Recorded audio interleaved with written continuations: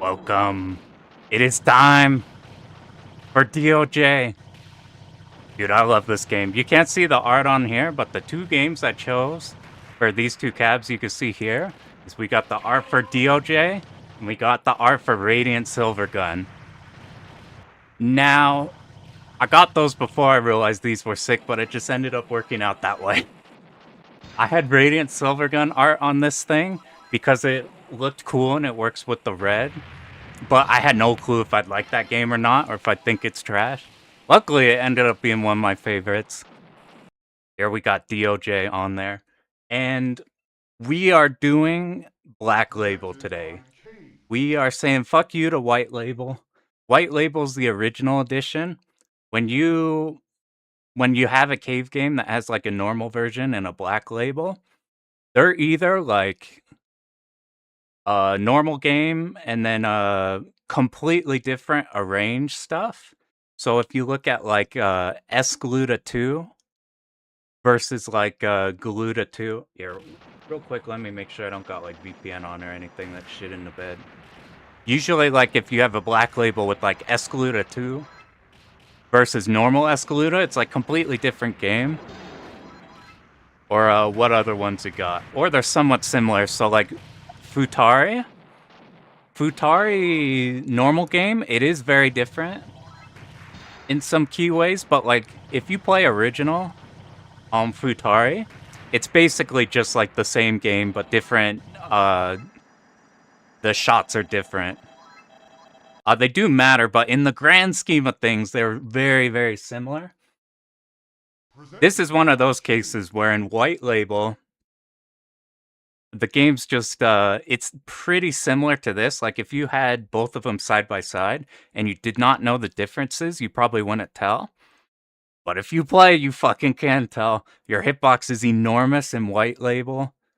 Patterns are a bit different. But the huge thing is, White Label second loop takes all of your lives away and you have to re-get them all back. You go back to one life. So it's just turbo fucked. You basically have to no-miss the game up to Hibachi.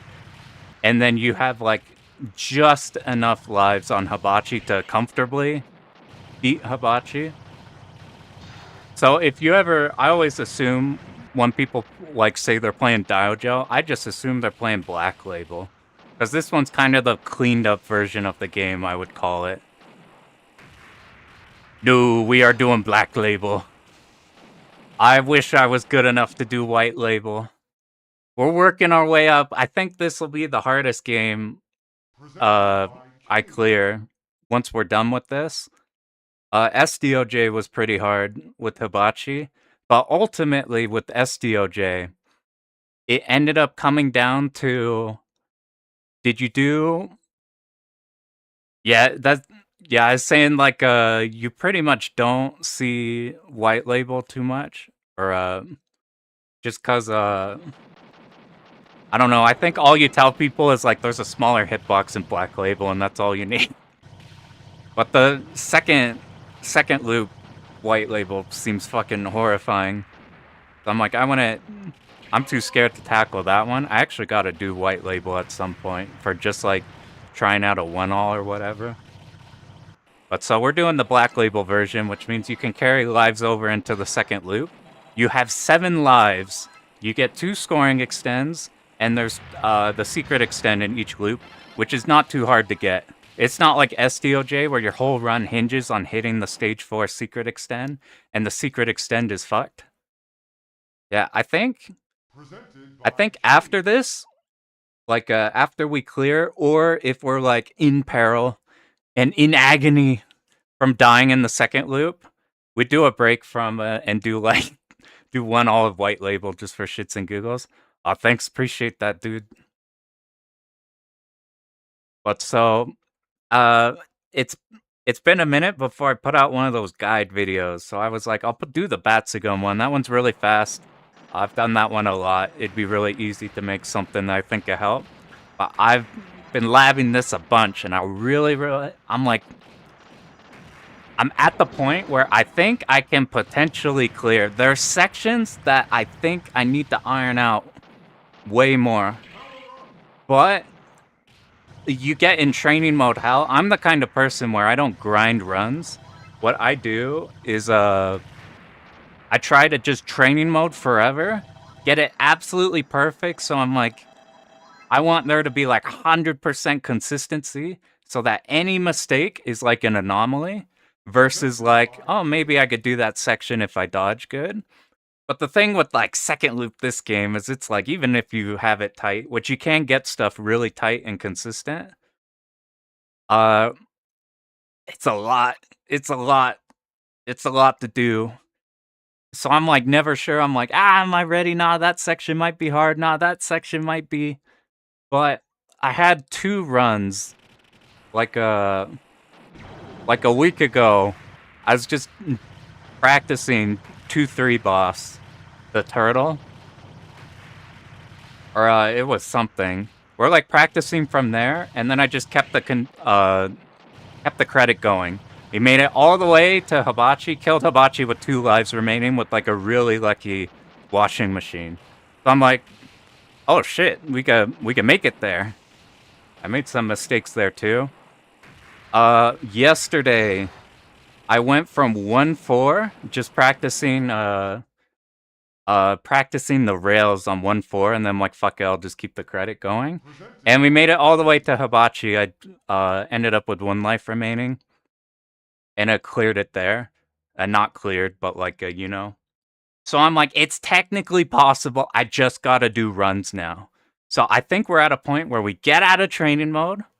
We stop just doing save state practice, because you do that too much and you get into a loop where you're like, you practice it a bunch, you kind of get it, and then you practice it more, and then it's like, you grind it too much, and then it's kind of, it kind of wavers, and then you get stuck in like, I don't know if I could do that, I don't know. Nah, we just gotta do run. So we are gonna find all the places where we have problems with, and I haven't looked too much first loop. I have some first loop strategies to make it easy, but yeah, I got hella run anxiety. I have a bunch of games I've labbed completely and then just never did runs for, because I'm like, maybe a part could be better. Like 19XX. For the past few years, I have labbed that entire game from start to finish and then dropped it for like a year. And then I went back and looked, I'm like, oh man, that game, yeah, that one's tight. I ended up labbing that whole game again, and then I didn't do a run of it. And then recently, I labbed the whole thing again, and then didn't do a run of it. I'm like, it's not even like that hard or anything. And the consistency strats, I play Mosquito in that. They're good. But so fuck it, we're doing runs. We got a timer up here. Why do we have a timer? We're not speed running, but I think it's easier because it's 2 loops. And if you're like scrubbing through a VOD, you have no clue. Like if you click on 50 minutes in, an hour, 50 minutes in, whatever, you're like, where are we? Is this the same run? What point are we at? I think it's really easy to identify where in the point of the run you're at here. The run's like 43 minutes long. We're going to count the total runs, and hopefully this count doesn't get enormous. You see all that space in between total runs and the 0? Hopefully we don't have to make too much use of that space. I have no idea how this will go. I think it could be a disaster, or maybe it'll be better than we think. I got no idea. I haven't ever attempted like a mad hard clear like this before. SDOJ kind of counts with Hibachi because Hibachi's so fucked, but because what happens with SDOJ is like stage 1 to 3 is pretty easy. Like easy relative. Like once you've like labbed it a bunch, you can get it like to where it's consistent, don't have to worry about it. Like learning them's harder. Like stage 3 takes a bit to learn. So it just ends up being, can you execute stage 4? Can you execute stage 5? Which are not easy, but it's just 2 stages. And then do your best, like, start rolling against Hibachi. This one, it's a 45-minute run. So we're going to see what happens. I do want to, I'm going to save, I'm going to try this real quick. I'm going to save a buffer, so in the vain chance that we clear. Yo, what up? Just in time. In the small chance that we clear, I have this replay buffer. It's like shadow play. I set it to record the last like 45 minutes. Shit's like, all right, we're taking 16 gigabytes of memory, so we're gonna test real quick. Does it annihilate stream? It doesn't look like it. I think it'll be fine. If the stream looks choppy, we'll just cut that off and that'll be completely fine.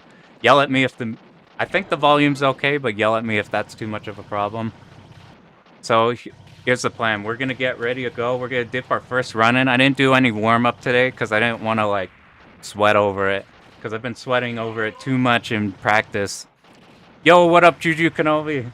Alright, we gotta make this a really good run. Dude, I was looking at your, recently looking at one of your 2-all clears.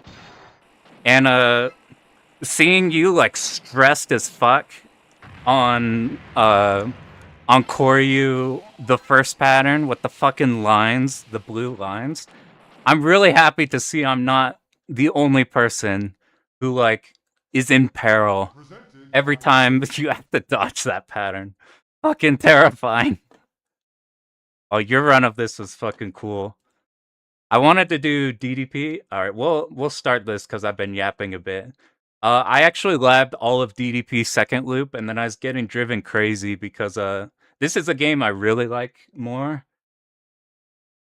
And I was losing my fucking mind on like on DDP because that's a game where you have to adapt a lot. And in this game's more, you have to keep it as tight as possible. Because the moment you get off route, you're so fucked. Which I prefer, because I enjoy the choreography aspect of shmups. I know other people like, they like doing the dodges, being in like crazy situations and being able to get themselves out of it and stuff like that. By the way, we're not doing a scoring run of this, unfortunately. We are going purely for survival. And for survival, I hear all the time that like a B ship is the one you want to be doing. And I keep doing B ship. But my issue is all the really terrifying sections are terrifying because if you like go any slow on any of the routing, if you fall a little bit behind, you're kind of fucked. You gotta spend a resource. And I've found that since the B ship's a bit slow, I keep running into that a whole lot. So like, I kept going through. I even messed with like playing BL, just so I could have like extra bombs against Koryu and like the flying one before Hibachi. But I'm like, I need the speed for the leniency. On this ship, I can get out of bad situations I put myself in more than the other one. But we'll see, because I see like an even amount of really good survival runs on each. This one, we're vaguely doing the route we would be doing in the second loop. That's something nice with the 2-loop games, is if you've learned the first loop, and the run is like constructed for both. The second loop is like, some sections are like, yeah, you just kind of go with the route and it's cool. And then other ones are like, I'm in peril. This shit's fucking horrifying. So for this first run, we're just gonna do... Whoop. I lost track of where we are. It doesn't matter because you don't need hyper on... There's a few things you could do on like the second loop of this fight. So you can just fight it straight up. And you can kill it before the spinning pattern happens, which is really terrifying to dodge. Or you can bring in just enough hyper that you pop hyper, you point blank it, and then you get a hyper cancel right as like the hard pattern happens. But like you have to time that a bit. We're gonna see how often I confuse the second loop shit you should be doing with here. Second loops of these are interesting as somebody who hasn't messed too much with the 2 loops. 2-loop games too often. I usually just stick to the ones. Is that like sections that are otherwise brain dead? Like this one, if you are just doing the 1-all, you do not have to route this section in the slightest. Like you don't have to know where any of the enemy placements are. The moment you start doing the second loop, suddenly everything here, you gotta know where everything is pretty tightly. This is one though, I like the start of this here. Now, as I've been kind of labbing this out, I made that DOJ video. Hopefully help people with the first loop. And that was with the strategies that I could do then. I'm too nervous to go look back at that video because I feel like I have a much better understanding of like things you could do to live. Something a bit awkward though, which is pretty funny, is I've routed most of my stuff based off this guy called Tame on Nico Nico. Because it's like a pure survival run, it's like really tightly done. Well, I ended up learning that I don't know exactly what's going on, but I don't think there's entirely fair play with their replays. I could be wrong, maybe they're all good. But they might not all be good. So I've routed a majority of this with like, it might not be what I should be doing as a human. But the thing is a lot of it has like a good like cues for when you should be doing things. Like this one before, I would just wing it. But now that I have like a vague, better understanding of how to do it, we do want to keep this combo going because our meter's pretty bad. We didn't get second B, but that's fine. This one, you don't... we're doing a strat where we just ignore the start entirely. But ideally, you have a hyper for the next one. But you really don't need it. Because it's easy enough to dodge, so even though we didn't build it, that's fine. We'll even just keep bomb just in case. We could just bomb here. So here, you don't want to be shooting this immediately because you see these blue bullets? They aren't timed after those waves happen that we just baited. Yo, what up, Metal Wolf? They aren't timed after you just bait stuff. They're timed on when the boss health bar is at. So if you like run up and point blank him immediately, you can get popped by that while you're still in the safe spot that's no longer safe. I'm gonna try out just not hypering on this stage. I was watching Acid's run of this game because I think they do a lot of really cool stuff for consistency in their run. And one of the big things is that they bring level 5 hyper into this fight and just kind of ignore everything. Those blue turrets there, those are a real menace in the second loop.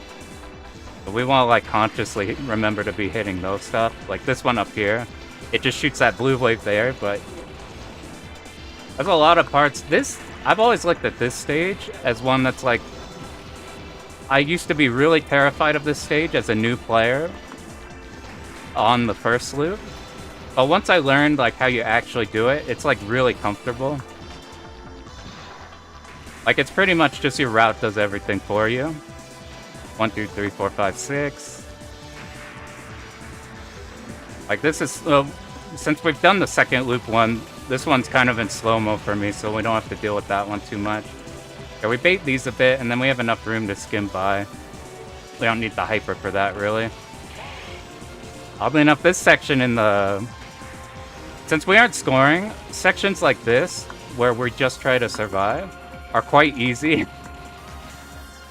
It's interesting after learning the whole survival route, going back and looking at runs of people who actually know what they're doing, and like doing the really cool scoring stuff for like the whole game.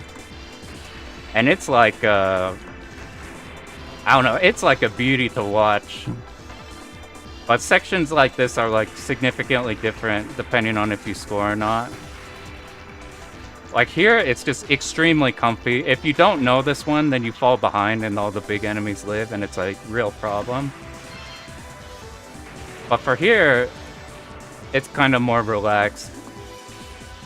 There actually is a safe spot here where you don't even need to move. But I find it just, we don't even have to think about it if we just move up when we're about to be hit there. We want to give these guys room. If you move too fast to the left, then you don't kill all of them and they cause issues. I should be picking up the beads, actually, just so we have... The more hypers you stack, your rank goes up higher, but you're getting more damage. But we're just going to fight the... You can skip, the whole first phase of this fight pretty much with like a bunch of hypers. Like the real problem is the second pattern. But we're just gonna fight it normal.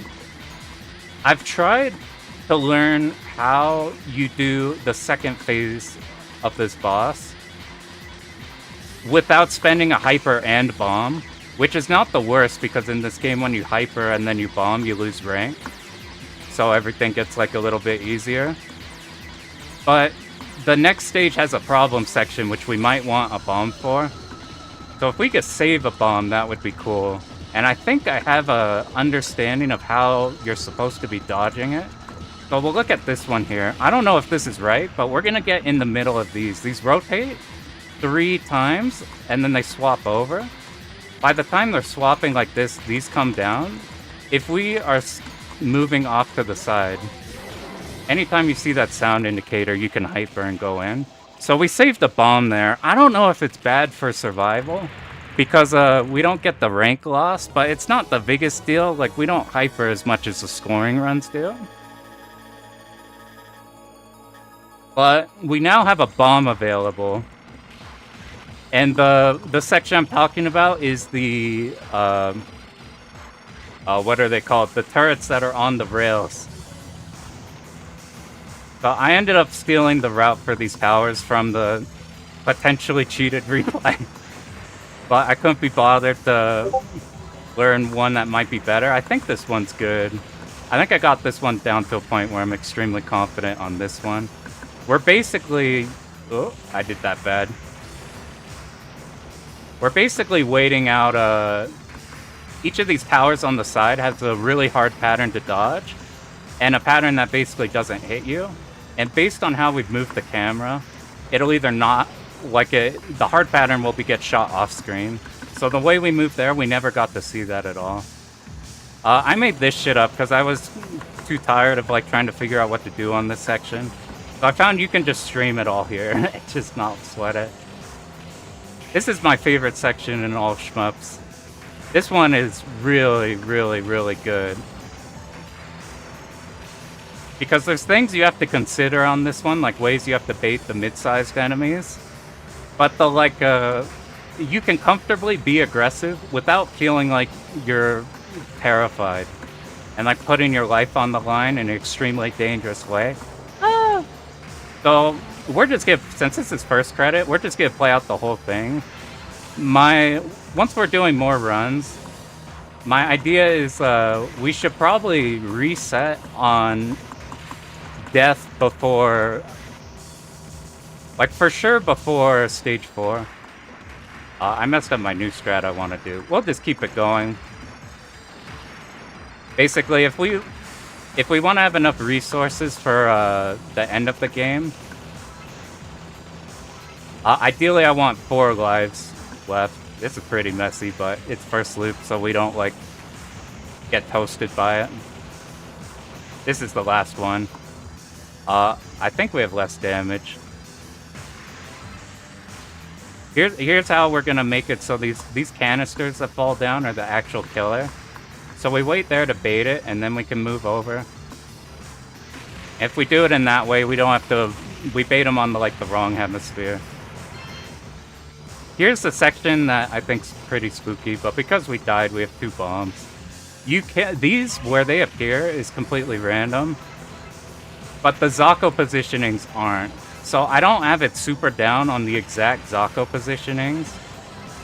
I've been trying to think if I should like route it so I just follow the same route of killing the Zakos, and then like if the rails live, they live, or whatever. We should pop hyper. We need this to go away soon. We might have it for too long. Ideally right now we want a hyper and almost a hyper, but I'm really bad at setting this up. We need to run out of hyper, and yeah, that's a problem since, whatever, that's fine. We have a free bomb here anyway. I do not know if Type A laser does more. I was wondering that too when I was messing with Type B. I think they're the same. We're just gonna fight this normal. Depending on the resources you bring in and set up in the last section, it's good, but because we hypered late on the last section, our hyper causes some problems. I like dodging this here, and then we just do that when we're scared. I want you. Alright, this is the warm-up run, so we're eating shit. We're gonna play this one out and see how far we could go. The last pattern here, this one's fairly easy to deal with. The last one I'm a bit more nervous on. I've been watching more replays on how people handle the last one. If you don't have hyper or just set up bomb. I guess we do have hyper, so that worked out fine. If you have it here, then you build a bunch of meter and you kill it there. So for next stage, Koryu, the stage 1-5 boss, before we enter the second loop, is harder than like the whole loop put together. So if we manage to get through this whole stage while never spending a hyper, we just stack 5 hypers, you can set it up to kill it fairly quickly. So that's what we try to do. We're gonna try to get through it without spending any hypers. And if we like are in danger, we always can. This starting section is like not bad at all in first loop. This starting section in the second loop fucking horrifies me. I'm getting more and more comfy with it, but it is so spooky because the lines these guys do are such a problem. They like cause so many issues. These Zakos in the second loop can cause issues too, but if we move like this, you kill the Zakos as you go ahead and you're in position for these. You see this last big tank up here? We don't actually want to kill that. We will want to tag that one. But we don't want to kill it till it's about at the end because it'll spawn more enemies. Now, I want to keep my hypers, so we're actually just going to fight him straight up. These red bullets aren't a problem to deal with. It's not like fighting like Loop 2 and DDP Stage 4 boss, where you have to deal with like a lot of problems. We just want to keep hyper, so we'll just kill you. As soon as we see that top turret where this beehive section starts, it's when these big enemies stop happening. This is one of the spookier bits of the whole game. I think I have it good. We're a bit late on you, which is a problem. We'll have to do a dodge, but because it's a bit more lenient first loop. Here, we want to go horizontally at the very side and then tap down. All of the enemies on the right miss, and we just have to worry about the ones from right above us. We want to kill these as fast as possible because we need to get to the right side. So you can do this section fairly comfortably without hypering. We'll see, I say comfortably. If I get tagged, it'd be pretty funny. It's easier to do in this loop. We're gonna go ahead here, and you can make it around. In second loop, this guy's a fucking asshole. Real dickhead. He gives like some hard patterns sometimes. Here he's a lot more comfortable, so we fight him straight up. I'm still debating on second loop if I prefer just hyper speed killing this guy or not, because the next section is really scary. I don't quite feel comfy on this one yet. Best thing I found is you do like U-streaming, but I found the best movements I like are doing like this X. We're doing like the barn door like sort of movement, but I'm still not 100% on that. This pattern looks terrifying, but both of these two bombs here are quite small. They are way smaller than they look. You're not getting tagged like a normal DDP. Some of those turrets can move off screen, so they're a real hassle. I've been sniped at the bottom of the screen sometimes. This is a section I never thought of being a problem until I lapped the second loop one, and then I found all kinds of problems here. It's because of these Zakos here. We want to tag at least one of you. In second loop, you hyper here just to make it a bit easier. I made that harder than it needed to be. We need to kill you right away. And then this here is what scares me. We need to go faster. Because we need to... that's not good. We're gonna be a bit late. While we lived and we have our hypers, you really need to get here fast because you have to kill both phases of this before the bullets hit you. Really, that's just a thing for second loop. Here, I'm not 100% on the... You want to kill all these. Let me make sure not to fuck this up. This is the part where I get clipped on the most. I found I like hitting the left enemies because the aim angles they have are weird. I used to be horrified of the upcoming section after these big tanks, but let me remember real quick. The first loop and the second loop safe spots for how you could do the next section are slightly different. Let me make sure I don't fuck that up. So we start middle. We move up along these red. We move down with the blue, and then we tap to the side. And that's a consistent way to kill them. So if I do this right and don't horribly fuck it up, we can speed kill him. So I'm gonna focus, make sure I don't fuck it up. This guy's really hard.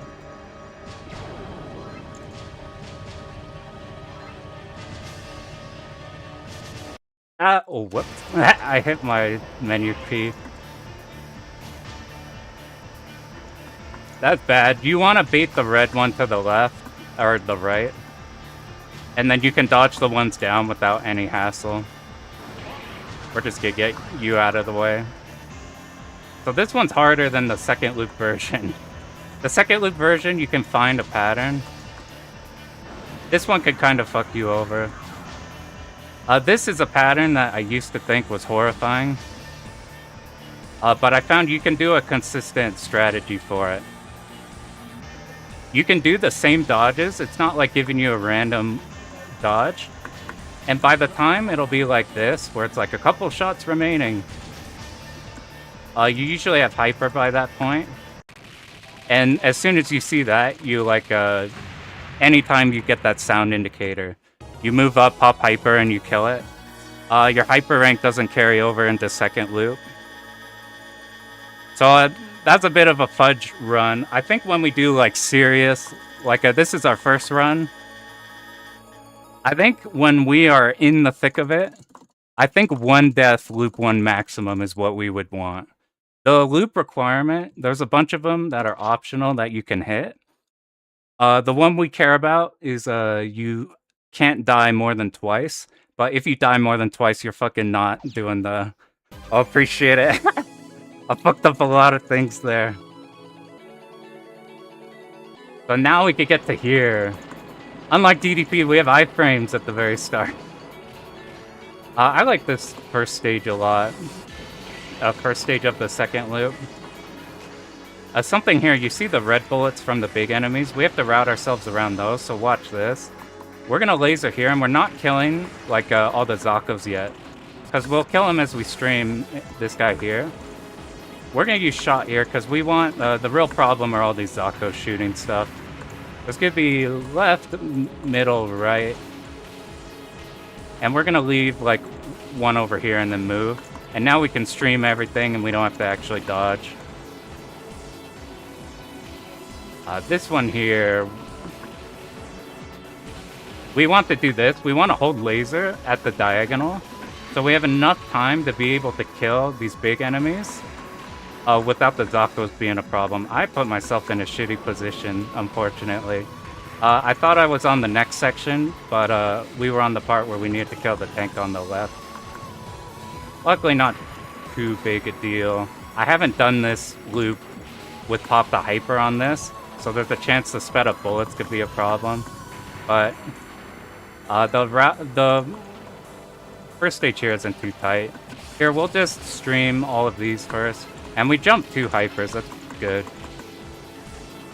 I'm gonna try to get almost a hyper, which probably won't happen because I don't know how to actually chain into the B that's directly above us.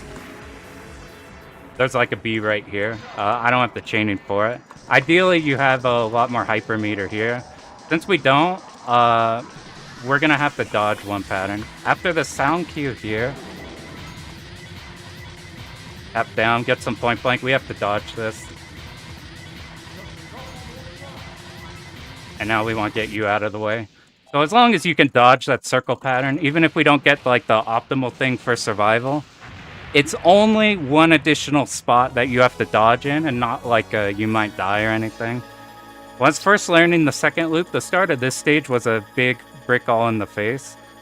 2-all guide, I won't call it a guide if I can do it, but I'll do a video going over the stuff that I think works for me. I'm really hesitate to do like guide format for like an actually hard game, because there are dudes who are seriously really fucking good and knowledgeable on these. And I am behind. Let's get back in a position back on the route. So as soon as you come in, I have seen run where you hyper here, and we're just gonna do that because we killed the tank late. I don't know what happened here actually. That's fine. We're gonna wait till we see these top Zakos. Now we're gonna move across and debate that first one. And now we can just tap here. Even though we did damage that building a lot, so we don't have to worry about it. Here's the thing with this building. I suspect this building doesn't take damage until it's at the bottom half of the screen. So we just tap down like this where everything's fixed, and once these enemies come in, we kill them all.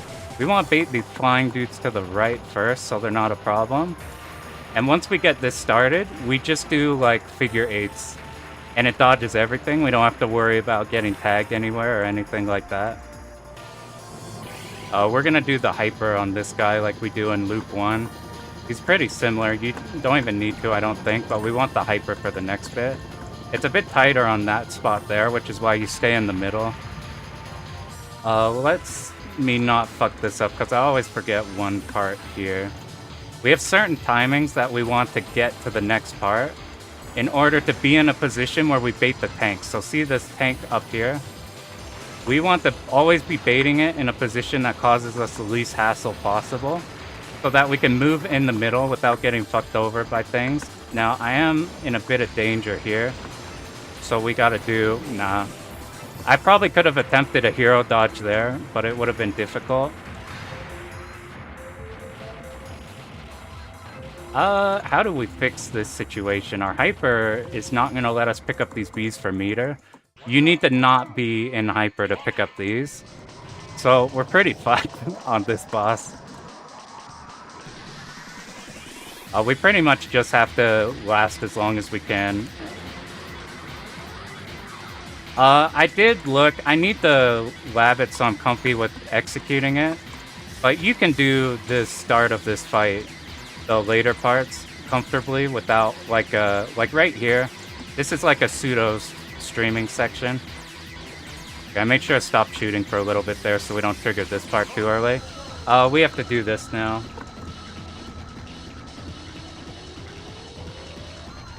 Choo! So, if you plan things correctly, your whole route on this stage is designed so you have a hyper for that section. You hyper the first, you bomb, you pick up a hyper, you bomb that last one, so you're not forced to do those kinds of dodges. You want to have to do as few hero dodges as possible. Like, they are doable. But this is we have... For me, I want 5 lives going into Hibachi, ultimately. So, ideally, we can afford, like, 2 mistakes before we could say, like, comfortably maybe beat Hibachi. We need to pay very close attention on killing those turrets. These are aimed once you start blowing them up. This turret right here is a real hassle, so we go out of our way to kill that. I'm really scared of this section, specifically the Zakos that get left behind. So we stay here a bit and shoot a bit. It's not the worst, but it's a bit dicey. Now, I thought about going to pick up that one, but it doesn't matter too much.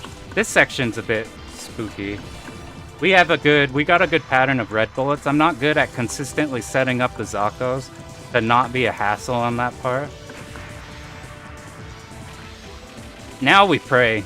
This section's pretty not okay. I haven't gotten tagged doing that movement yet, but I suspect it's not super safe. This is exactly like Loop 1, so we can relax now. I don't think... In fact, it's actually easier in the very last one. Obviously, if they live, then it's a real problem because the walls they make are an issue. But for survival-wise, and if we don't want to pick up the bees with any amount of chain, this one's not an issue. I say it's easier just because I do this thing, where these have an angle here where they just can't hit, and it just everything lines up just fine. Let's wait for you to give a cancel, and now we kill everything absolutely for free. I'm not 100% on the safe spot, but I think I know the idea. I think this is good. It's a little... looking a little dicey. I wish I could kill you, but it was fine. Oddly enough, this is...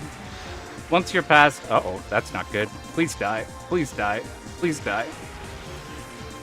We need to move off to the left a bit. You see those bullets that got cut off screen and then popped in there? If you go too fast, then you're in danger here. Here's the fucking turtle.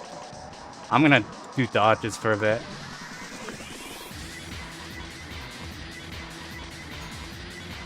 This is the actual scary shit.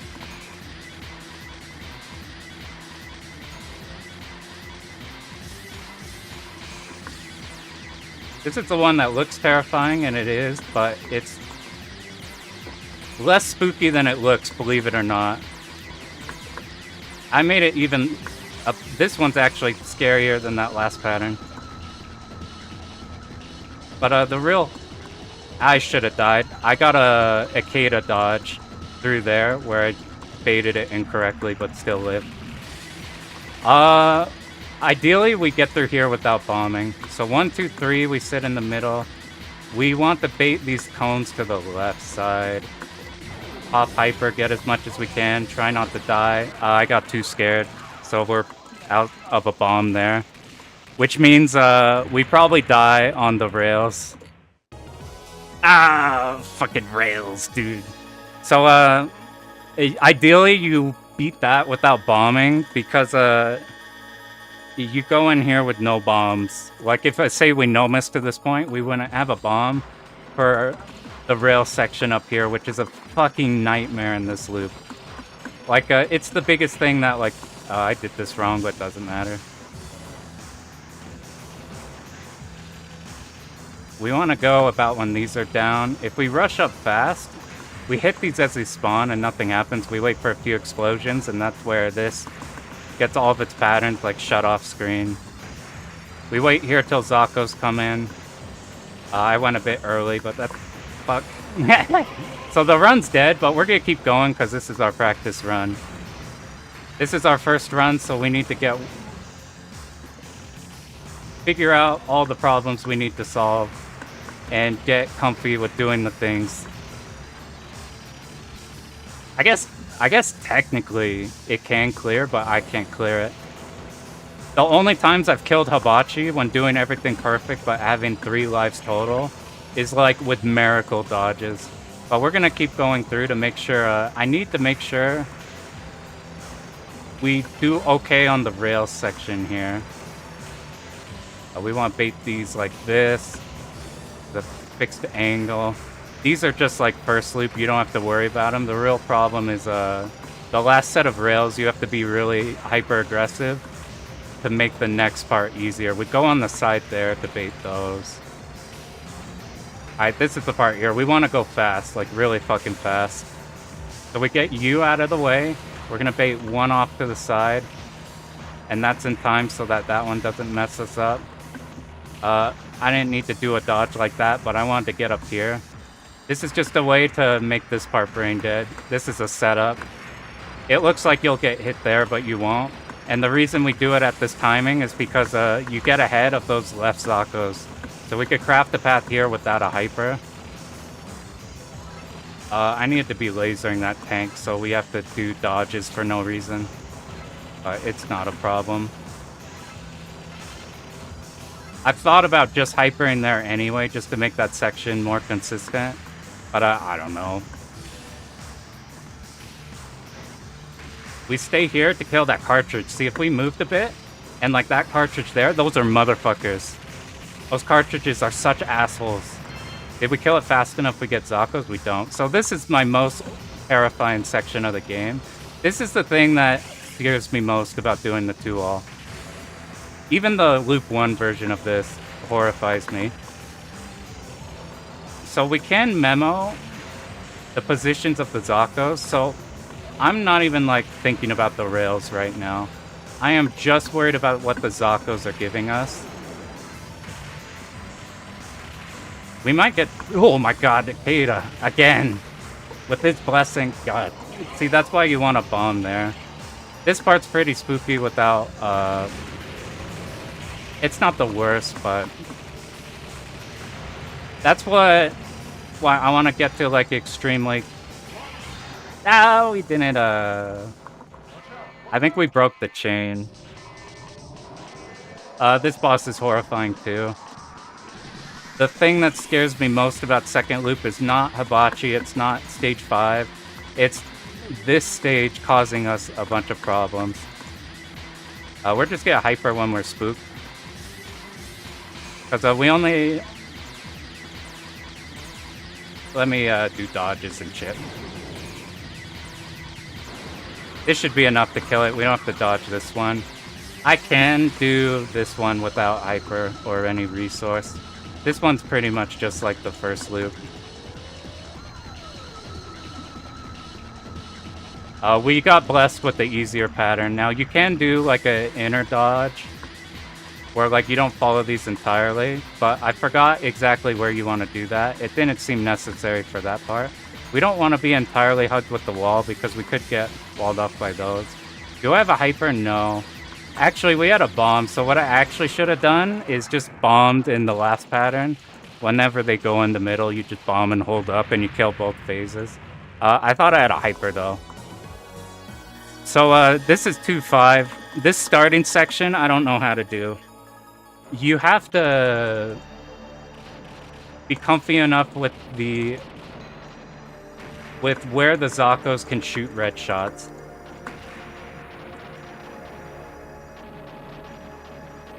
I'm gonna use this because we didn't kill it, so we wait. Reset us a little bit. Where are we? We're here. The biggest problem here are the Zakos, so we'll like flash shot.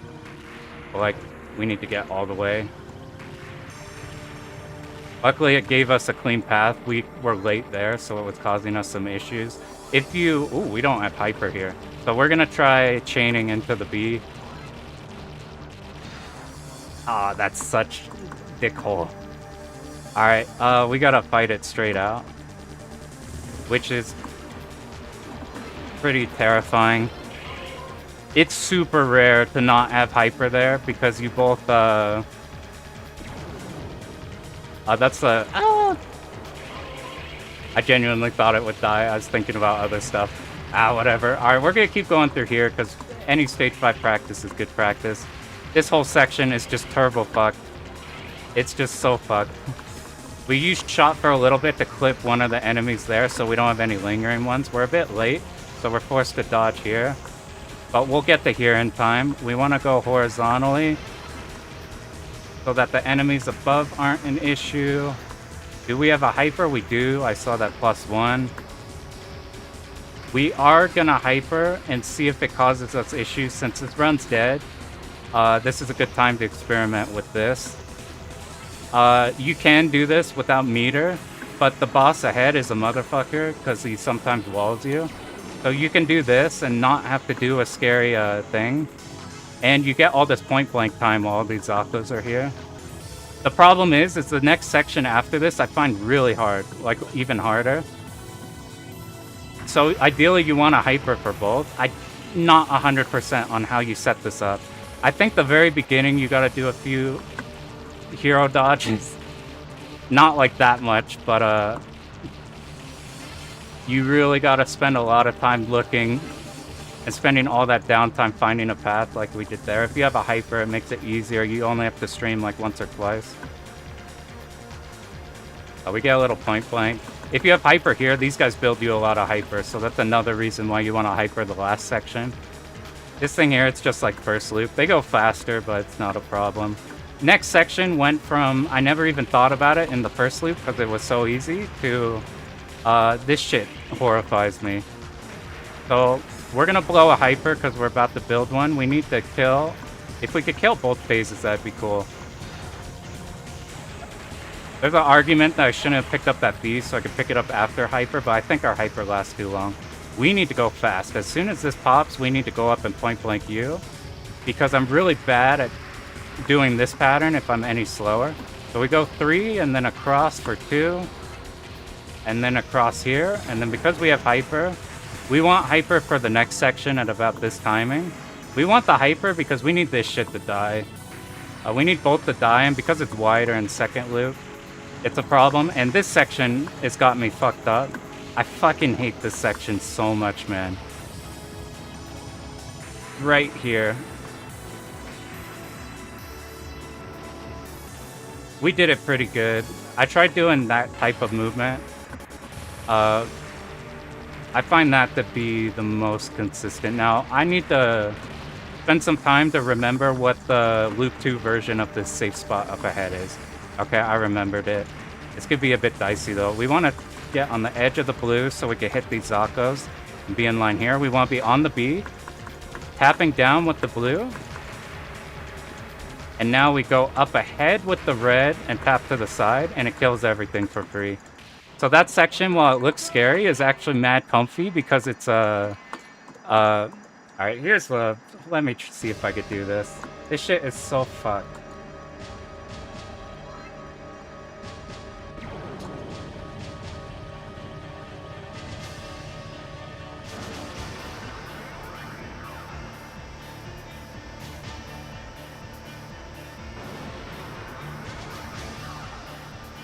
This part's actually easier, but you have to find the safe pattern.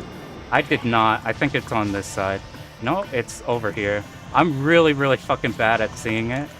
So I'm just hoping I could adjust. Unfortunately, I had it like extra.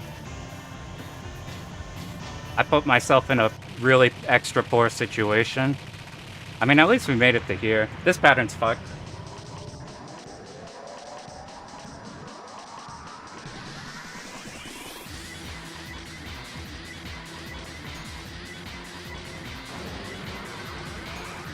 I need that hyper badly.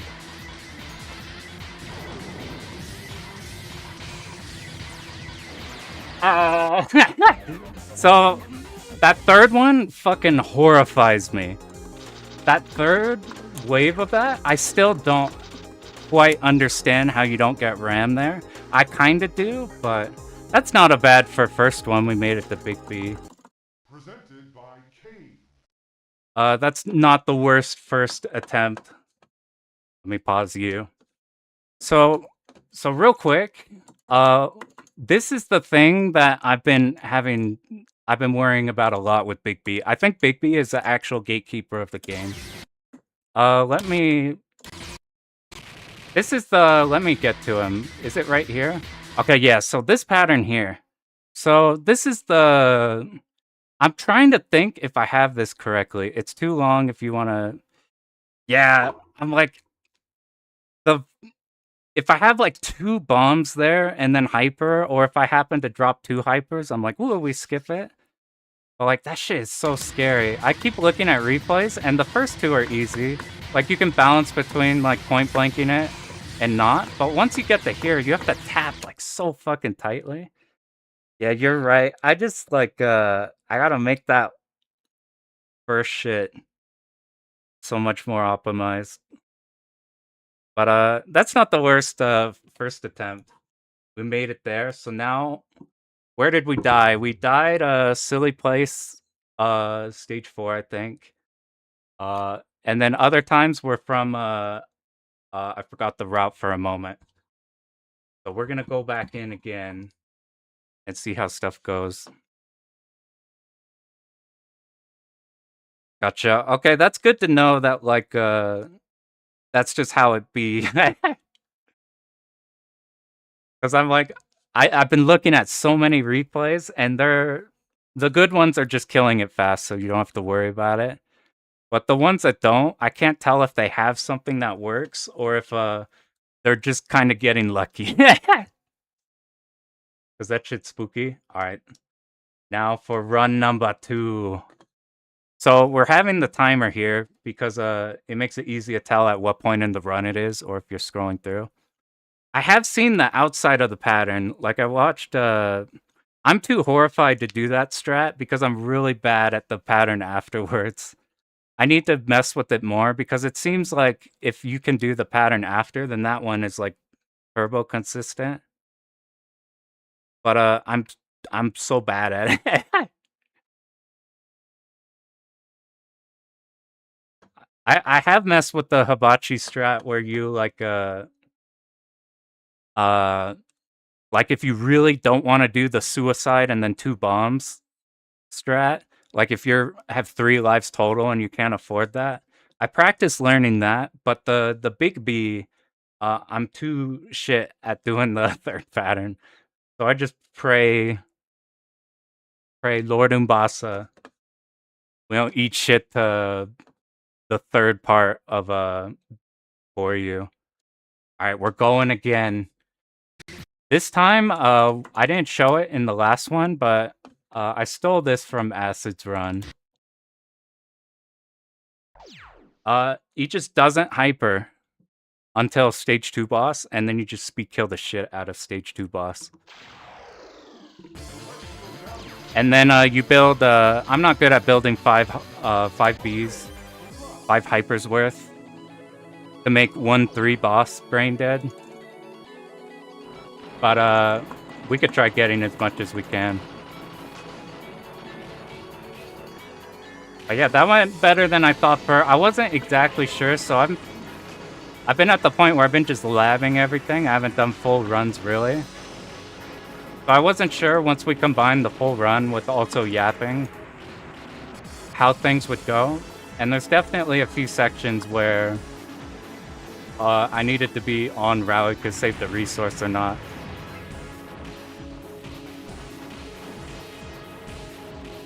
Good dodge 1 death. I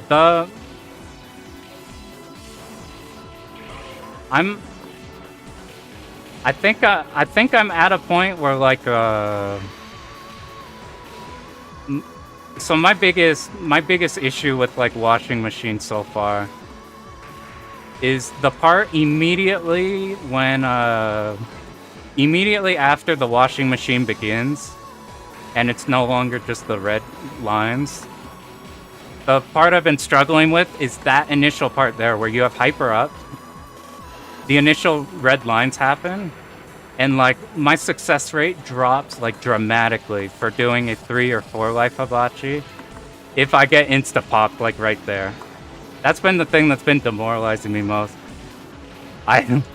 Yo, thanks a bunch, Juju. I appreciate it a lot, and I appreciate the advice a bunch. We're gonna fight this one straight up. We're gonna even. This shit is so slow compared to the loop 1-1. So we gotta have a little fun there. If you have trouble with this pattern, you go towards the one that shoots first, and that way you only have to dodge like one of them at a time. I think you point blank this in time.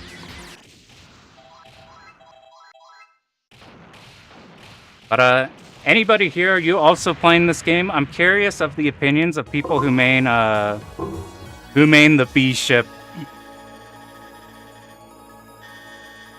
I'm playing A. The B ship is like the survival ship.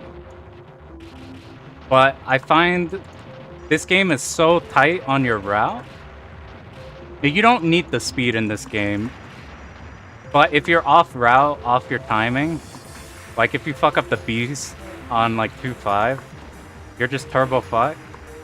I found I get a little bit of extra leeway playing type A for performing the route than I do otherwise.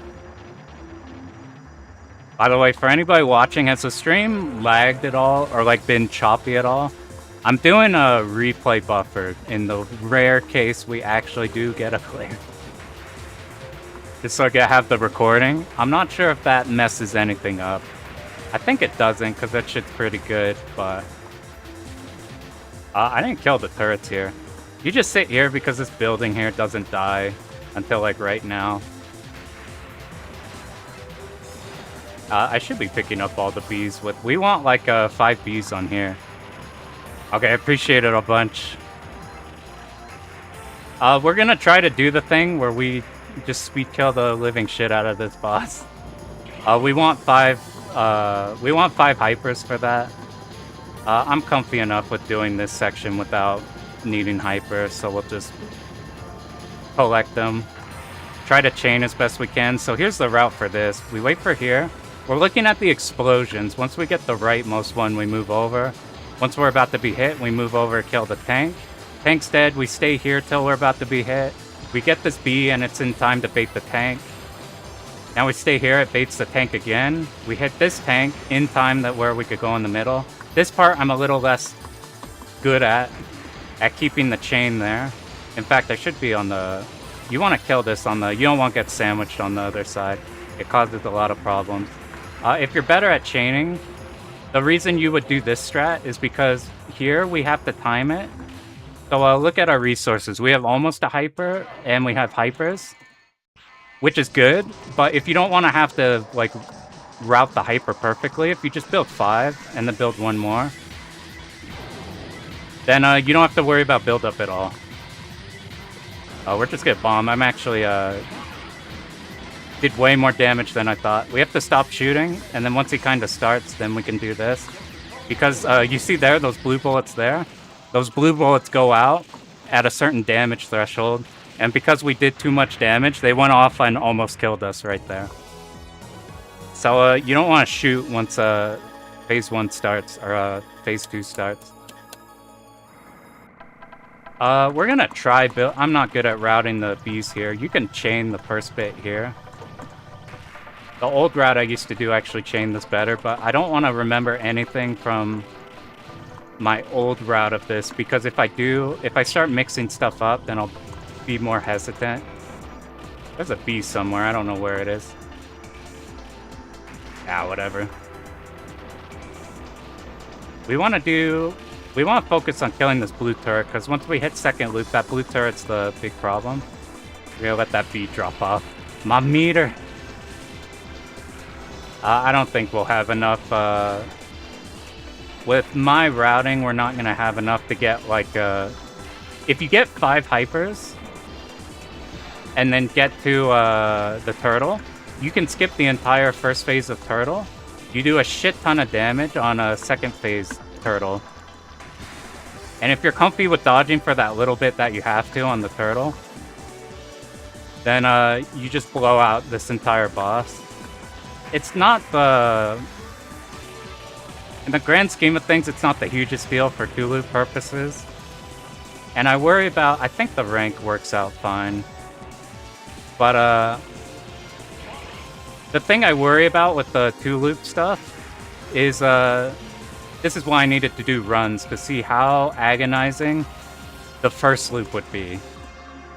Because I want to be in a position where I can comfortably no-miss loop 1. The gatekeepers of that are the stage 4 rail section, the stage 4 boss, and then making sure we needed to be down here. Making sure we could do Koryu, the 1-5 boss, just fine. Koryu's the actual gatekeeper. Shit's fucking hard. But if you bring 5 hypers into Koryu, it's a lot easier. If we can get that stuff kind of consistent, then we can afford basically 3 mistakes in loop. 3 mistakes of like death mistakes in loop 2. Something I also worried about, because the hyper routing is so tight in this game, is like if I have to blow a hyper to be safe in a... we have to do hero dodges. I forgot where I was at. Where's the bee? I want some meter. I worried about, like, if you have to save yourself with bomb or hyper, are you just fucked in the second loop? Like, does your routing go out the window? And the answer is no. It's easy to look at, like, the runs that do everything perfect.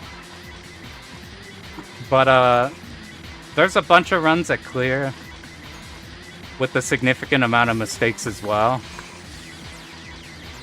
Even if you do have to, like, maybe do an extra hard dodge at one point or another. But that's what gives me hope. That like a layman like me can tackle some hard shit. This whole route, it looks like we're doing intense stuff the whole time, but since we're going pure survival, our whole goal is to limit the amount of dangerous sections down as much as physically possible. This is a hard one to do without... We're gonna go through here. We want to be dodging this suicide. If you're just... if you are just doing the one-all of this game, you don't need to survive that section. Just hyper immediately and bomb and you kill it. You drop your rank down. We're doing that because fuck the rails on this next section. You don't get a bomb on this stage until the very end. If you do the turtle without bombing, then you get a bomb for the rails, and the rails can go fuck themselves. So I'd much rather have a bomb as like one extra tool of leeway. I think we died there on the last time. We wait here. You can hear the explosion on a couple of the tanks for a bit. It helps you time it so that the second phase of this turret is shot off screen and you don't have to worry about it. I did the route wrong. So we have to do stupid shit. Oh god. This is what I worried about when yapping. If I would cause... Oh, we managed to... What? This is so bad. We managed to regain our footing. We had to use our aura there from the laser. Otherwise, we would have gone fucked over.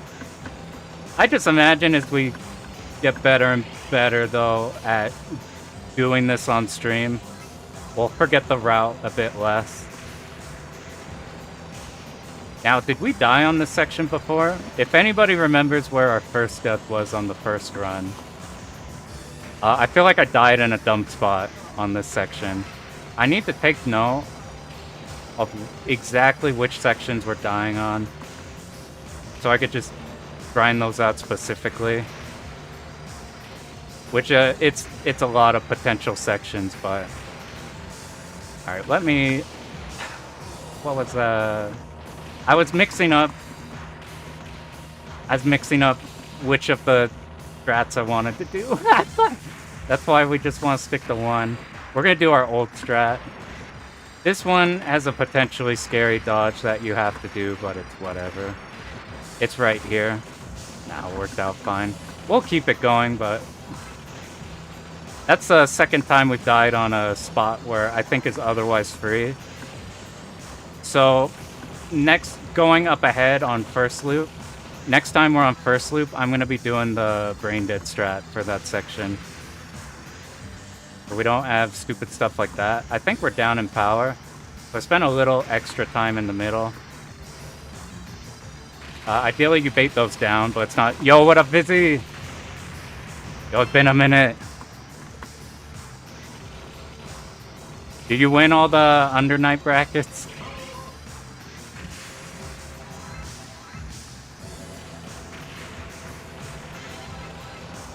I think the last, this is bad. We have a bomb of excess because there's a bomb drop ahead.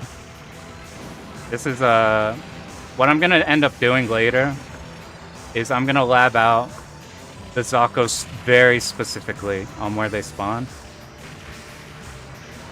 Alright, we have to do this without hyper, which means we have to be a bit more aggressive.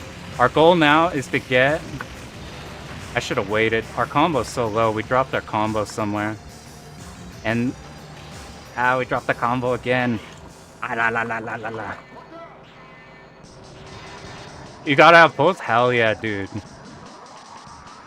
Which bracket was that? Yeah, Toho... Toho's like no joke, like jumping into it. Even on like normal mode is not the easiest thing ever. Like like even on easy stuff like fucks you up. But it's one of those things that as you in these games you kind of build a skill set towards it. Climax and knives, damn. So that's like the... You're like fighting the Undernight actual gamers over there. When I went to Combo Breaker for the first time and just got completely floored by how fucking, like, the pulls were so goddamn hard. And versus, like, Evo, where it's like half the dudes you fight don't even play the game. Do we have Hyper? We have a bomb. I could have bombed in the last section to make it easier. So the real secret of these games, or stuff like Toho, is you have to look at somebody playing and kind of see what they're doing. A lot of these are like there's memorization, there's less so in Toho. But if you watch other people's routes and see what they do, you can kind of pick together, like, you pick out strategies that people do. Yeah, what up, Mikey? Yeah, they sound like stack pulls. So, like, if you see, like, this section here, there's so much shit on screen. But, like, if we just keep tapping to the side, you see all these, like, red bullets that are aimed directly at us. I'm not even worried about any of the red ones, even though they look scary. Because since they're aimed at us, as long as you keep tapping to a side, they'll just keep whiffing on you. There's, like, little things like that that make stuff more manageable.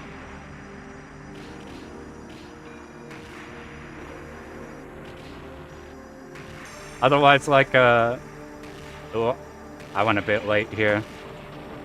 Ah! I triggered you early. I wasn't thinking. Ah, fuck it, we'll just pop Hyper. This is not at all how you want to be doing this. We want as many shits as possible for... Let me not die here. We want as many Hypers as possible for Koryu, just to speed kill it as fast as possible. Once this Hyper drops, we're picking up this beat.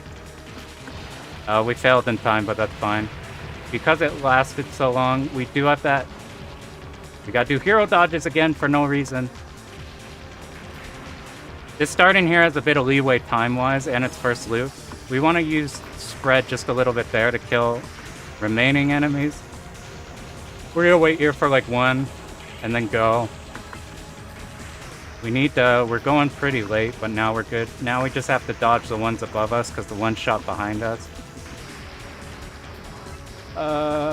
Let's go fast. This is gonna shoot out one, but it's fine on this loop. We're not gonna Hyper here. We're gonna do the dodge. Where are we at in the run? We've died once, which blows. Did we go too fast? We didn't. Sorry, I'll look at chat in a sec. Well, we're on 1.5, and this has a few problem sections, so it's a bit spooky to look over. This thing on second loop is just a motherfucker. But right now, this is the section that I worry about most, because right here, we want to bait things in a certain way, and I need to identify when I should go early or wait. We did a lot of earlies there, and it worked fine. That's just like normal you streaming, but like it's extra spooky because some enemies will pop up on one side as it like ladders the other enemies. I want to just have a consistent strat for that at some point. I was thinking about getting that and a few other things cleaner before streaming, but I'm like, fuck it, we need to do runs. Here's something to make this more consistent because it's a potential different amount of enemies based on how fast you did that. These are aimed at limited angles, so they're less scary than those Dakos make it look. This stops shooting once we're past this point. We don't want you guys to shoot. I get pretty nervous about this part.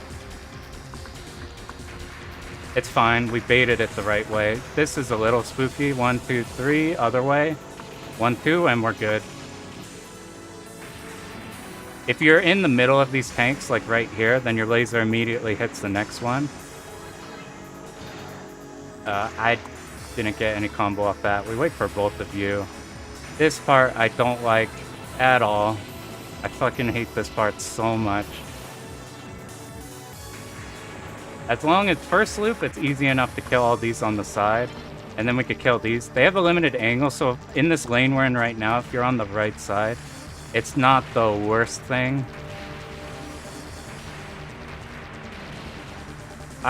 let's not fuck up the safe spot shit. We remembered it last time. It's at the bottom. So we go here. We kill you because you'll be shot down. Now we get to the very bottom. We move up with the red. Up with the red ones. Down with the blue. We didn't even need to tap to the side. Okay, let's not. I think we died here last time. I think that was it. Let me focus up. This shit is so asshole.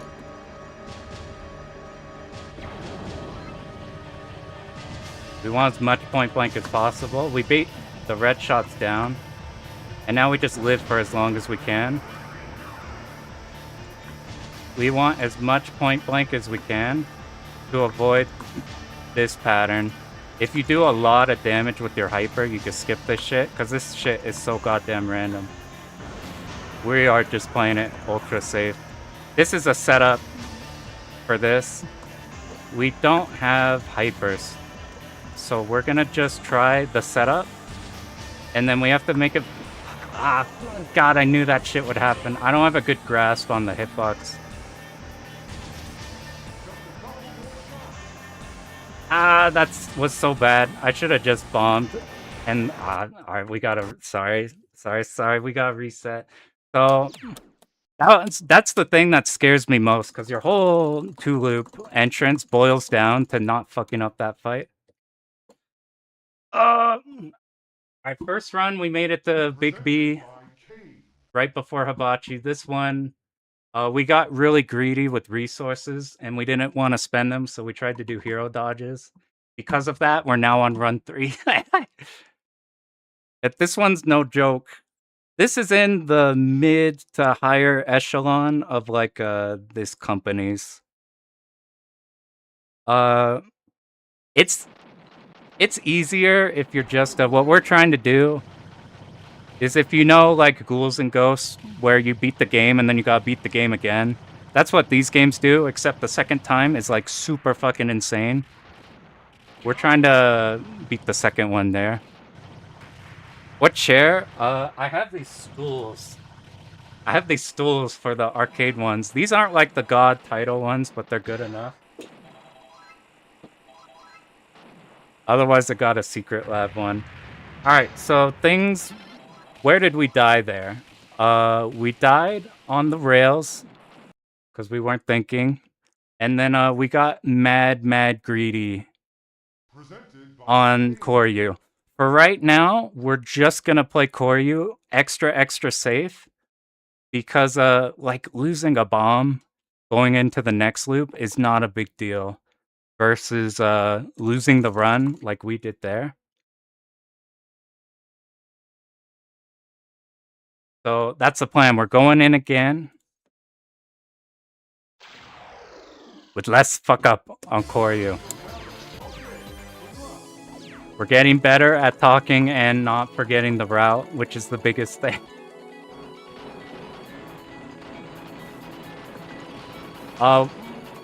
So originally, before this game, I genuinely thought that DDP, just normal DDP, would be an easier 2-all. Because you have an enormous amount of bombs, you have an enormous, you have a lot of generosity in terms of like fuck-ups. I ended up losing my mind over trying to learn the second loop of DDP. Because the issue I found is that game, you have to adapt really fucking hard in that game. We're actually gonna just try picking shit up.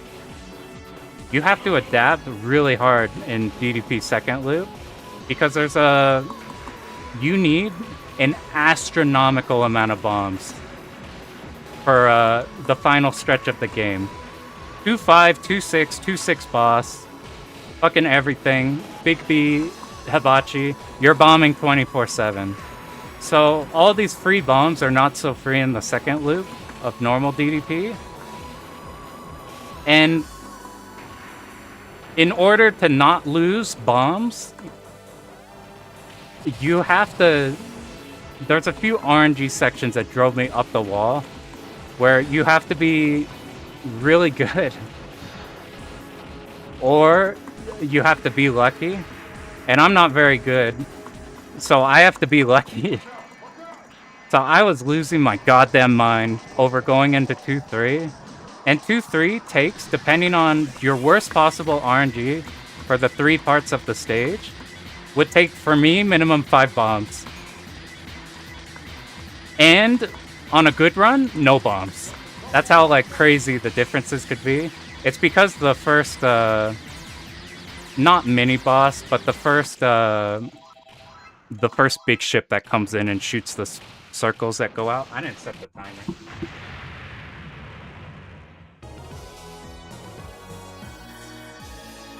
The first boss that goes out's a problem. The Zakos towards the end, the mid-sized enemies, can either shoot behind or not at all, which is a huge, huge difference in difficulty.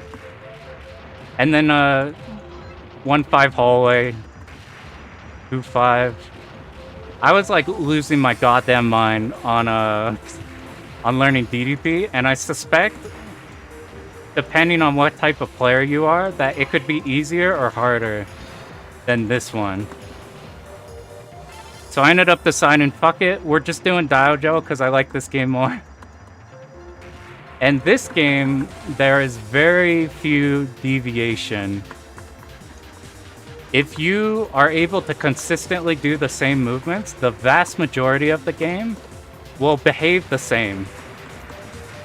Which limits some expression, like if you enjoy getting yourself out of like shitty situations. But for me, where I just want the lab and then have something like insanely consistent, this is the kind of style I prefer. So I ended up jumping over ship to this. Eventually I want to try Dodonpachi's second loop because there's no fucking resource check at the end. The resource check of Hibachi means that even if you like have a shit ton of resources by the end of the game, like let's say you make it to the final boss with 2 lives remaining, you have to perform miracles because it's basically mandatory that the final pattern you spend a certain amount of resources on, unless you're lucky. There's like, you definitely can get lucky.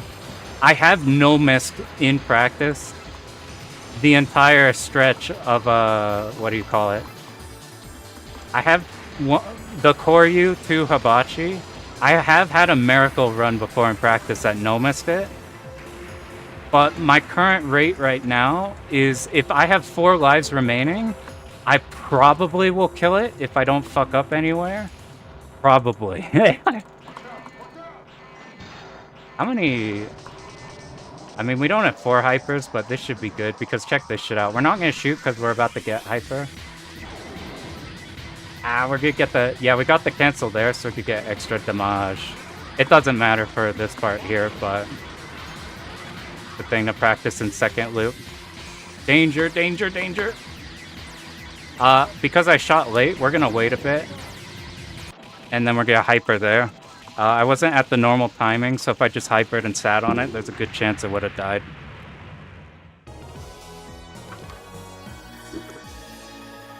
Stage 3 is much more relaxing, loop 1. Anybody here terrified of this stage? When I was brand new to shmups, and just like arcade games in general, like not even like trying to get better at shmups, I was just like, I'd liked Toho, but I never jumped into like actually trying to get good at these. I would like throw in something like this because you'd see like, oh, Jamer's played this game. I'll try it out. Looks cool. And then you get to this stage, and you just get absolutely fucking annihilated. This is a really weird stage for me because it went from that for me to once you have the survival route kind of focused in. This is a stage that like rewards you hard memorizing everything, and once you've memorized it, this one's like super comfy. So I find it really bizarre how this one feels. As opposed to like 2-4, even though I'm comfy with most of 2-4, or I mean a 1-4. Except for the rails. The rails can go fuck themselves. I'll probably just shut up whenever the rails happen so I got hard focus on that. But like this section here, if you don't know exactly what you're doing, you just auto die. If you know what you're doing, then this section I like a lot. Because the patterns are the same. This is where this game is way more fixed than something like a DDP. Or like even like a Pro Gear bosses are kind of random. Pro Gear, for the most part, you can treat like this, except the bosses you have to be ready to react to which pattern they decide to use. Pro Gear's really fucking good. I want to do a video on that at some point. But, we went a bit late there. Yeah, this is the stage that was the boogeyman for me, and then it wasn't. Stage 4 was the boogeyman for me. And then it horrified the shit out of me once I got better. We did this wrong again. Luckily, it's more lenient here. That's a death in the second loop if we pull that shit. We have to move on the side here so these get baited the other side. 3 hyper's not good. We have to dodge the first part of this. Yeah, I think the first half has more room for... Like the second half, there's no deviation. Like, if you do your route, then you won't die. Like, that's just how it is. You're just not gonna die on the second half. Whereas the first half has, like, because of the Zakos, even though the Zakos are static, you can't be 100% consistent with the, like, pixel-perfect type of consistency. I should have died. That was so dumb. Ideally, you hyper there. I need to prep myself to hyper on the dangerous sections. So, when we're at Koryu and we're in second loop, we need to be hypering. It's just not worth not. Okay, we're gonna follow along with these. We're gonna try to get through here without... Okay, once that trigger happens, we just kill it. If you can do this section without dying, without bombing, if you want to do it safely, the last pattern doesn't exist, you just hyper and bomb it. If you want to keep a bomb for this section at the very end of here, you really want that bomb, because that shit's so fucked. I'm gonna be whining a lot about the rail section throughout these attempts. I need that's probably the main thing I'm gonna have to grind a bunch to get better at. Because like, you can make better decisions there. While it is like... That was not part of the plan. I'll make sure to keep my movements more concise. Keep to the route. The thing with like doing things in practice versus doing things in run is there's a lot of sections that you can do dodges, and maybe most of the time you can do the dodges, but I want to absolutely not have to do any dodges on any section that isn't required to do a dodge. Because that's you need to die. I went the wrong way. We're just gonna pop hyper, fuck it. I don't know... I keep mixing up the first half and the second half of this.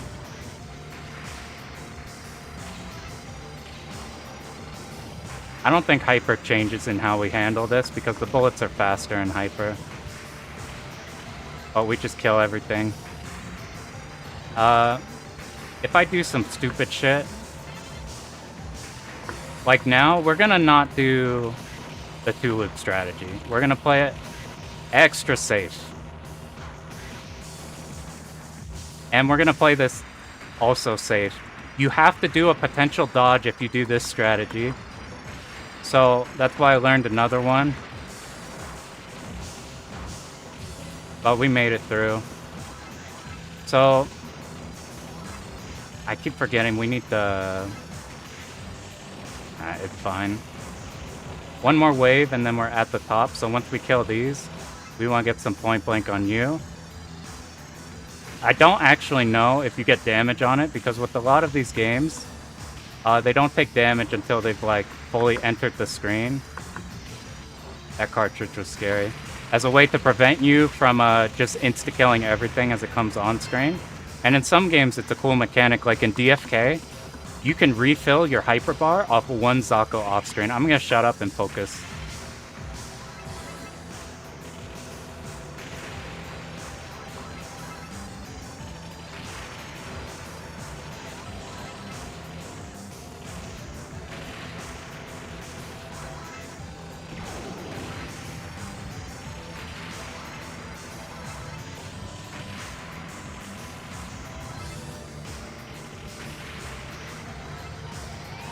I think our hyper will run out in time. For us to abuse these bees to give us hypers, ideally, we have a hyper and almost a hyper, but I'm so fucking bad at setting that up. You have to do this. That's pretty good. That's about as best as I can do it. You can speed kill this if you are confident. I'm not. We're just gonna dodge it and then use resources when applicable.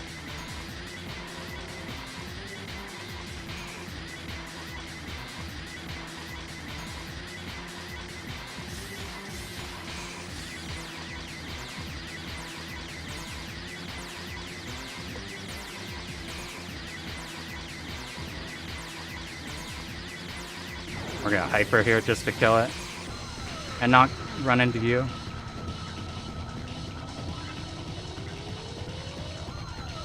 Alright, we're gonna...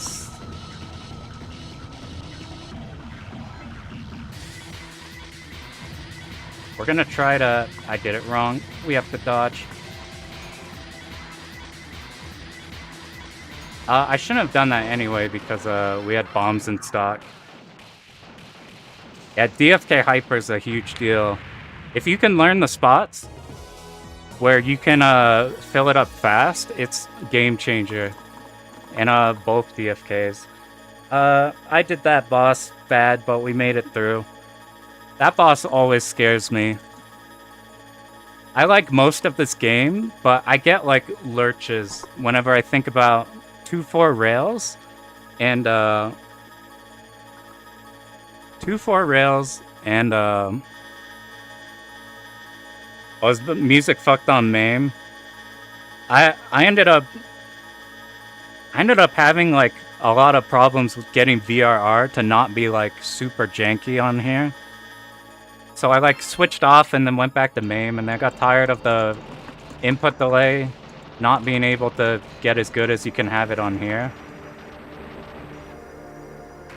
On the hard sections, I'm gonna remember to shut the fuck up and not fuck up. This part's so much more comfy than second loop, and I hate this part on the second loop so much. But I am getting a better understanding of how to deal with it.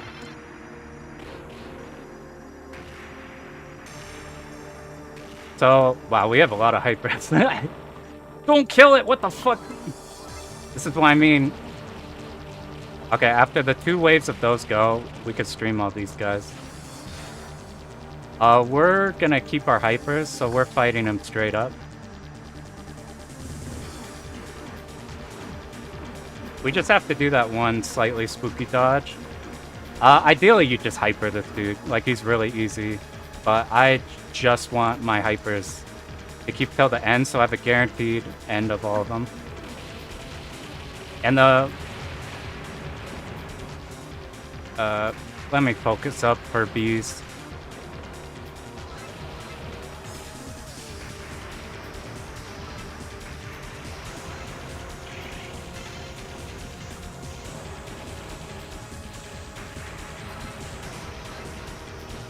I lost track of where I was because that went so much faster than in loop 2. There was like nothing on screen, I didn't know where to go.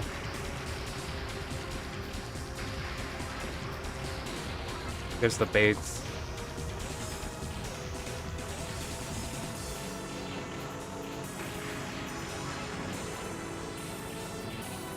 Right for me! We had to do a little bit of a dodge there as we went around. Alright, please don't give us a problem pattern. Look, it's got stuff like this where I feel comfy point blanking the whole time. And then it'll throw you some waves. And I don't like those very much. This one can sneak up on you. You just need to play on the outer sides. Alright, we're hypering if we're scared. This shit is hard as fuck.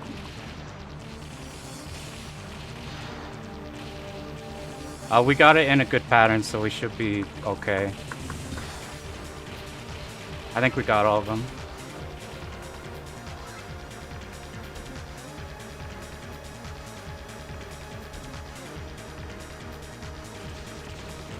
Check for any that go below. Nothing went below, so we're not gonna get fucked over.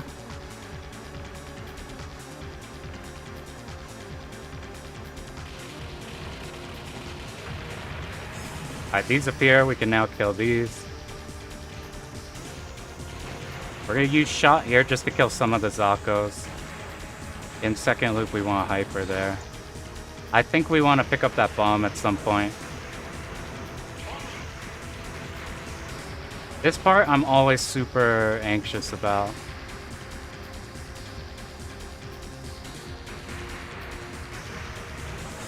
Okay, we're good.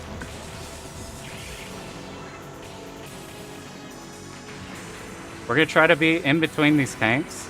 If you do, your laser goes off on one and then instantly starts hitting the next. That's how you don't get left behind. Alright, this shit is fucked.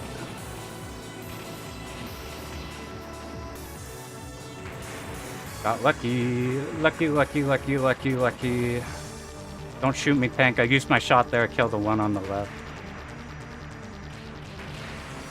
I just gotta not fuck up the safe spot, then we've no miss to core you.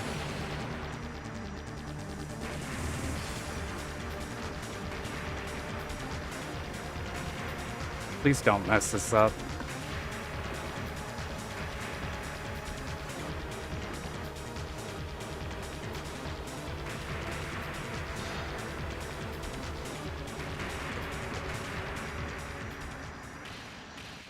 Alright, so right now, we need to do this good. I'm spending resources if it's slightly scary.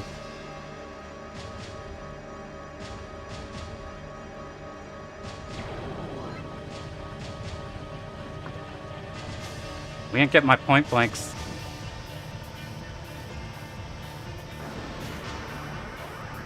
We're behind in damage, but I made up for it a little bit with dodges.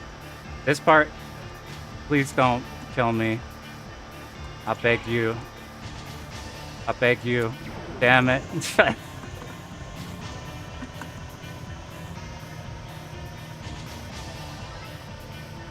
We're gonna use a bomb for safety here.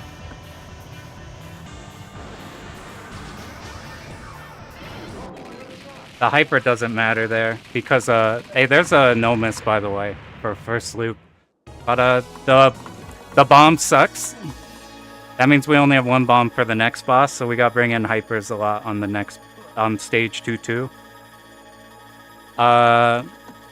Hypering doesn't matter there because your hyper rank resets.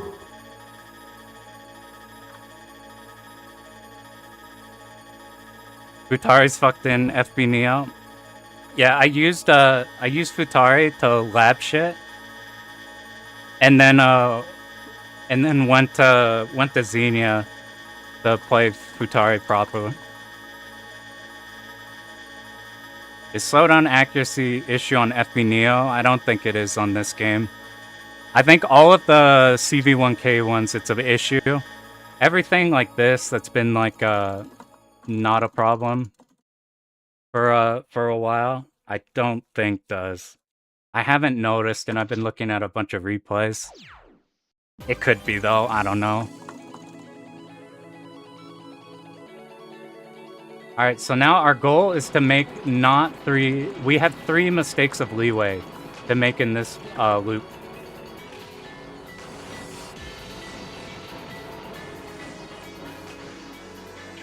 We need 4 lives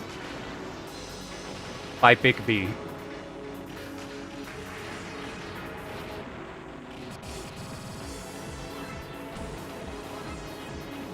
I'm making extra sure to hit the tanks because the tanks are assholes.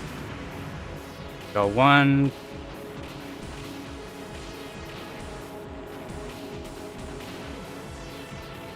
You route it like this and you don't have to do any dodges. We move diagonally here.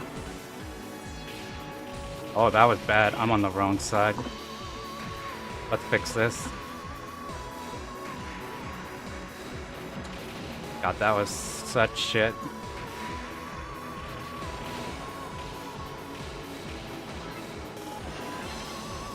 We want to kill as many of those as possible so we can laser the big tank.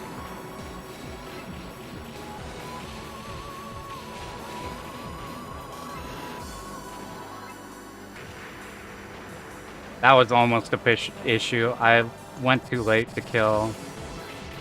Did I stream too much? No. Or whatever. I'm not going to pick up the B. We have a good amount of hyper for what we want to do. I think we have the amount of hyper to do good things on this boss. So after we hyper, we have to pay attention to our bar. So we can set something up.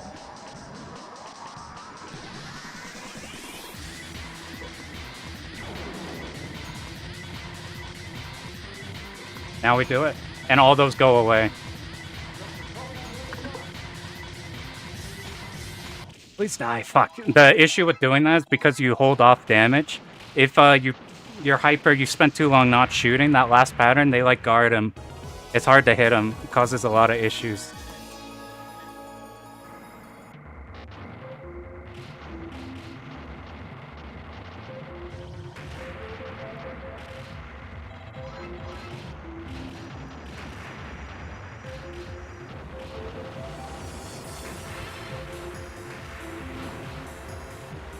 Fuck off, Sako. We might be too late. Nope, just in time. You want to sit on top of the helipad? I suspect you're hitting like multiple parts instead of one or something. If you sit at the very top, you're like not damaging it. This thing you can't speed kill. Alright, the Zakos are the cue that we move ahead. That way we don't get walled off to the side. Everything here is aimed except for the blue shots, but because of where we started, we auto-dodge the blue. Kill you two, you're the only issues. Now this is safe, because you see that turret, it can only shoot at that angle. Once these guys come in and become a problem, then we detonate you. God, you fucking piece of shit. Oh, I literally blinked, and then there were bullets there. I'll have to look at that again so I could prevent that from happening in the future. I like don't even know where those tanks came from. We do not have hyper. I got confused thinking about the hyper that I forgot to think about the safe spot. Alright, we are almost certainly gonna need to use a hyper here, which is bad for the boss.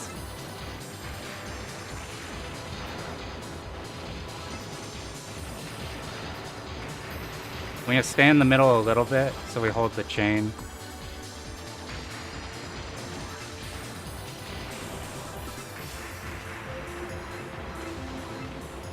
I need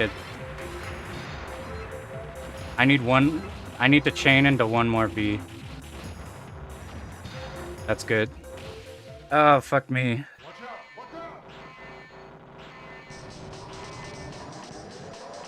Because of this, though, we can now treat this boss normal. You need to hyper him earlier because the bullets happen faster.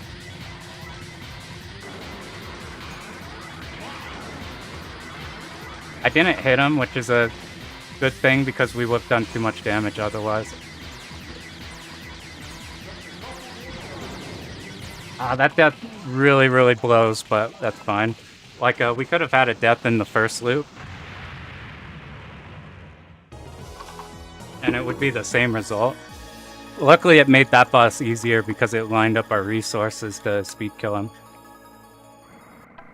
Also, because we have hyper here, this starts easier.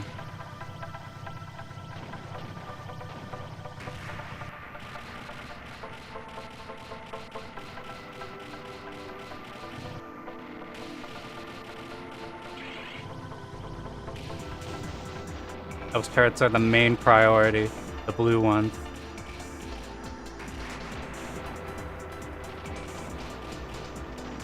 So like right here, we want that blue turret dead. We were on the left of the blue turret, so it would not shoot us at an angle we didn't like.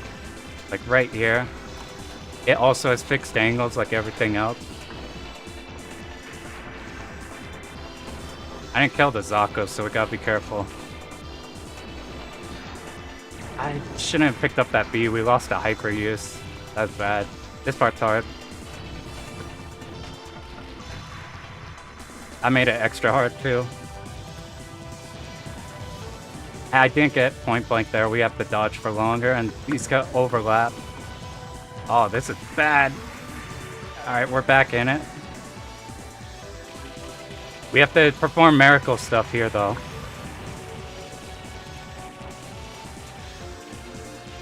Oh, we made it. We got lucky. I'm so far haven't died doing that type of a movement before, so that's good. We need this bomb for the boss. But we can do it bombless. But my sanity would like to have a bomb for the boss.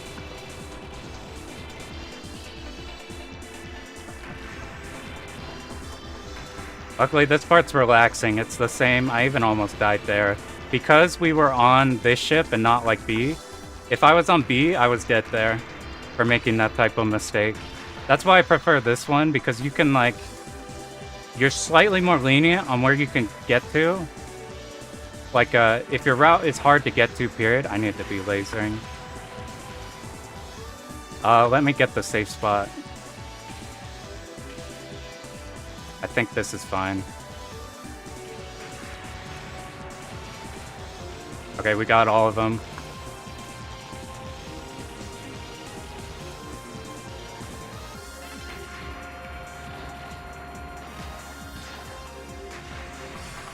Move off here to bait you. Same thing as... I've never seen the song get to that point. Oh!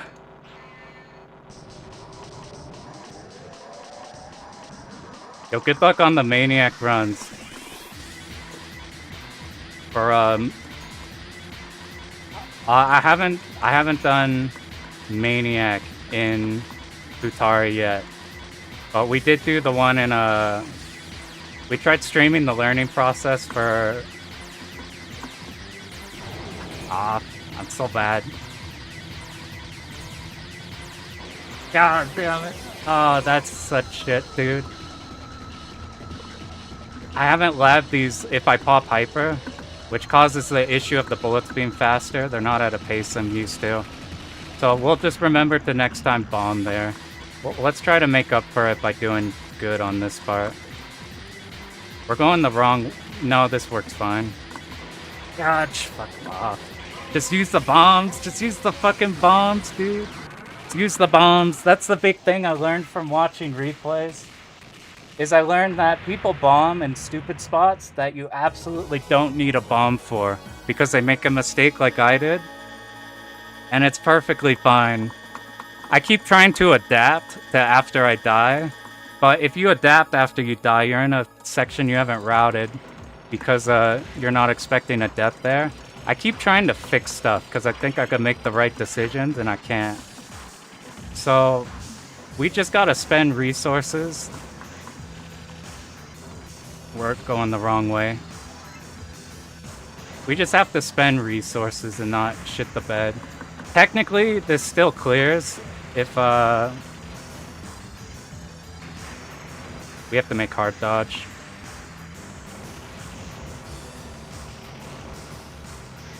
I don't know at what point in this I'm at. I think... Okay, now I've gotten to where we're at.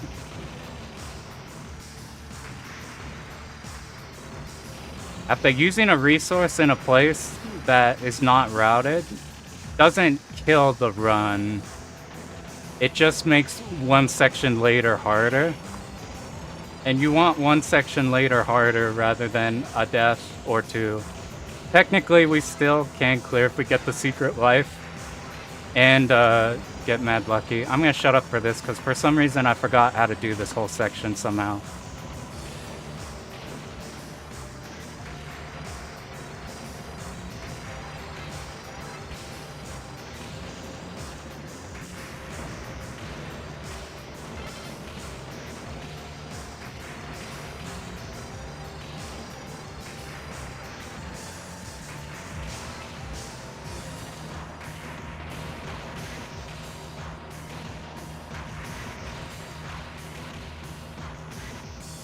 not exactly it.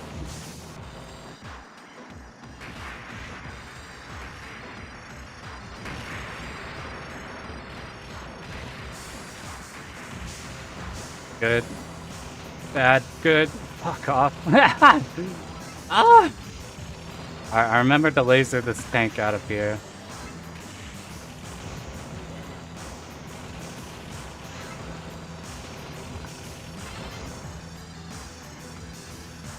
I should have sat there for longer.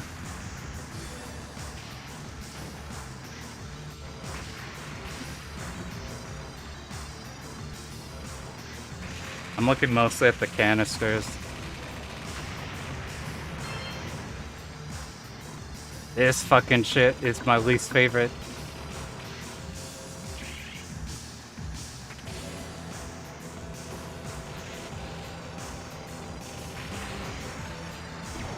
That is, we have a bomb to cover us.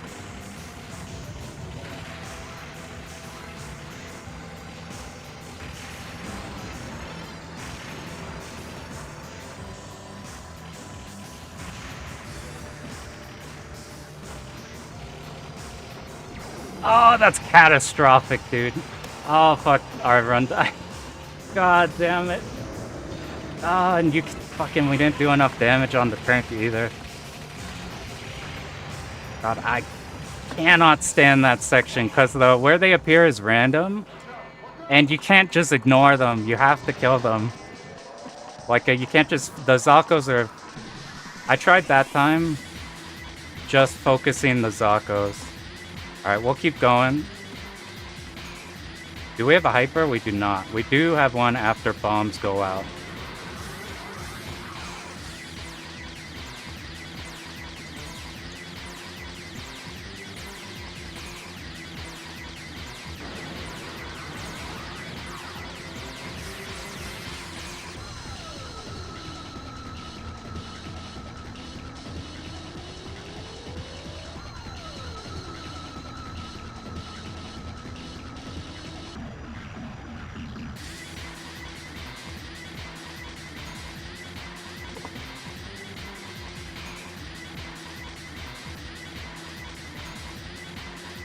Because we have a hyper on this section, we're gonna get a bunch here.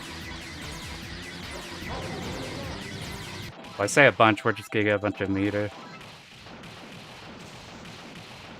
Or, I call them canisters. They're big bullet casings every time it shoots like it's spread from the mid-boss.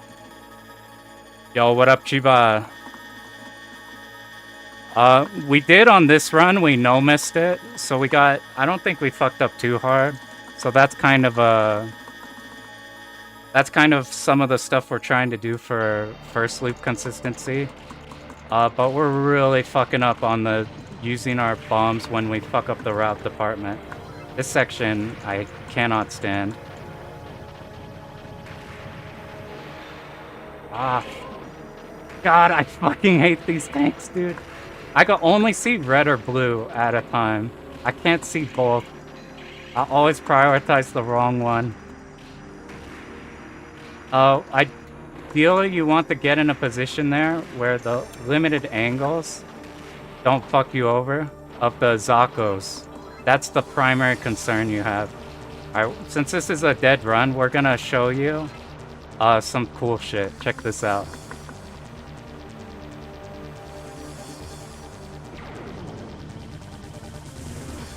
You get stuck up there.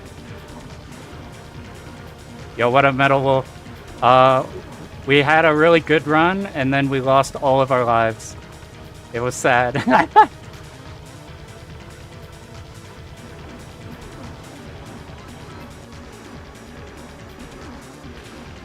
I need you to fuck off.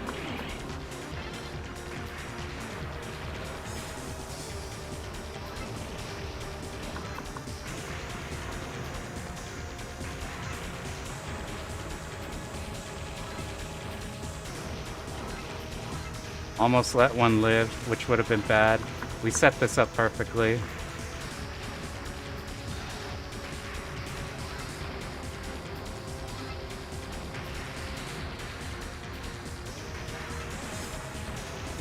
We're gonna use a hyper here to... Fuck. Oh, God. How do we fix this?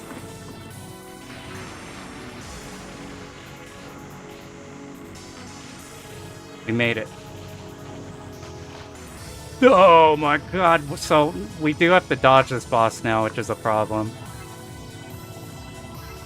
We didn't get to do any point blank on it with the hyper, which is why we did that there.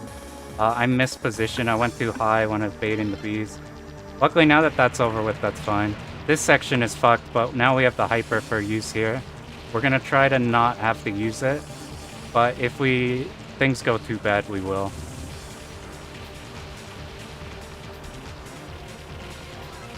I think we got them all. That's about as perfect as you could hope that would go. There's an argument for hypering right now, because I'll build another... See this sneaky motherfucker? Tried to backstab us?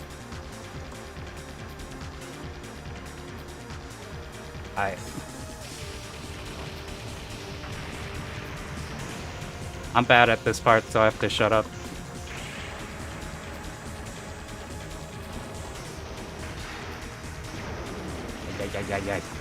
We're supposed to hyper there anyway. That's something I forgot. The reason we want hyper is we want that, not only that to be easier, but we want this shit dead. This setup gets a lot easier.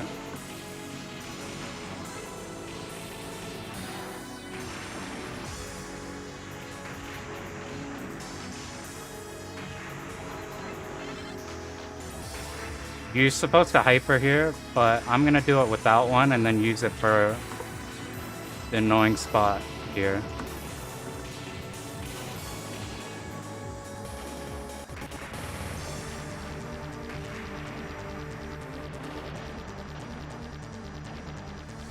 I'm in the wrong lane, which is gonna make those Zakos a problem. You guys lived too. Luckily you got damaged enough that it was fine when we came back.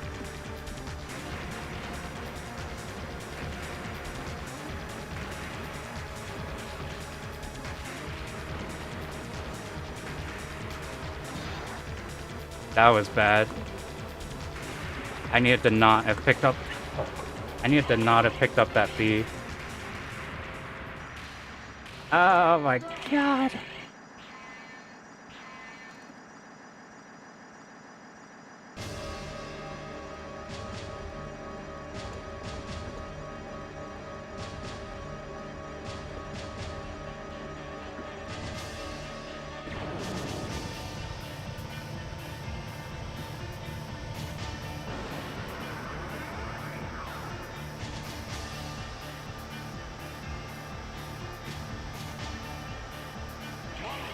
Fuck, that was my chance to get into the right lane. I'm in the wrong one. Okay, this one's safe. It's not good, but it's safe, which is all I could hope for.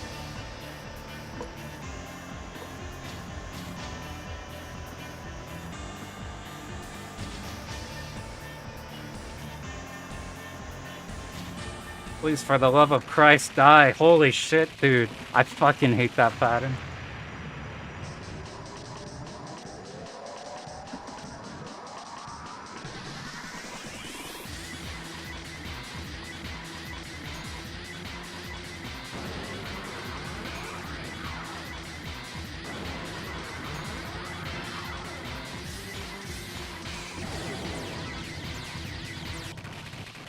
So here's where the run ends, unfortunately. Because this pattern's not dodgeable.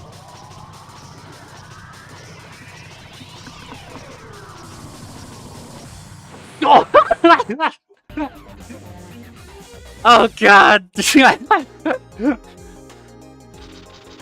We almost made it through there. I almost pulled off the TAS. Oh fuck. Oh God. This shit is fucking hard, man. Presented by Kane. So, thanks for GG's. Oh, yo, what up, Steel? So, here's where we're at. Our first run made it to Big B. We made one death in the first loop. Yeah, so here's Here's how it's gonna look. The first loop, the timer will be at like below 20 minute. Anything past 20 minute, it'll be the second loop.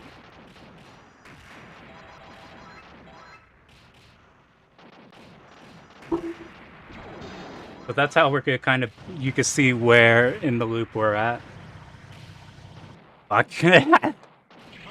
So here's the lesson we learned from that.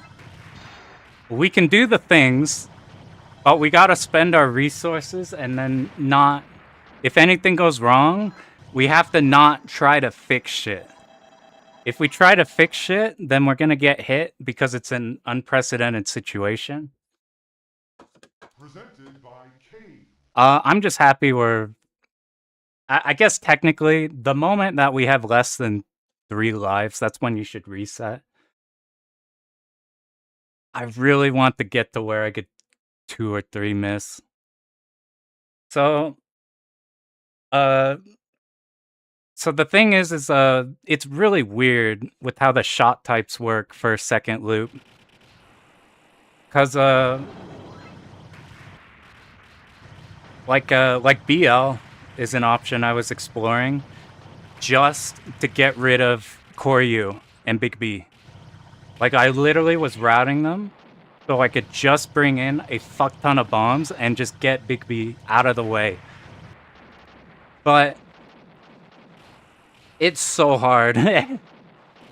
It's the overall routing is a lot harder on those. So it's like any benefits you'd get from the bombs is, I'd have to mess with it more. Like maybe we'll do sometime like a fuck with the other ships. But the problem is the bombs don't really matter versus Hibachi. They do matter versus Big B. Versus Big B. Yo, what up, Mars? Yo, so we made it so far to Big B on our first run. We game overed in first loop on the second run. And then we made it to Hibachi on... I almost dodged Hibachi's opener. I was literally 1 bullet off, I think, from making it out of Hibachi's opener. But we're at a point where we can no-miss the first loop. But every time we make a mistake in the second loop, I keep trying to fix it, and we keep dying like twice in a row. We want like 2 deaths, like total, through the whole run, and my dumbass keeps doubling down on the deaths. So time for a new run.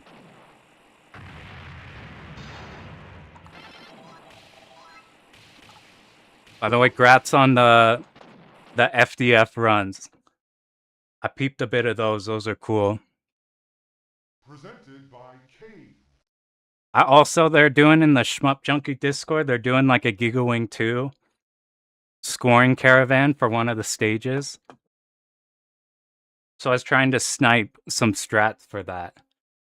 And then I'm like, hey, fucking Mars grinds this game. You got like a sick-ass run on that game.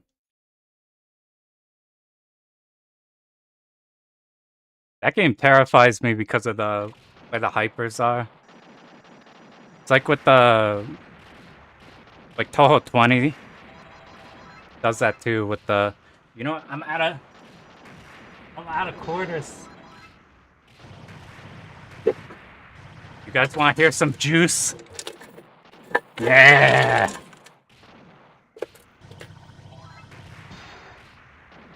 So I used to think that this was nonsense. I was like, why would you put a coin thing into your thing? Because it sounds cool for the first or second time, and then you just rather hit a button to give you a coin. I probably can't capture on this. I'll start yapping so you can hear it maybe. Can you hear this at all? I don't know what it is, but I fucking love that sound so much. Yeah, they're doing score attack for stage 2, which in the score attack mode, it's the flying battleship stage. I was messing around with that. That game's funny because in the score attack, you have a higher score potential than the entire normal game. Like Van Arctic has a higher score, I think, than like the world record of a normal GigaWing 2 run in the score attack run because the multiplier is so funny. Yeah, free play is a good way to do too.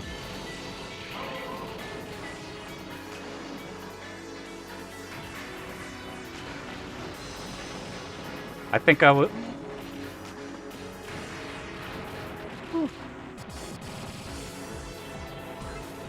It's so good with the coin mech. But before it got real shit, like before I got like these, and I was like, I want an arcade machine, but I don't want to like spend like thousands on them. I ended up modding like those, what do you call them? The arcade 1-up stuff. That was my gateway into like actual machines. And you can get like shitty coin mechs for those, and even that like instantly drop. You don't get to hear the coin sound for very often. And they're still mad satisfying. So then we got like one of these. This uses like proper ass coin door you could expect from pretty much any arcade. And it takes so long for the coin to get through the mechanism. It's fucking awesome sounding.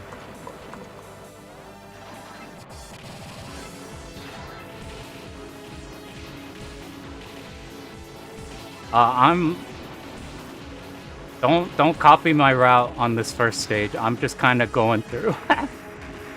We're not gonna do the stacking hypers thing. I'm just gonna do what I'm used to. Which means we're just gonna hyper this guy's ass. I do like to see how long I could point blank him though.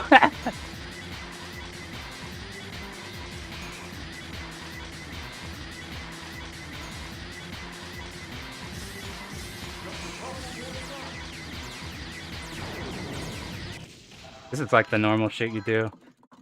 Is that why it's so big? You're going to it multiplies the multiplier.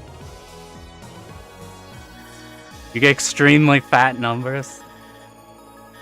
It's no joke either. It's like by the end you have like a 50k or something like multiplier.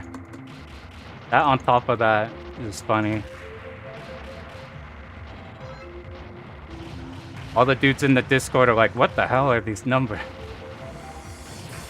I need to go back and relearn Gigawing 1. I learned it for one of the Callus Cups. Never recorded though, so I only have a screenshot, so I gotta go back and do that. We didn't kill you, which is annoying. Luckily it's loop 1. Mistakes like that are a death in loop 2. You just gotta go faster. I just spend too much time killing shit. You don't really need to, because stuff has limited angles there.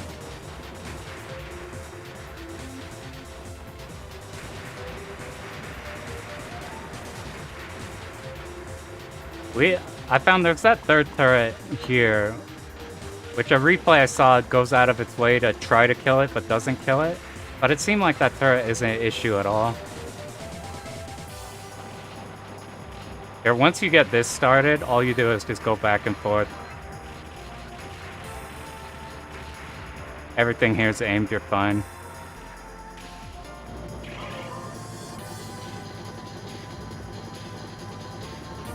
So we're gonna do this. You don't need to sit in the middle for this, but in second loop you do, so I'm just trying to build the muscle memory in. Because I'm yapping while also playing, I need the muscle memory to be extra good. Because I'm noticing I'm forgetting a lot of the stuff. A lot of the routing details where I'm like, oh shit, where am I? We want to be on the left side here. We're gonna sit in the middle for a bit so we don't drop the chain. If we have a high enough chain like this and where we're building a bunch, instead of it being a necessity to pick up the bees, all three of these bees are just as we need them. I really don't like hyper management unless you have like tools like this to fix shit. We can shoot right away because our hypermeter is not at the top. But that doesn't matter for this shit. Alright, let's make sure not to shoot, not to shoot, not to shoot. Now we... I need to be more careful there. We're doing too much damage. If you do too much damage, that last blue phase triggers. There's the DDP tank. The 2-2 tank. has something like that. It's pretty neat. That's one of my favorite bosses from that game. I looked at our lives and I'm like, oh no, we're so down on lives. Oh, it's still loop 1. So we get 2 scoring extends. Scoring extends don't mean a thing. If, where is the B on this part? I don't remember. Scoring extends don't matter for the 2-all. Because even if you don't score in the slightest... I went the wrong way. I need to stop yapping about shit. Scoring extends, you're just gonna get them. Like, you almost don't need to think about them in the 1-all. But you especially don't need to think about them for the 2-all. The only thing you need to worry for chaining impacts your hyper. I'm not gonna bomb here because I'm pretty comfy with dodging that now. I want to stack hypers for the boss. 1, 2, 3, 4, 5, 6.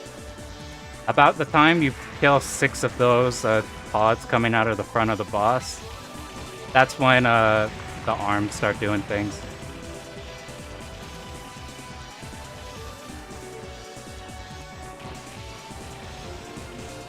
Alright, now we get the relax. I'm never sure if we have an open bomb or not. Whenever we have hyper and a bomb.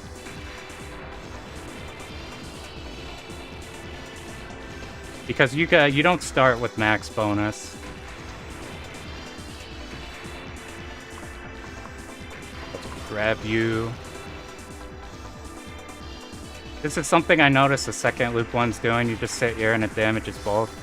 Except this enemy, if you don't kill him right away, is oddly harder in this loop than the second one.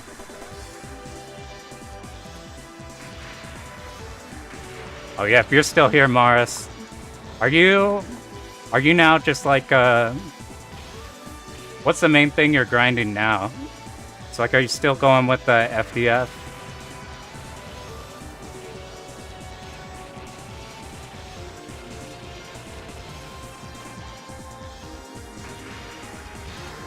I would like more hypers, but I don't chain this stage.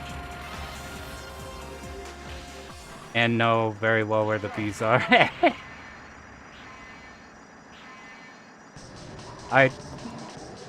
If you bring 5 hypers in this boss, you could skip the entire first phase.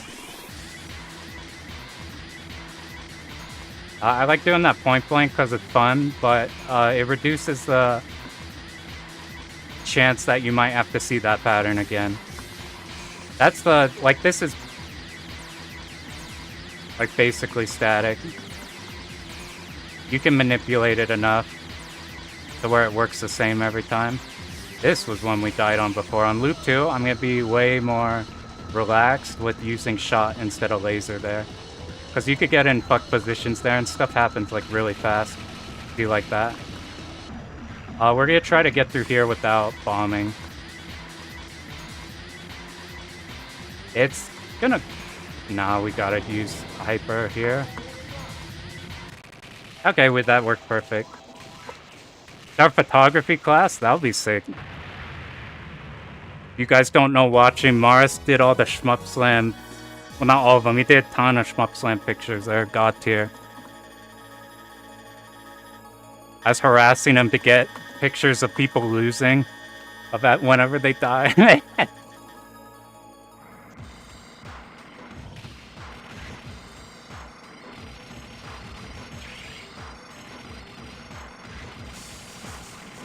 Let's suck back into FDF. That game... I need to go back play that... Uh-oh. Where are we?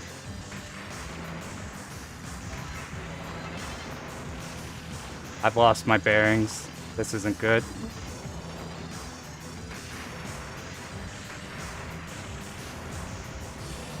Let's do this.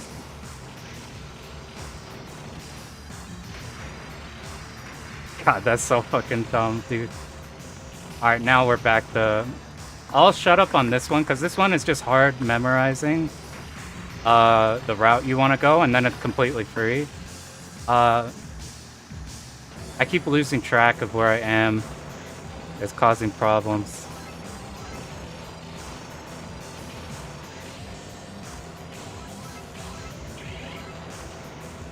You have to make sure to kill a part on the front of these. Uh-oh, I went off route. It's fine. Normal people go that way. I go over. Or it might be on a different part that people do. Let me shut up. I don't know why this part's the issue. This is like my favorite part. I have this like drilled in my head forever. And I keep doing weird shit today. Let me kill you faster.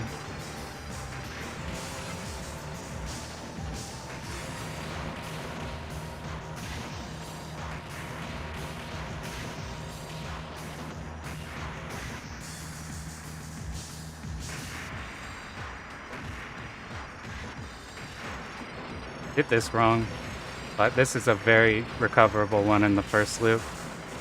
In fact, you might want to do that one instead. We want the laser you as you appear, just gets you out of the way. You only have to laser the side of this, you have enough time in between waves. We did not use a bomb, so we have a bomb during this fuck bit. By the way, if you don't know the secret extend, you have to kill the side two parts and then kill the main bit. The issue is these shells that fall are real dickheads. I'm looking forward to Shmup Slam also.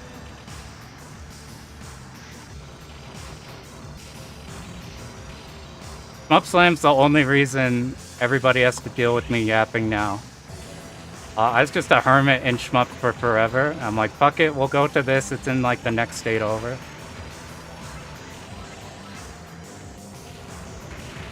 Whew. And now you guys are stuck with me now. Unfortunate. I'm hypering now because we need the hyper to go out later. And we survived this section too long.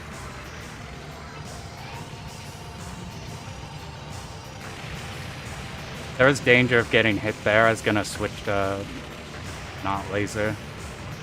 Oh, stay here. No, we dropped the fucking chain, dude. Alright. Because we didn't use our bomb, we got a free bomb here, so... we do this first phase with just a hyper and a bomb, and then we skip the next two phases. Ideally, we get to this pattern. Hyper. Bomb. It should be dead. And now we just have to survive this bit, and then we insta-kill the boss. I'm too far here. The right side is shooting if we aren't careful. Had to make spookier dodges. Here's what you do if you want to not fight the boss anymore. Why aren't you dead? What the fuck? I even labbed that to make sure it would die, even if after you bombed. I like made sure. And then it didn't die.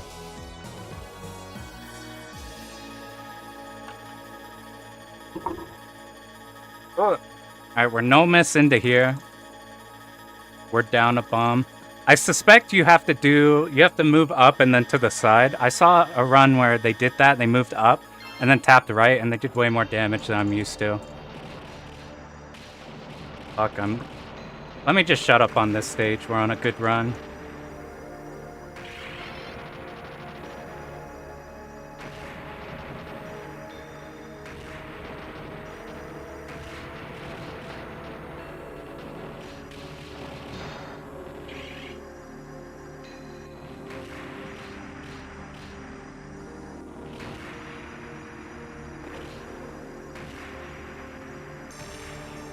Alright, we've remembered not to shoot this fucking fourth thing. A bunch of enemies spawn if you do, so we wait till now. And then we don't have to deal with them.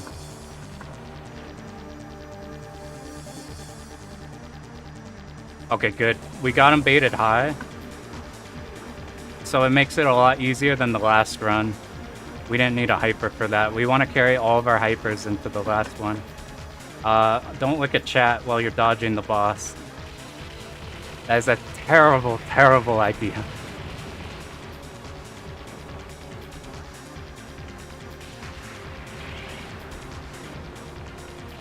That's unnecessary dodging.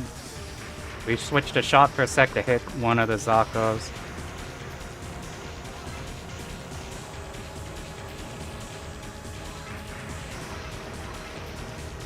We're getting better and better at this beat section. When I was first learning this game, this was the hardest part of the game for me. Now the hardest part is we need to be here.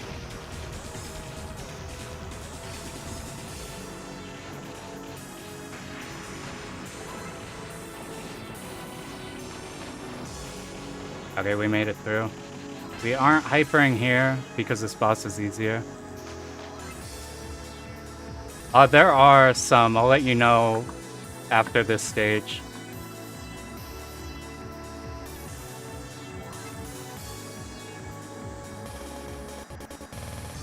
If you're on the sides here, makes life easier than the middle. This is the scary shit, because you have to work with what you get, at least with my routing, because I don't have it. Because you can kill the boss at different timings, it's a bit weird there. I don't have like a defined route for that other than using that technique.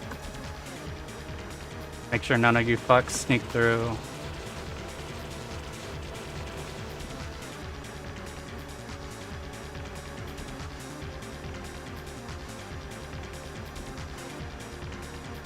You don't want to get to the next pattern, so you point blank them.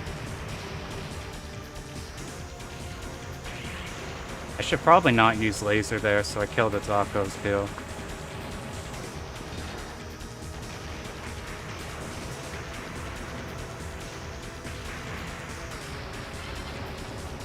Here's I'm terrified of this bit, and we're late.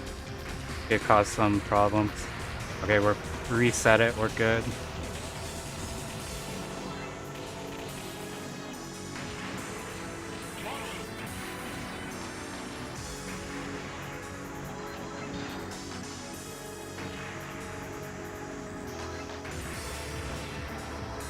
Get ready to go middle, dip off. Get to you. Kill these fucking left tanks. Sweep these. I used my shot there. I wasn't sure if those would shoot or if they were low enough to not shoot.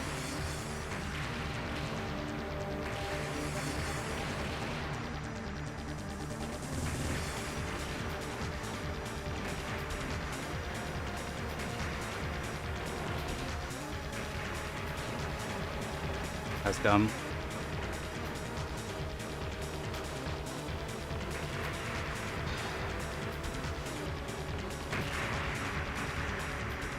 Woo! I almost fucking died. I did so big of a tap. Alright, so let me not fuck this. And then we got a good loop 2 entry.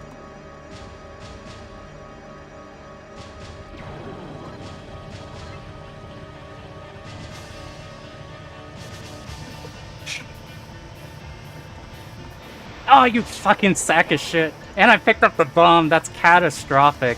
Oh, I fucking bombed too. I tried to maximize damage like a jackass. And I fucking bombed. Oh, I fucking idiot for that, dude. We just spent the whole last run talking about why we not doing that. Luckily, this pattern's fine. God, I just spend the fucking resource, dude. Even in the... I learned my route from a suspected cheated replay. And even that replay bombs at that point in time. What this hyper? God damn it!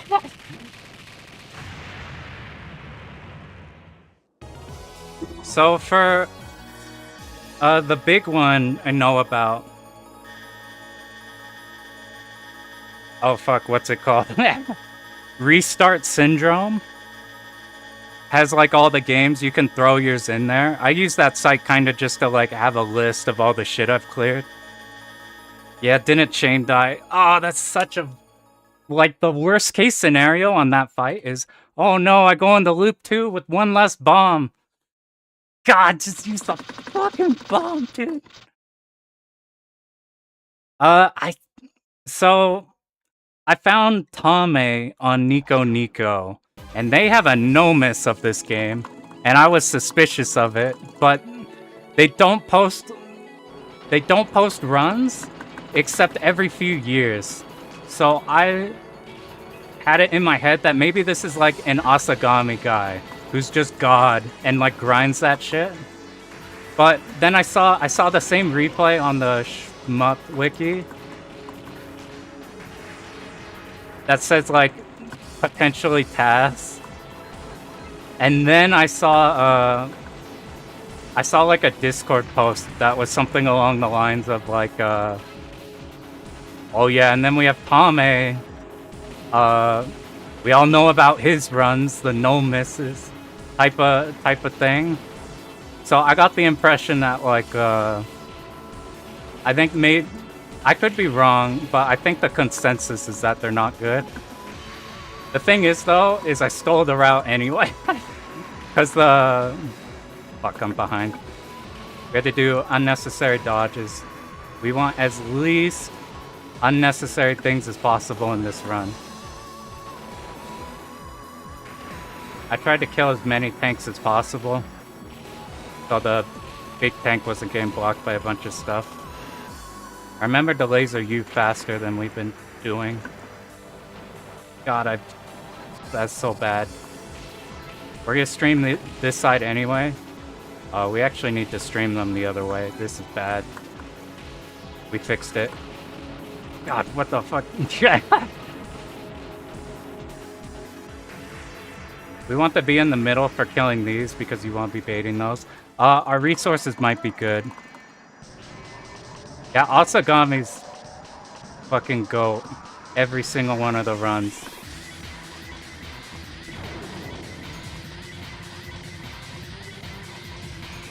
Ah, we got the cancel.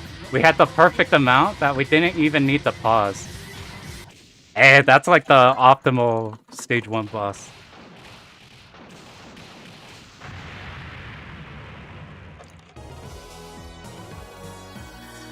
My only issue is he has too many scoring runs, and I can't score in this game.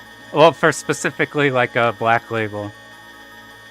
He's got goated scoring runs too. I'm like, I need stupid shit for stupid brain for me.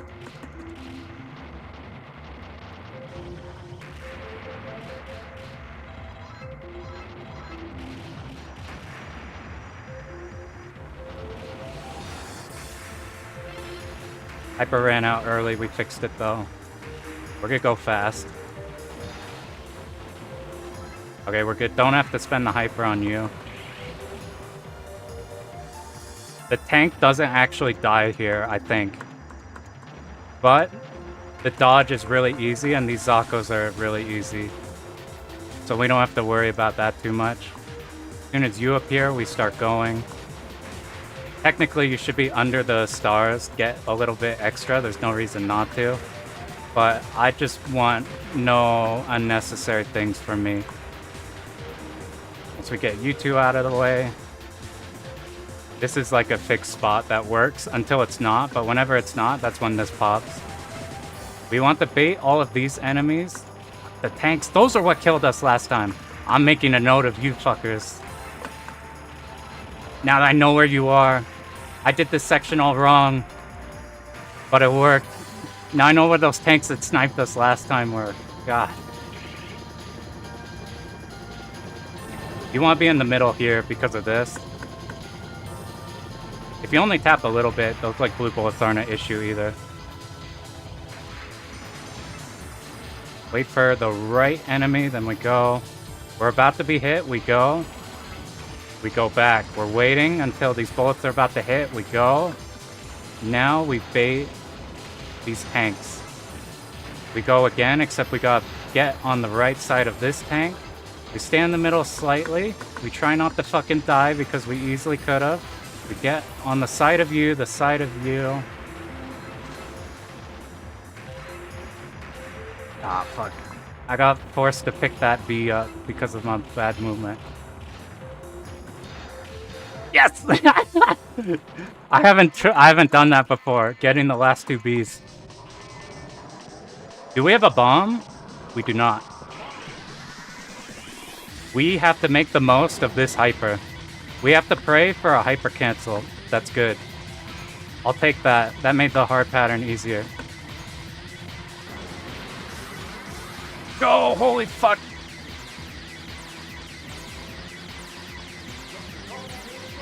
Since it's just a couple more shots played, we can hyper it. We have to adapt a little bit. Oh yeah, I had the same problem point blank. Where, like I already... Buffy has like the best thing for like birthday survival, but I was looking at other ships, and his scoring runs are too good.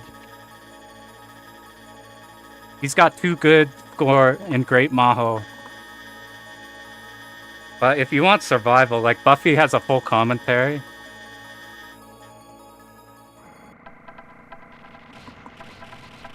Alright, we're only one mistake in. I just assume we're gonna die on stage 4. But if we can only have that happen once, that would be cool. If we die here, I'll be a little sad.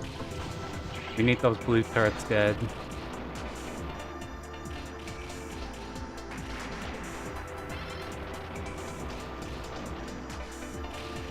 What the fuck, dog? We're the wrong way. The bullet's aimed fine. Kill this blue turret.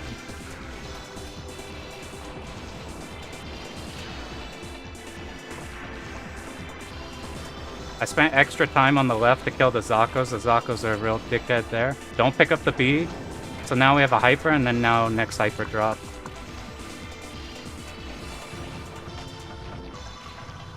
That was good.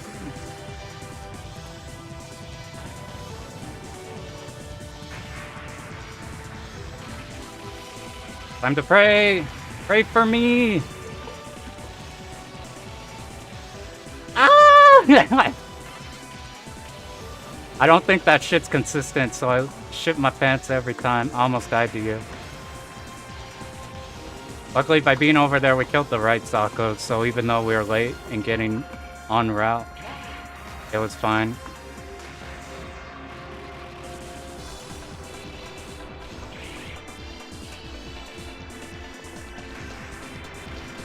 I'm gonna scream, dude. I'm making this so much harder than it needs to be. Luckily, this part you can't possibly fuck up.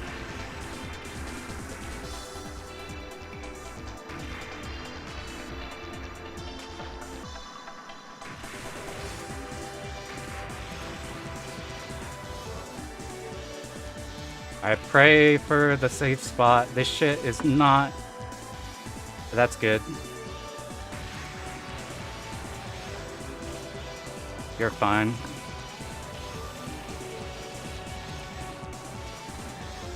We're about scot-free.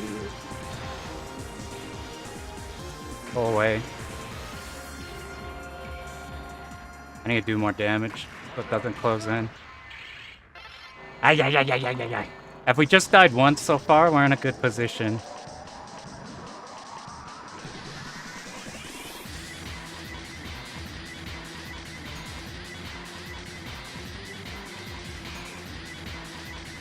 Fucking dickhead, that shit was not nice.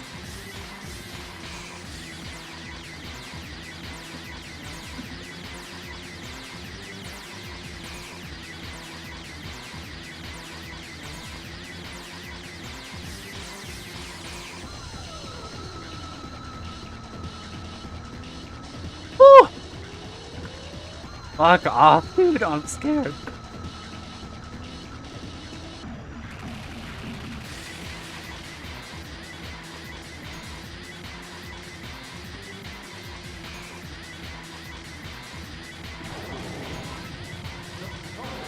Yeah, there... I basically, if I wanted to live that, I would need to have been higher hyper and then move down and do some dodges. Because I panic hypered at the bottom, I didn't have enough time to do the point blank I wanted. So we're down a bomb.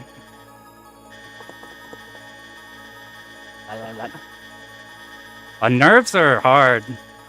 I've been doing fighting game tournaments for like 8 fucking years, and I still get turny nerves. I have a weird thing with those where, like, I'm super nervous all the way up until playing. And then once I'm playing, I don't have nerves. But I'm, like, shitting my pants all the way up till that point. Please don't shoot. Okay, that's good. This is slightly off, which could be bad. But we made it work. Somehow. I'm fucking... There's my task dodge of the day. Dude, we need to...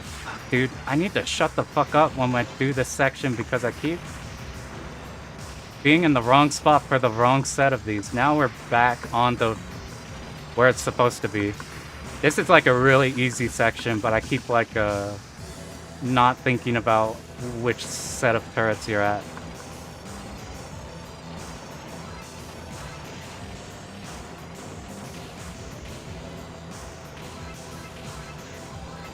Make sure we hit the front. Sometimes you don't hit those. Drive me nuts.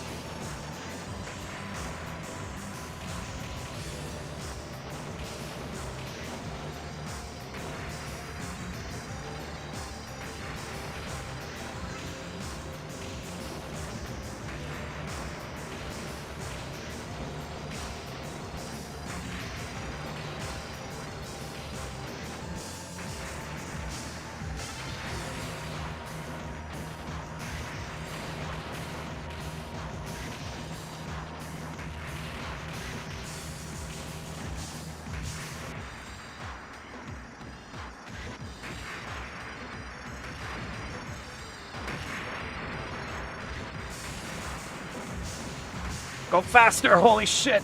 Yeah, I did that last part bad. I needed to be laser point blanking.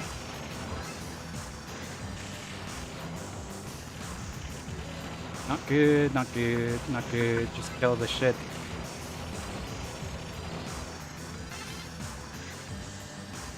This could be dicey. I didn't do too much damage. I'm scared.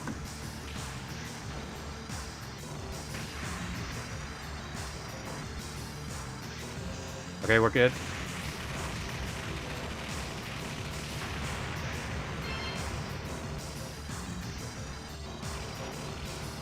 I'm holding in my ramp for this section till after.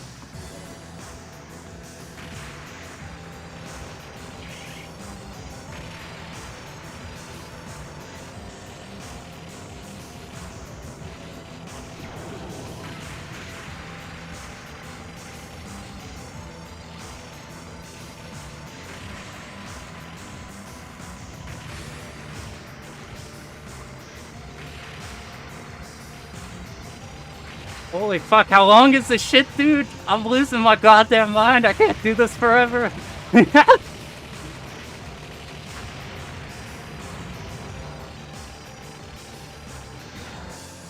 Oh, we don't need any more bees.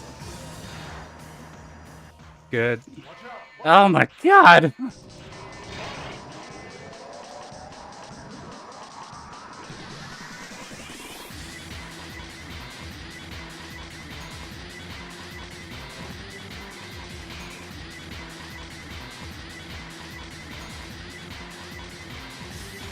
This is good.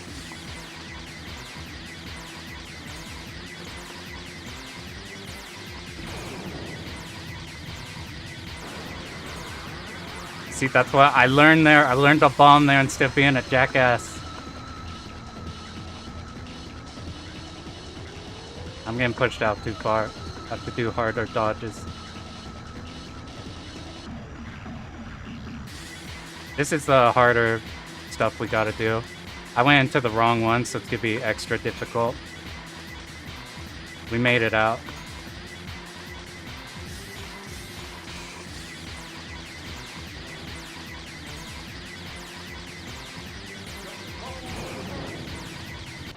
I could have been closer on the... I don't know.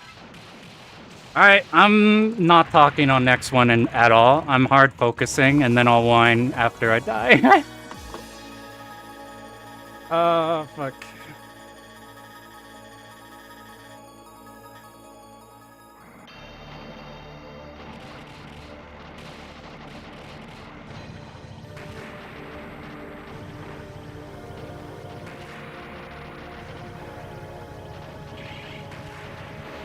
Oh, God, I couldn't get it to get off the fucking line. It wouldn't go off the fucking angle, man.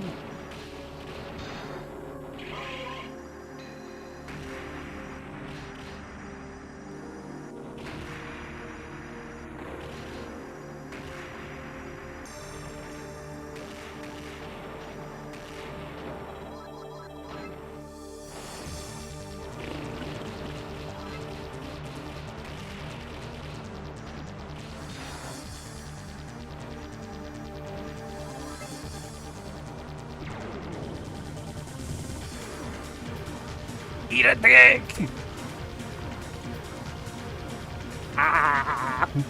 We actually want to be high, so when he baits... I don't know how to perma-lock him off screen. Well, that's a little closer than I would like. While he's doing whatever he's doing, we need to be killing shit.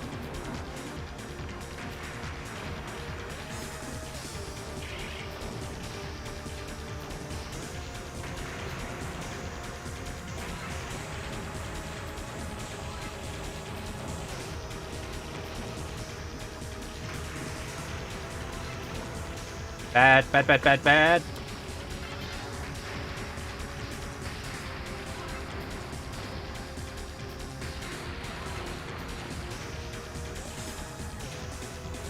Also bad. God, just use the fucking hyper. Jesus Christ.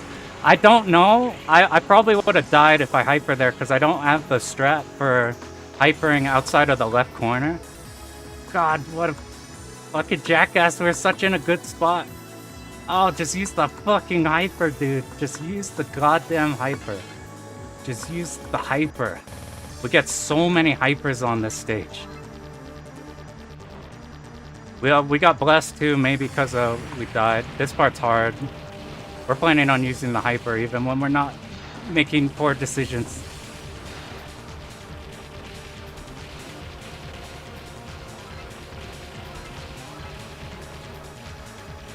Fuck, use the hyper! God damn, I didn't even see the left bullet, dude. Oh, I saw the perfect lane, but the fucking other bullet came out of it.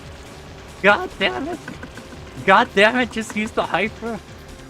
Oh god, this is why you don't adapt. If anything is off your route, you have to bomb. It doesn't matter if you can fix it, you just gotta bomb. Which we're gonna do here. Oh, we have hyper. That we actually desperately need that for this part. Fuck off, dude. Gotta be fucking kidding me. Every time, this is, oh my god. This is what drives me crazy on this, like, I was thinking of laving the fucking X section that we died to. But, like, no matter how much I lav that, I get worse and worse at it, because it's like, if you don't use a hyper there, you just have to do dodges. It's not like, it hits a set thing every single time. It can get into a set rhythm, but because of how you kill the mid-boss, shit's fucking different. We need you guys dead.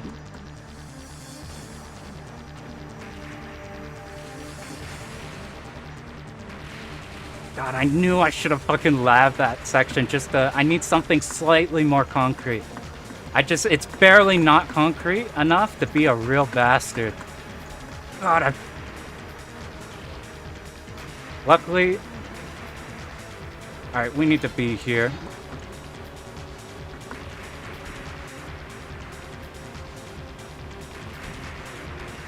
I'm sorry for my whining. Alright, we get to practice some of this.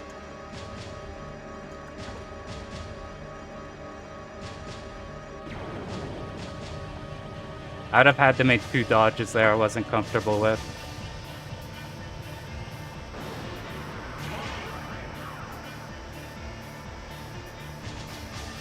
That's a big...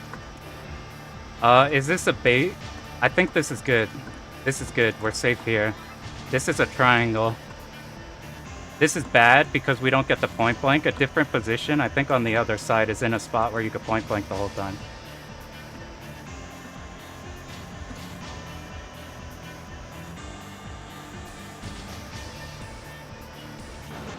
See, that's what you gotta do. I could have died there.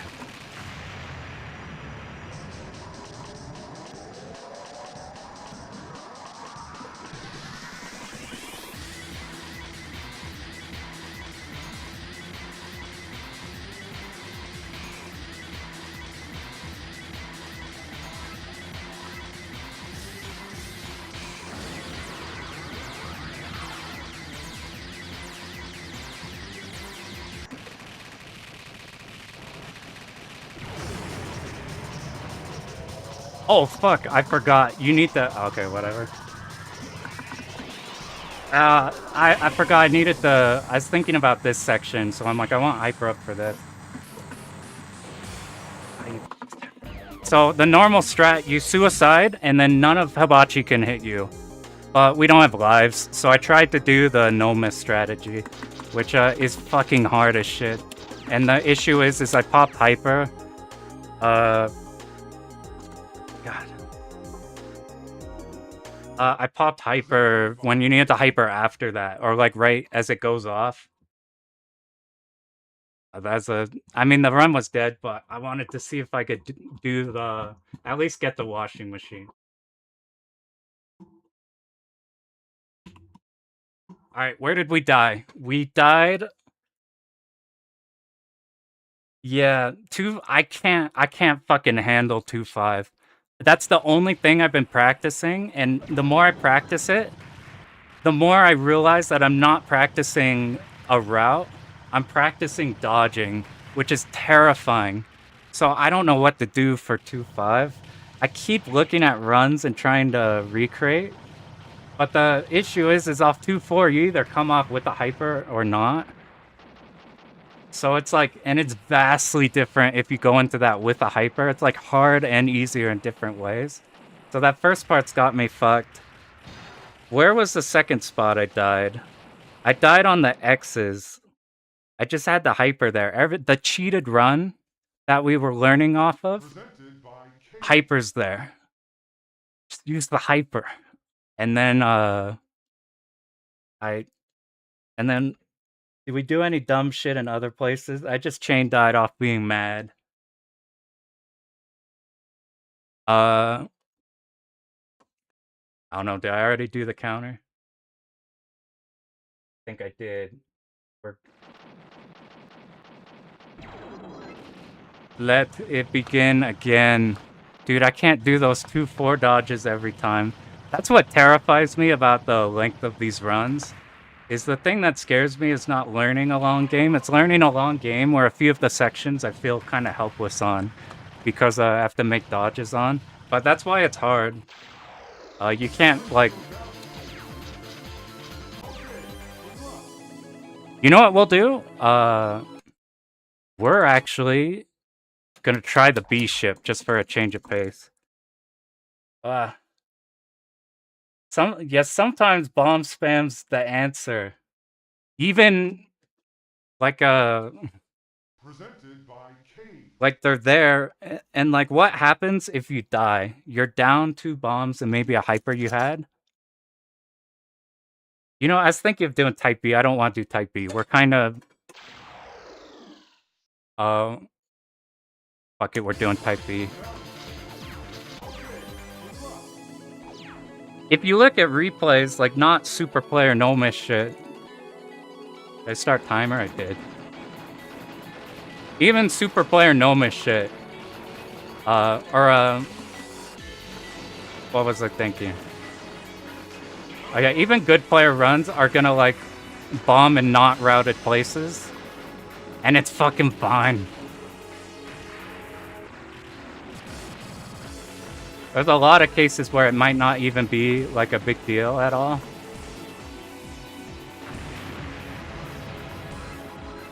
So the weird thing with this ship, to get used to, you can actually do the same exact route.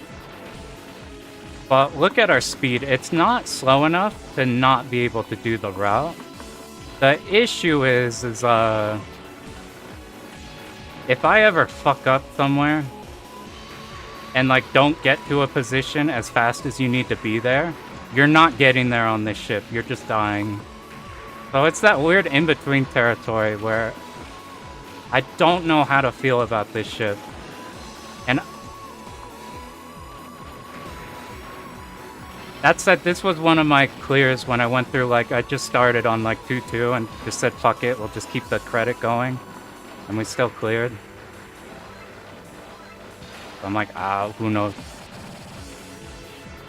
Yeah, don't be a hero. I can literally imagine dude at the... I've literally been telling people in tournament, like, who got nerves going on. I need to iron my shmup nerves. I need to get those better. I thought about that recently,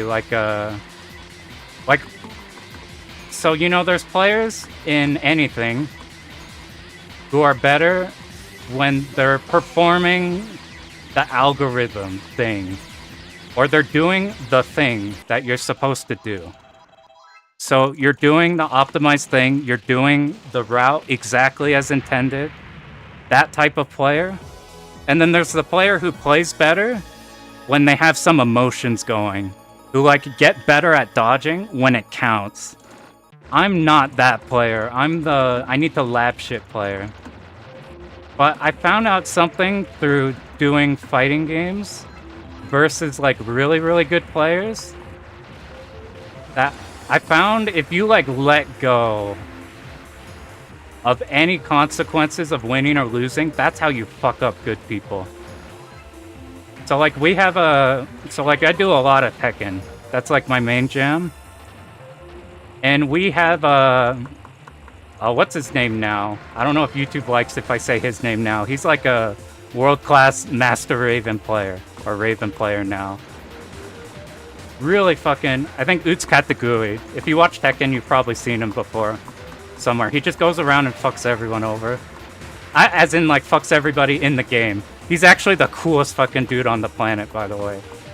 But, we can't fucking beat this guy because he's like he's like actual player. Like he's real player. But I started getting significantly better results against him after not caring about what happens. Just playing what I think is the correct thing to do. So like I'm not worried about, oh, what if this thing I do gets countered? Doesn't matter. What if like if he's read that? No, I'm just literally just doing the thing that I think is supposed to be the thing. And suddenly, like, you have no nerves. They're human. You can do things. So I've thought about how do we make that mentality in shmups? And I think the answer will cut out that feeling you get when you're like, oh god, I'm in 1-5, I'm about to get the 1-all or whatever run you're doing. And it's like, but oh no, I can't fuck up, we gotta focus. I think if you literally... No, that sucked. We didn't get enough meter. I think if you just do stuff, like you don't even think. I think if you don't think, at least for the type of player I am, I think that works the best. Yeah, we're not building that, so I'm keeping that bomb for second phase. Actually, no, we're not keeping the bomb. We are gonna do some dodging.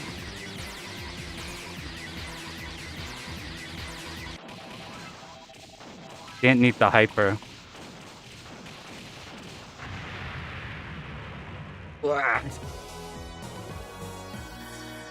Yeah, bomb spam stage 5, that's how I won Ketsui for the 1-all.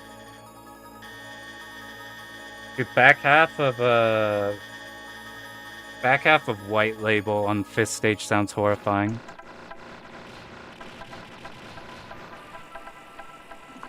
Oh, we want to make a last spot. Sorry, well...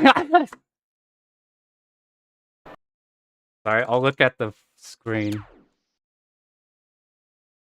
That's one of the weird quirks that I haven't messed with, but those enemies, they shoot like an aimed one at you. I suspect they're like the tanks. I guess technically that's a new run. They're like all the tanks in the game. I think they have a limited angle that they'll aim at you. But sometimes they stand still and I'm fine, and sometimes they hit ahead of you. So if you're just mindlessly tapping, you get owned. But our goal is to restart any death before stage 3.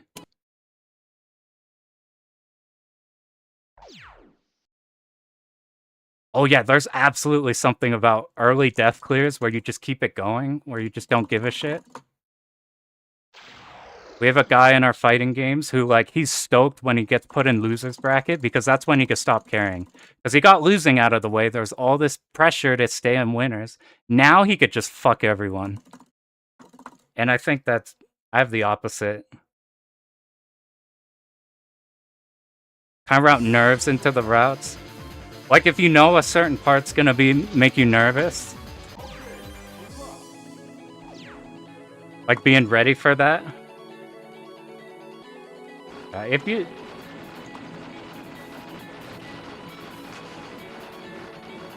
There is, like, that aspect of, like,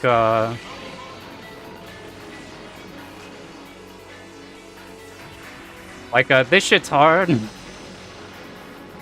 I'ma just try not to die. On, like, whatever fuck section you have to do. Instead of being like, oh dear god, if I die here, this shit's... I don't have this consistent, shit's gonna be hard.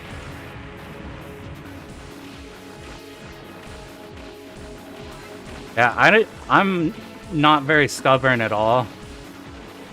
In terms of, like, whenever I route a game, I don't want to grind it before I have everything, like, ultra consistent. Which is the hugest challenge for me here, because even when you're really good, shit's just hard. That's the thing I was most scared of here, but what I'm happy about that we've learned today, at least with these, is that,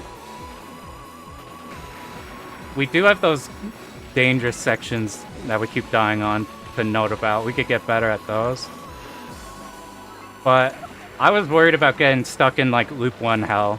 Or if maybe, like, I missed something in loop 1, and for some reason that was, like, causing issues. We're grabbing the bees, why not? We're not give hyper this first one. I'm feeling like seeing how many we could get for the second boss for whatever reason. Or maybe the strat would be to not get him. Alright, how long can we point blank? We're on a slower ship, so we can't move back as fast.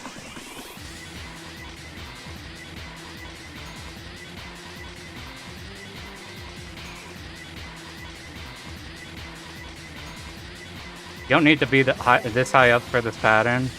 What makes it easier to get through the red ones.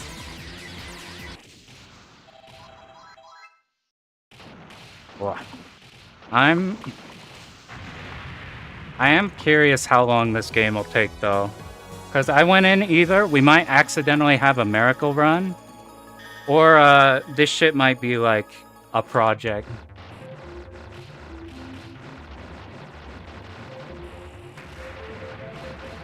Luckily, the more this happens, it's more of an excuse I have to stream. Because, as much as I like doing the, like, see how fast we go, like, learn a game streams. Did we get it? We did. As much as as cool as those are to see, like, the whole thing documented and shit. It's really hard to learn and talk at the same time. Like, pick up new information, also being interesting. So I've just wanted to stream whenever we have something ready.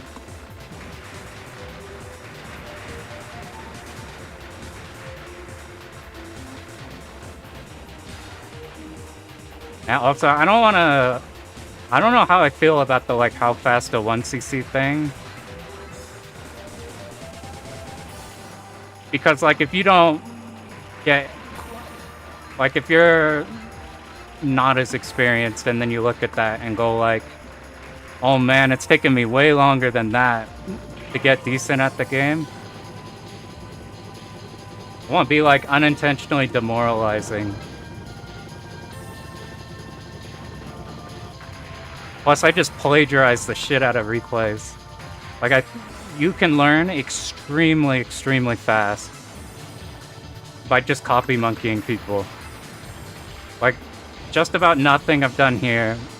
I made up one part on the fourth stage because I got tired of a part where people are doing dodges for no reason. I can't tell if this section in Loop 2 is easier or harder on this ship. Because the initial impression is obviously it's easier, you hit more things, you don't get trapped as easy. But the other thing is you move slower, so it's really important to not get stuck on the side when a big enemy is there. Because then you're forced to move up, and if you're on a next section with Zako's up, you're dead. We can just kill him, we got perfect resources.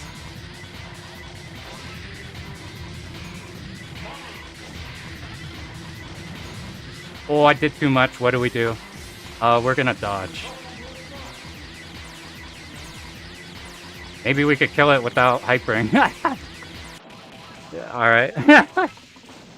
Because of our other bomb did damage going into this phase, if I tried the safe spot at the top, it would have shot back.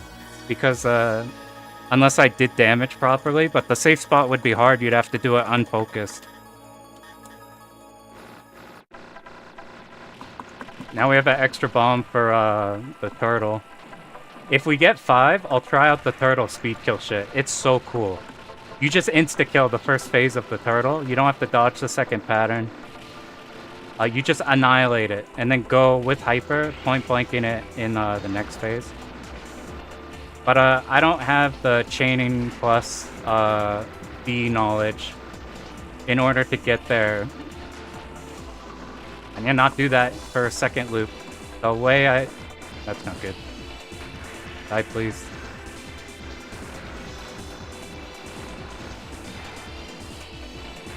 I forgot we're on this ship. Luckily, the route works regardless. It's just different things are easier or harder. I made it a little weird. 1, 2, 3, 4, 5, 6.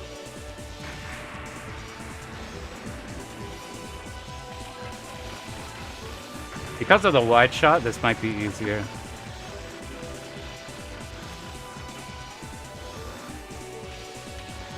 Dude, I got so excited. So you guys know Peg? Got a bunch of sick runs. He had a white label run. And there's a safe spot for that entire Zako Rush section. And I was so stoked because that section is scary in the second loop. I think it's only a white label thing. There's a few subtle differences, like stuff like that, that's different. But I think that safe spot's white label only, despite the bigger hitbox. I think the way the enemies aim on you is different. I couldn't get it to work. It's literally sitting in the corner and just holding to the side, and you're good.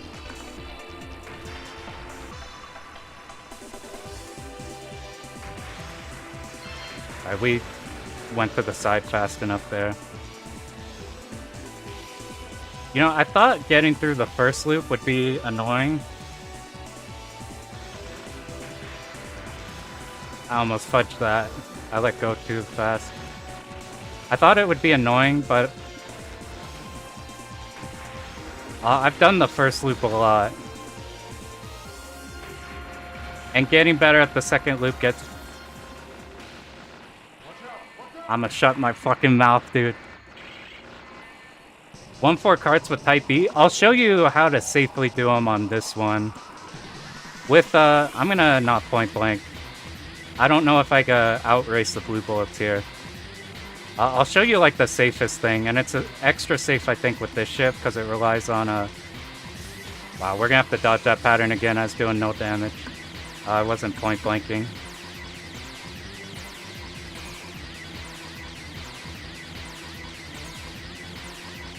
We're gonna unfocus. At the sign of danger. We're on the slower ship. Oh, we can't hold focus the whole time like A.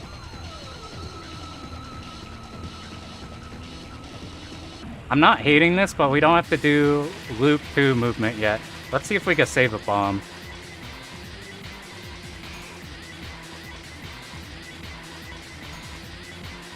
The bad start. I could have made it out of there, but we've been dying too much by not using our resources. If you do this, the rank drops, but you don't have a bomb for minecart. I don't know if I could do the 2-4 minecart dodges again, or not minecart, the rails, the zippers.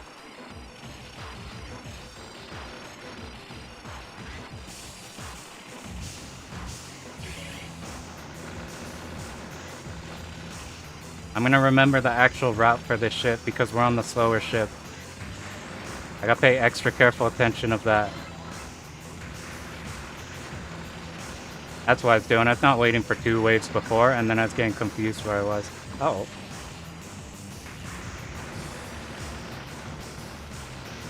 Doing stupid shit, not doing the route. We're back on the route, though. If you sit right here, by the way, it's in a spot where the red turrets can't hit it. Uh-oh. We have the next wave. I got tired of dodging this section, so here's all you do. You just wait, and then you go. You just hug the edge of the bullets, and then you're through everything. I got tired of, like, risking a clip there. So this works just like how we were doing the A ship. We sit there for a sec to kill the turrets. You move off to the side to bait those so that their angle stops being focused downward.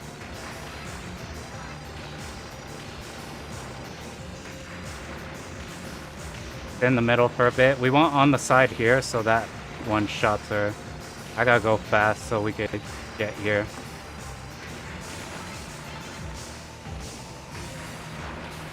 So if you do that movement for the last one, by this point you get ahead of everything.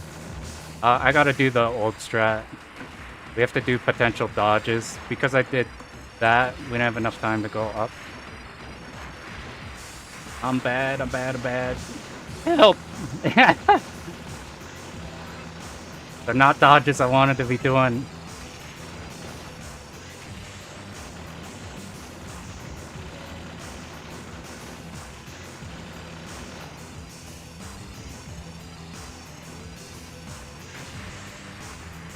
Almost got tagged by the canister. If you're down here, you kill him.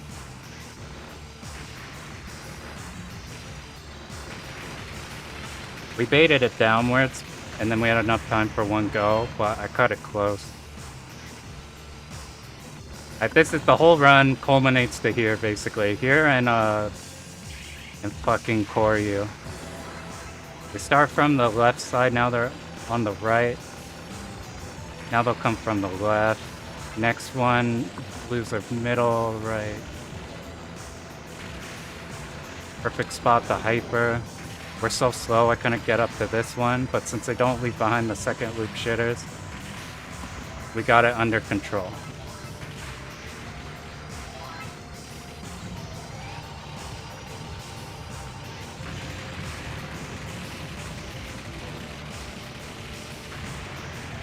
We're in a good position. We don't have to do the hard get on the bees. Perfect. Do we have a bomb? We don't. We do? We don't. We don't. We don't have a bomb. You can speed kill this thing with the specific setup with these two. I'm too scared to do it. We're just gonna fight it. And then hyper bomb. I'm also really bad at this ship hitbox, but I'm also really bad at the Type A's hitbox. So it evens out.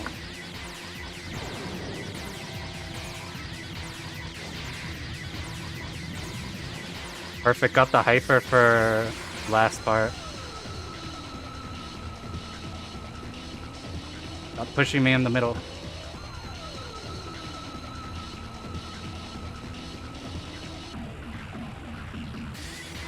These, you want to go in the same direction they came in.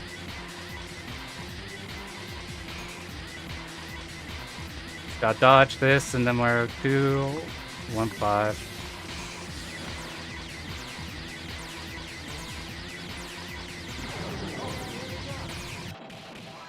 Built the extra hyper there. No, I wish we were doing Minecraft. We are in peril now. Alright, we can die once here. I don't want to die once here. If we're gonna die, I want to die on Koryu.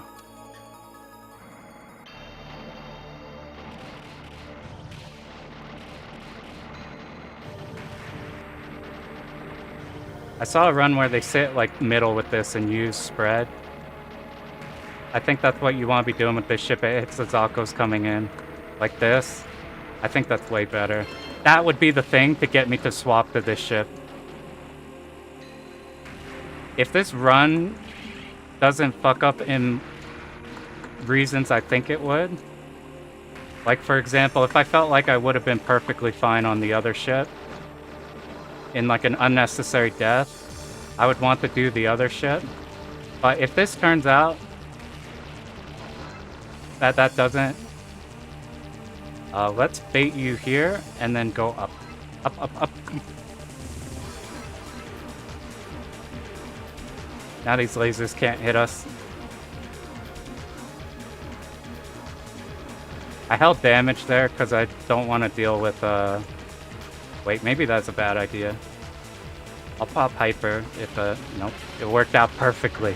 According to plan. That's a stupid idea. I should just stick to the shit that works. I gotta focus on this. This shit's hard. This ship is slower, so we gotta be extra fast.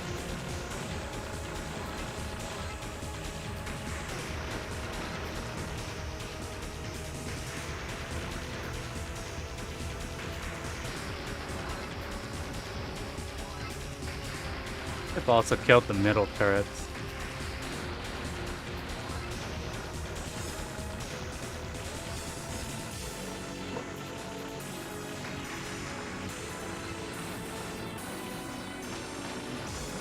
Yahoo!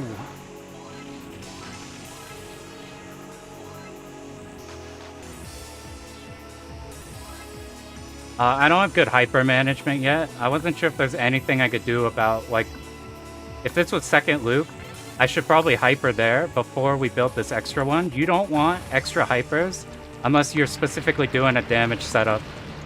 Luckily, this section should fucking hopefully be easier on this ship. Maybe this is what would get me a switch to this one.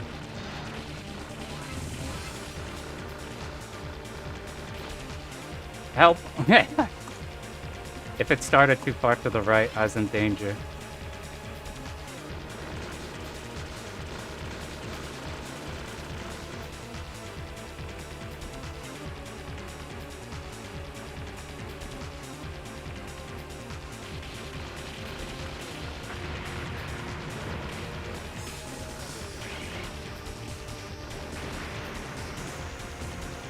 Fuck, dude, are we gonna switch to this ship? That section was a whole lot easier because of, I'm off route. We made it back.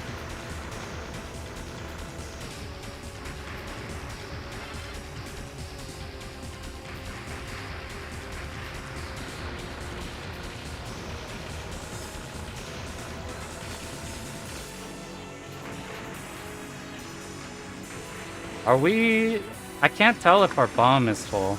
Do we need to pick that up? What's gone now? We'll get a pickup later. I have the hardest time telling if that's a thing or not. Like, there's max bonus, which is the indicator, but sometimes it's not. I think on the first life, sometimes it's not. I probably just lost a bomb there, which is...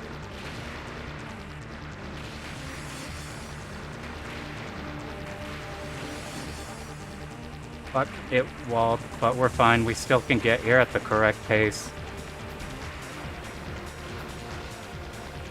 We got to use slow, but this part's easy. Please don't fuck up, please don't fuck up, please don't fuck up, please don't fuck up. Fuck, dude. Ah, I was fine. I was fine, but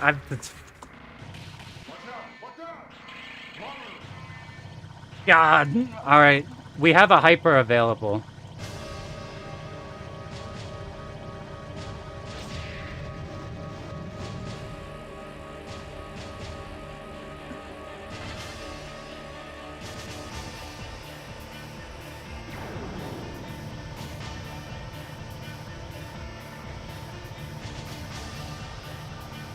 Sometimes you get lucky.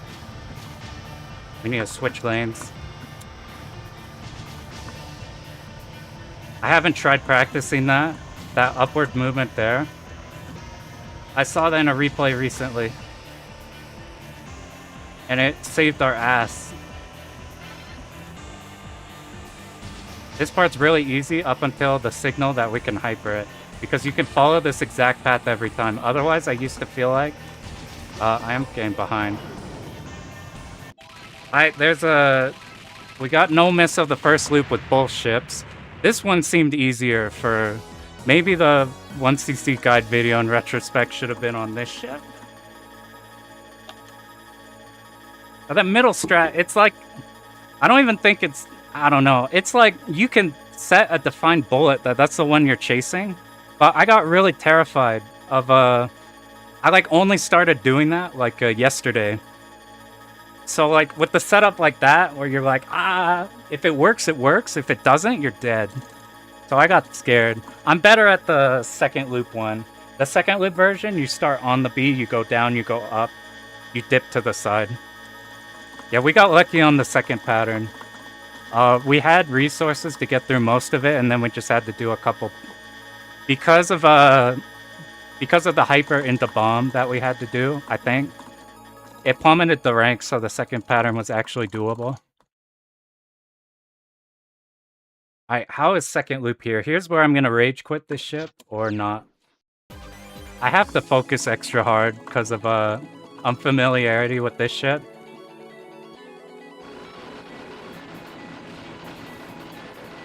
As long as I don't do the incorrect route.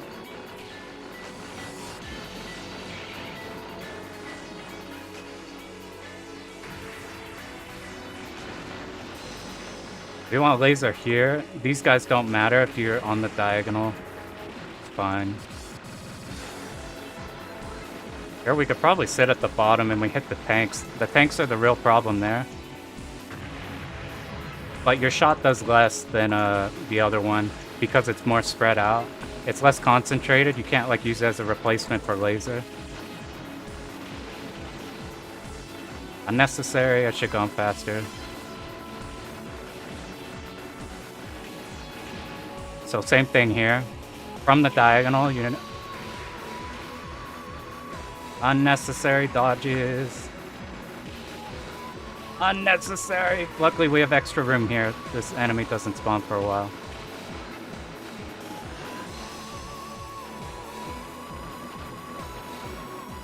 Please, for the Christ of love. Jesus. We're doing this all wrong, but this stage is lenient enough that's not punishing us for our trends. Where's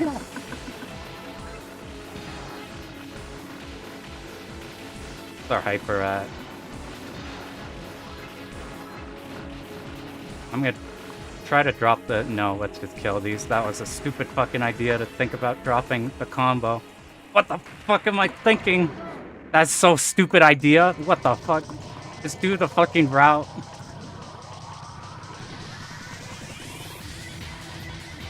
God bless you, hyper cancel.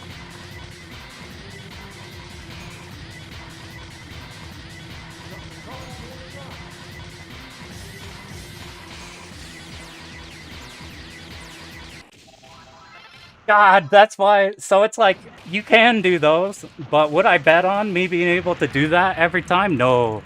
That's why we stick to the route. That's why we don't try to do stupid shit.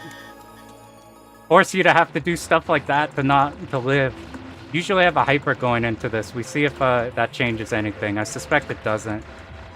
Especially with our extended range on this ship. We want to be in the middle of these guys. There's Zakko there that need to die. We need to go extra fast on this ship. Fuck, dude, I might switch to this ship. I was whining to myself in practice mode, in safe state practice, about like, I fucking hate this ship so much. I keep getting in shitty situations I can't get out of. We need a laser U. We did you too bad. But that's just a little dodge. That's fine. Stick to the route. Shut the fuck up and stick to the route.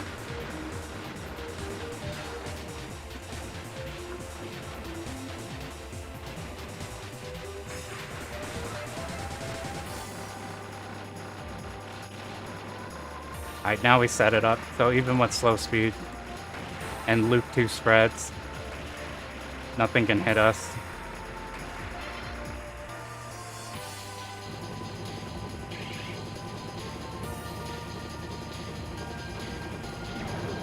That's a planned one, even though it's about to be hit. Yeah, it worked out that way. Because we want it for here. This is setting us up to build a hyper and almost one.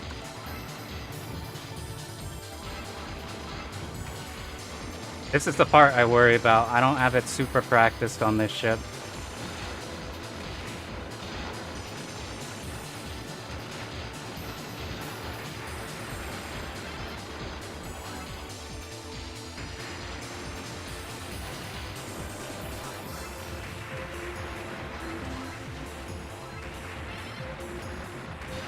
This is the one part it's okay to move up and out. We need 1 beat. Perfect. Look at our glorious meter. Check this out. I might be able to do... I'm gonna not shoot because we'll use our cancel too early. We will shoot starting now. Yeah, look at that. We got through the hard pattern. Fuck. We didn't get through all the hard pattern. Luckily we... Fuck. Go away. Go away. I'm tired. Oh, God. I couldn't point blank it. We gotta raw dodge it.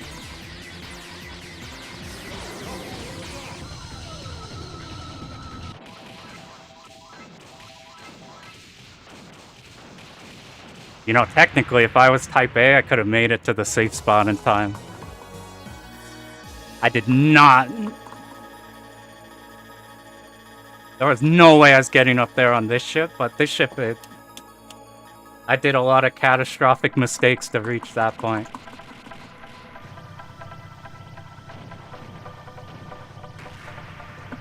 Those bullets were weird, so I made sure to pay extra attention. They weren't behaving how I'm used to them doing. Alright, make sure to kill. Oh, fuck. You dick! Fuck off!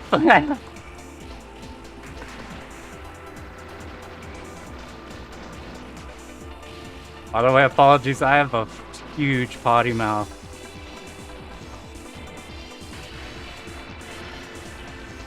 You might have noticed. I'm trying to not swear in the videos. Because I looked back and I dropped like 8,000 F-bombs on the Galuda 2 video. Not that help.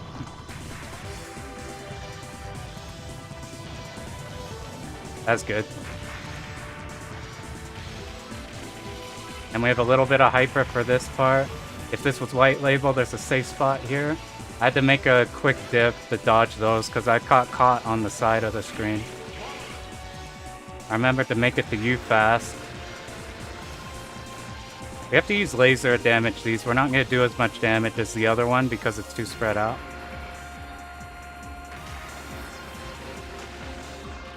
What's nice is this specific part is a lot easier on this ship.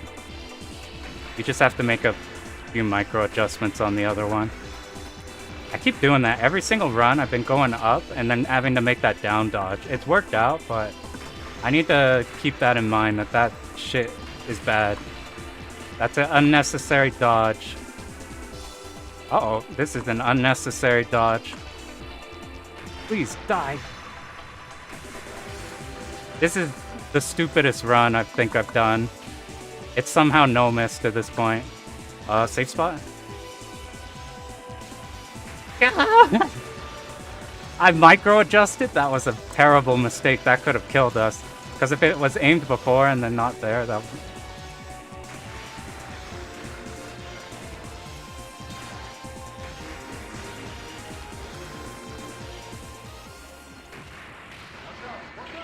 Ah!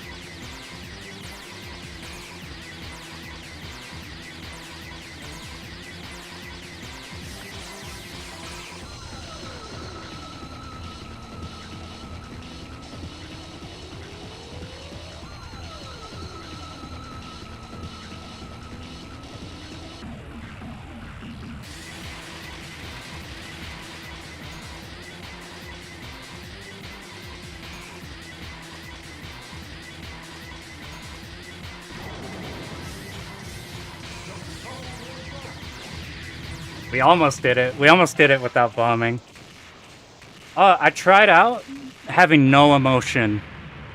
And I think I dropped it at the end there.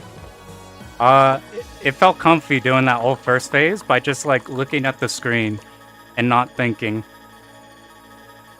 Type B at the section with the big shit.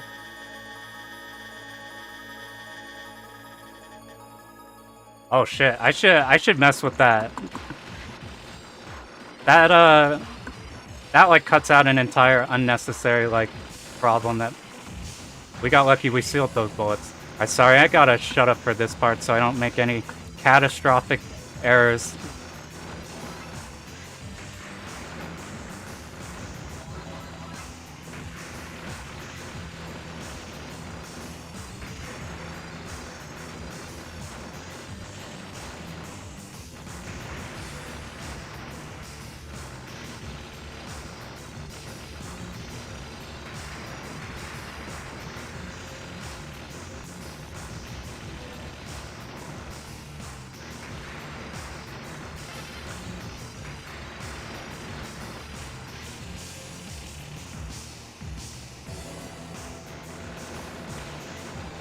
This spot works for this loop also. Extra so on this ship.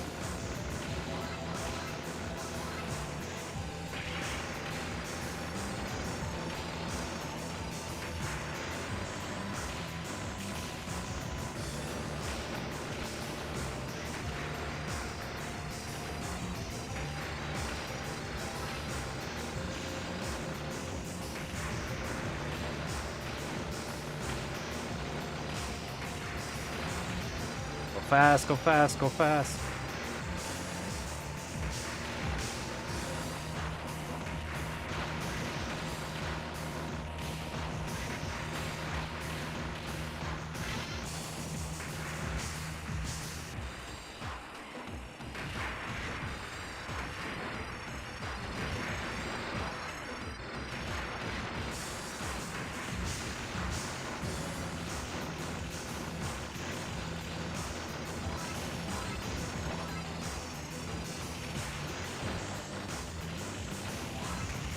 Bad, bad, bad, bad.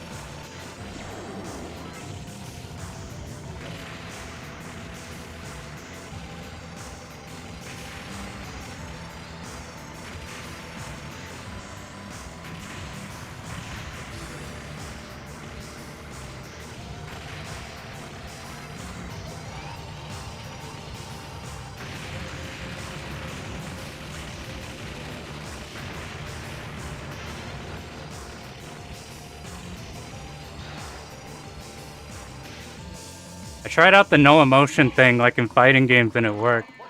And by worked, I mean got fucking lucky as shit.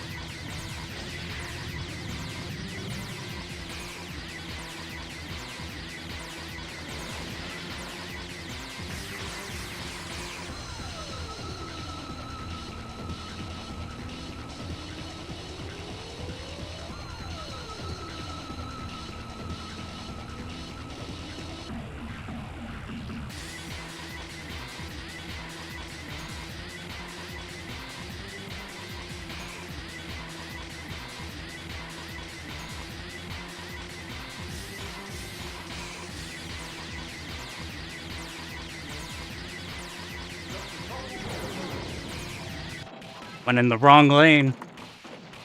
Oh, those zippers were extra bad because I hypered way earlier than I thought. There's like a static hyper I found that lets you kill like 3 zippers in that position, and I didn't make it there fast enough. So we ended up killing none of them. Got multiple overlapping ones. Alright, so unfortunately, this is a real run, so I'm just gonna try not to think. I'm not gonna think about stuff. You're right, don't be a hero. Just fucking do shit.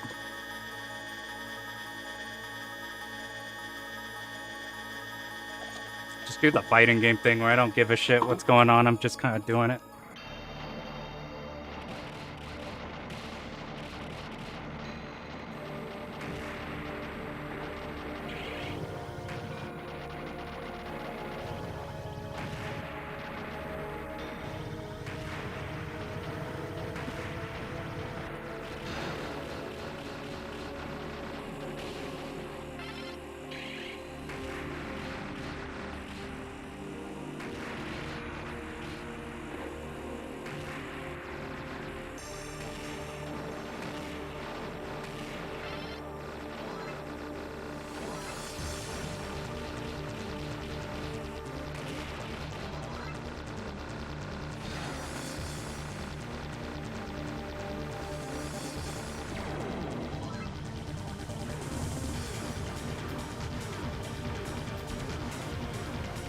Unfortunately, I don't know the second half of this tech, so we're gonna have to dodge him a tiny bit, but we're leading him up here, so he's not an issue.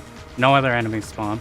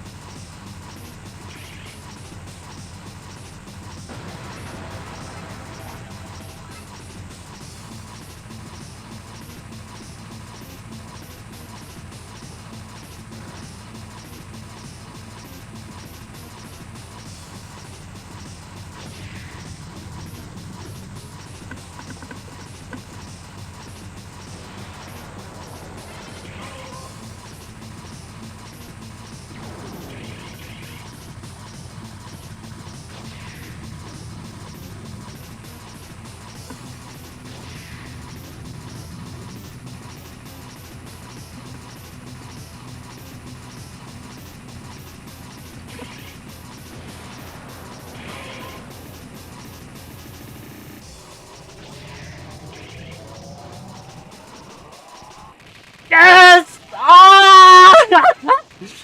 Oh god! Oh god, we fucked up so bad! We fucked up so bad! We got lucky with the washing machine! Let's fucking go! Fucking Akeda blessed us with a good washing machine! My clothes are coming out dry! Extra dry! No moisture! God damn it! Oh god! Oh god! I gotta hit the... Wait, we gotta do credit and then I hit replay buffer. Oh fuck. Oh, what up, Wes? Yo, thanks everybody for popping in. Thanks for the GGs. Sorry, I was so... The moment I realized that was the run on 2-4, I just decided to shut the fuck up. That was an absurd run to be the clear run. I both don't play this ship and got the luckiest dodges I've ever had in my entire life for every section of the game. That is like proof that I don't know what the fuck I'm doing. We got so lucky. We got so lucky. Oh god. Oh, finally. I've been wanting to do this for so long, but I've been horrified of like how long it might take and like freaking out over like grinding runs and like just trying to get one of the good runs to like make it.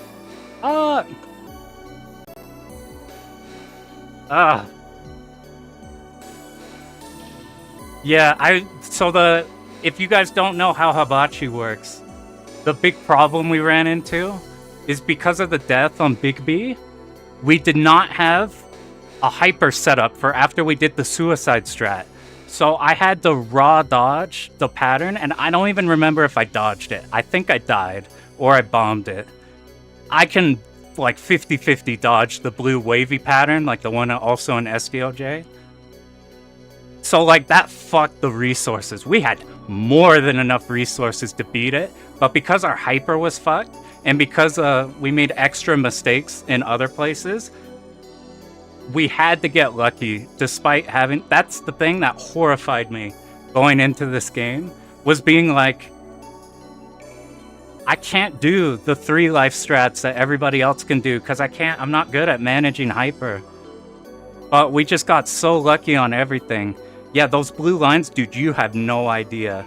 Yesterday I was practicing the blue lines till like 2 in the morning, and like for like 2 hours I was getting worse and worse. I was just fucking pissed at the blue lines.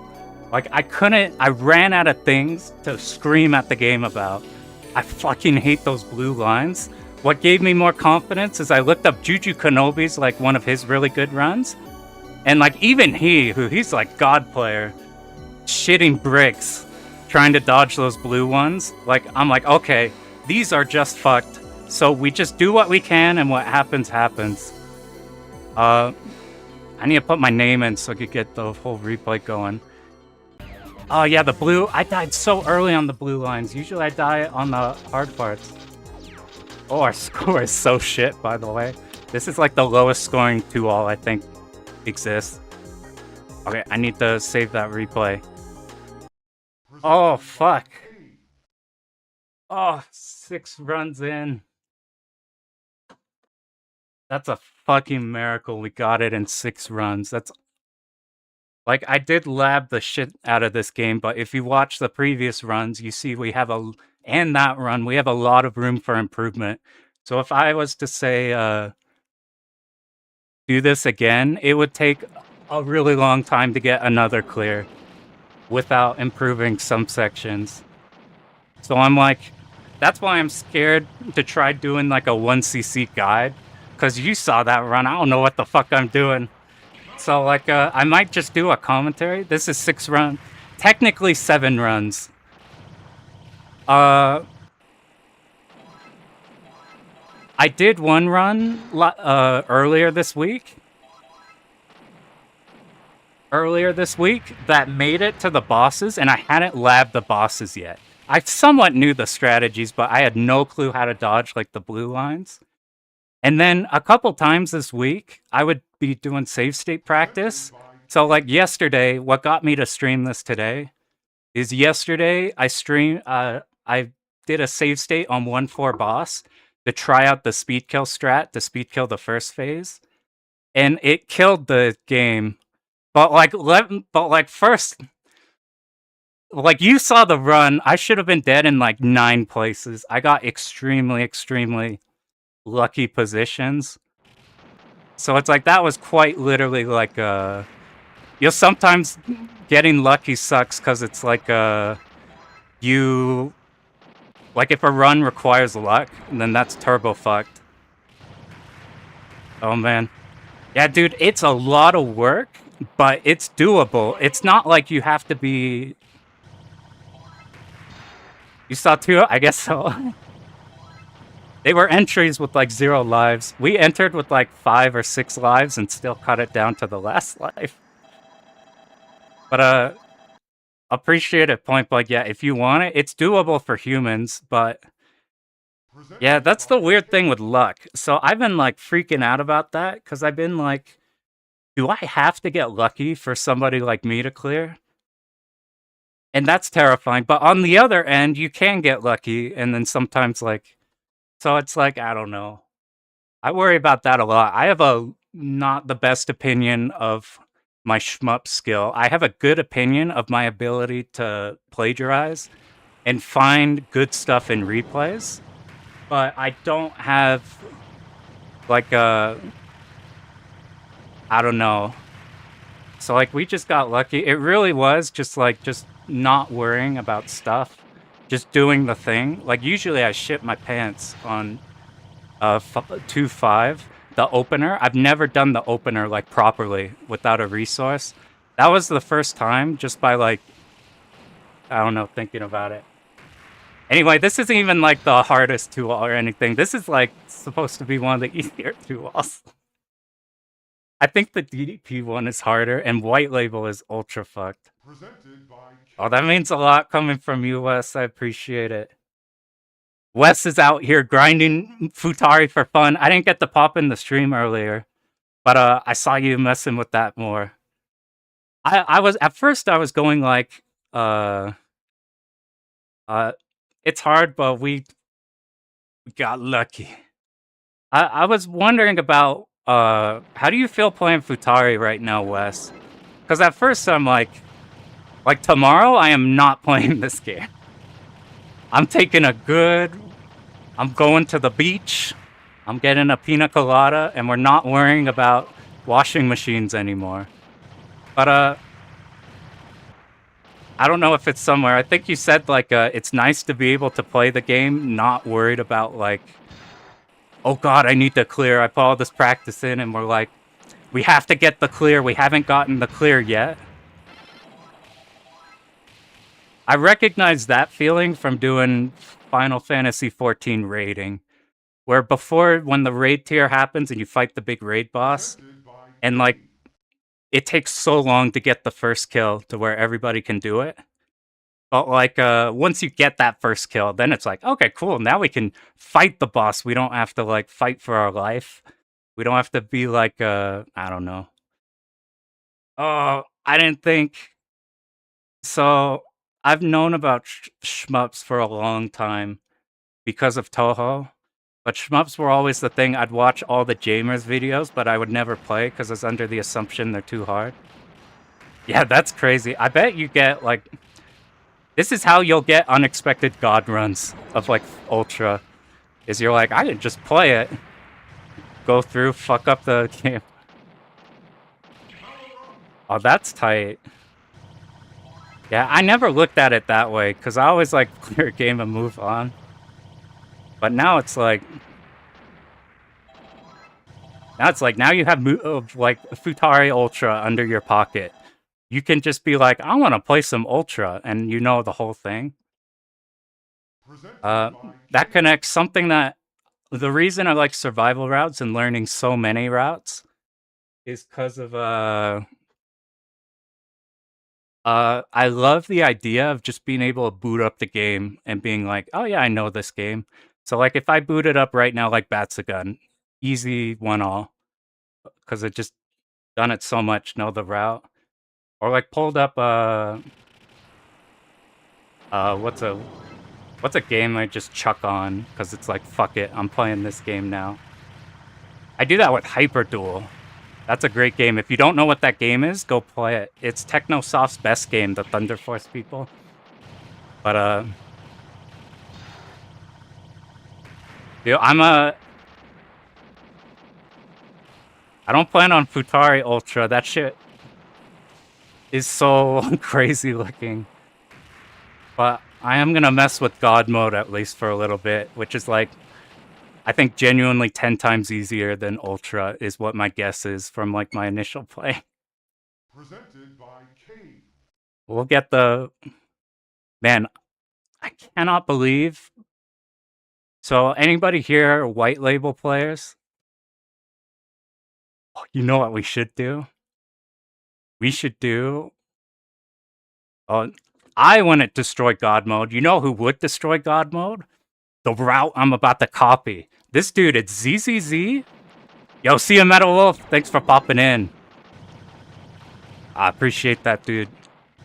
Thanks for commenting stuff earlier in the video, too. But this guy, if you look up ZZZZ, and it's just Futari God Clear, and in the description, like something survival, I have like a comment on it, if like they'll confirm it. But that run is so survival oriented, they don't even get the scoring extends, because they're just trying to no-miss the whole game. So they're like, fuck it, I don't need to score. Ultra consistency strats for the entire game. Like, you would laugh, Wes, comparing your, like, the shit you gotta do in Futari Ultra to, like, the Omega survival strats in God mode. I'm so excited to learn that. I gotta learn Maniac first, though, because I have the idea of, like, making, like, Mushi Original Guide, Mushi Maniac Guide, Mushi God Guide. I think that might be fun. I was gonna do that with Mushi Original, but my attention span... Yeah, they reached and they didn't no-miss the TLB. They died, like, once. TLB is nothing. I could be wrong, because until you get your hands on it and know what can go wrong, you don't know how hard it is. But I think it's easier than Larsa in God mode. Could be wrong, because they do die there, and they like flawless everything else. Oh man, now, oh, we got this done early, so now I can make the Batsugun video. It's not gonna be like delayed. Oh god, we're gonna do going from this to Batsugun's pretty funny. You know, I thought I would, if you play fighting games and you reach a certain skill level, where certain players below just can't win. So if you're a Street Fighter player, and your buddy has no idea how to play a fighting game, the moment you learn how to anti-air, you can no longer lose to them. I thought that would happen in shmups, where it's like, if I learn a hard game, I can no longer have fun with an easier game. It's not like that, though. I have so much fun doing Batsugun 1-all, even though, like, I've done it a billion times, and it's on the easier end. Oh, man. Oh, God. I'm gonna confirm that the... for anybody who just got here, we hit 777s and nothing else. Did that save the replay? It did save it? Oh, shit. I should... whatever. So I'm not going to do a guide on the second loop. I'm going to do a video that goes through the strategies that I found. Not I found, but like from looking at replays. Of stuff that I think is what you want to do, and showing like, this is what I think the good players are doing. And here's what happened in my run. So it'd be like a pseudo guide. Because I know Juju Kenobi has the scoring guides. Those were some of the first guides I ever saw. But this would just be for the pure survival. I don't know how many people care for attempting 2-all, but there is a thing where I think if people, oh yeah, like that's like the whole premise of Escaluda. I think that is the most genius shmup ever made, just because of how, like, I can hand it. I've had my I've had my friend who's like, he doesn't play shmups, but he has played them before. Like, I got him to play Toho forever ago and just mess around with, like, normal mode. Or, like, and we'd do, like, 2-player on Fightcade, just going through these for fun. But, I think he liked Escaludo a lot because, like, you could take, like, Presented by K. you run into the problem, like, with FDF before the difficulty patch, where it's like, oh, it's good for beginners, but you hit a certain point and it's like the ceiling can't go that much higher. For survival, at least, before they added in the harder mode. Escaluda's like, you give it to a beginner, they're like, well, this is hard, but like, I could do this and it's cool and I like the slow-mo. And you hand that shit to like even Galuda 2, even though that one's harder, it's the same idea. Even like Galuda 2 or Galuda, you hand it to like experienced player and then they're also like, yeah, this shit's fucking awesome. I've optimized the cancels. Random fact, it blew my fucking mind when I found out Ageha in Escaluda 1, when you used your focus, one of the shots would pierce through. I was like, when I was my very first cave game was Galuda 1, and all I had was a Jamer's scoring video, so I was learning Jamer's route. And seeing him, like, shoot through a big enemy and then stop shooting to kill the enemies behind, like, unlocked my inner shmup. Yeah, I think they were worried about... I think maybe they wanted, like, everybody to see how sick everything was. I think you got the real strat, though. Your routing of the scoring one of it makes it so cool. And yeah, it's, like, flashy without, like, it's not like, oh, this game is just flashy, and that's it. I'm trying to think of a game that I like that's, like, a bad game, but the visuals hard carry it. Like a game I wouldn't recommend playing, but I think is like gorgeous. There's gotta be, the thought that keeps coming to mind is Thundercross 2, but people hate how that game looks.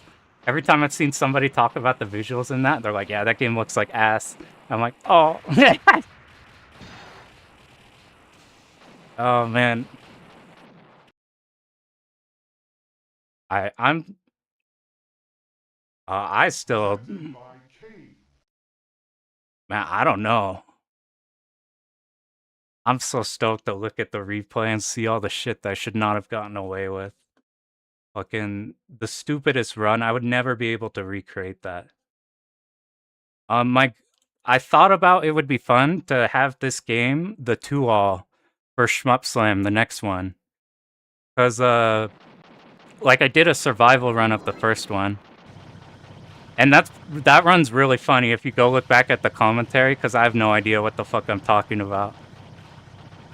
I'm, like, showing the strat to kill the stage 2 boss, and I'm like, you're not gonna see this in normal runs. This is the survival strat. It's the thing everybody does in every fucking run. But I thought it would be fun to, like, at Shmup Slam we did the 1-all, and then next Shmup Slam we bring in the 2-all. So I'm like, maybe I'll work on it more just to...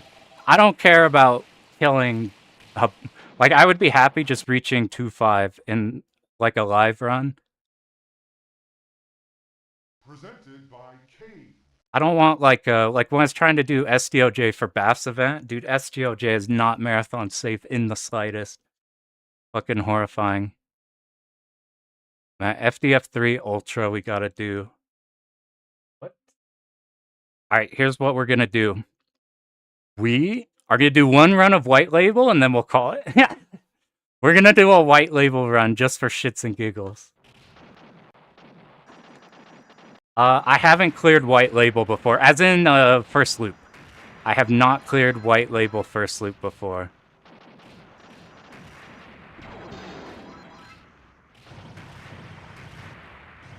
Let's get some. This was from when we were a White Label 2-all, dude. I was talking about like maybe people inspired to try a game that they think is too hard, but is actually doable by humans. You don't need to be superhuman for it. Fucking 2-all. Now white label. Presented by K. Fucking, I can't believe I can type this. Dude, do you guys know about white label? So the obvious things are your hyper gets reduced.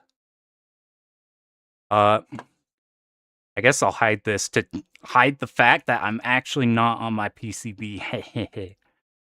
Haha, you'll never know. I actually, it was like with the Batsugun run that, anybody here for the Batsugun stream? My entire first hour of the game, I made it to loop 4 and then realized I had an invulnerability bug. Fucking embarrassing.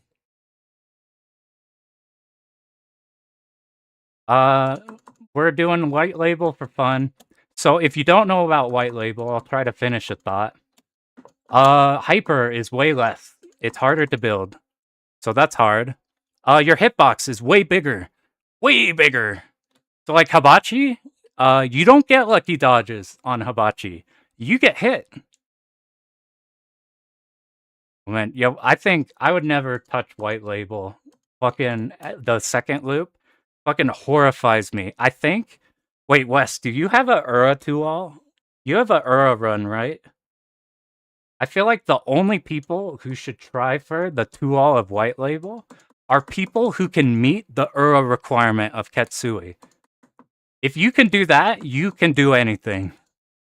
Because the Ura requirement, dude, this motherfucker's like, you're a good player, man. Let me whip out my Ketsui Ura 2-all. Dude, that shit's tight. So Ketsui Omote is the one I want to do next for really hard game. But the fucking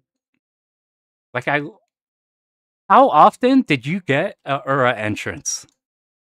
Like I looked at Peg's description of his Ura 2-all, and he's like, yeah, I get like a Ura entrance like a couple times a week, and that horrifies me. I'm like, if you that type of player who is willing to do that is who I feel like is a white label player.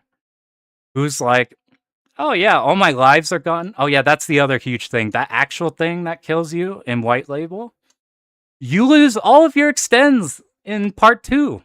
And you can't build enough for any leeway. I think you can't die in the second loop. You got in 15. Getting the clear in 15 is crazy. But fuck man, you can't die. You got it on your 6th entry? Hey, I got a maybe 6 is the magic number. What is this game called? DDP DOJ. Let me pull it up. Sorry, let me get down here. Switch out my PCB. I actually have a shockingly good arcade scene here where the guys here who have their own like home arcades are like lords. They're like, they did a shmup event for fun where they like had their whole arcade there with the shit ton of them. The dream. It's so cool. I'm okay. I can't do repairs. So I'm too horrified to I have a CRT cab, but I don't that's the main jam. That's why I have these. They're cool enough, but they're ultimately this is even a Velix monitor because the Velix monitors are dog shit, the old ones from 2009. This is some LG monitor. There's no hardware in here. It's literally just a PC right next to me running RetroArch. I mean, I didn't say a thing. I'm okay with it feeling good enough, but those guys have the full setup and they have the skill set to let it run. It's so sick. All right, so anybody just got here? We're doing a white label run for fun. I've never cleared this before. Every time I see somebody playing white label, they're playing B, and we just cleared with B on our. I can't believe we swapped the B and it insta-cleared. That's so funny. So I have a pretty good understanding of where our hyper is going to be in the normal route for Black Label. Damn, I even made this Black Label arcade behind us. Everything's all red and shit. It's only open for a day. Well, maybe the first loop. Fucking second loop, not in a million years.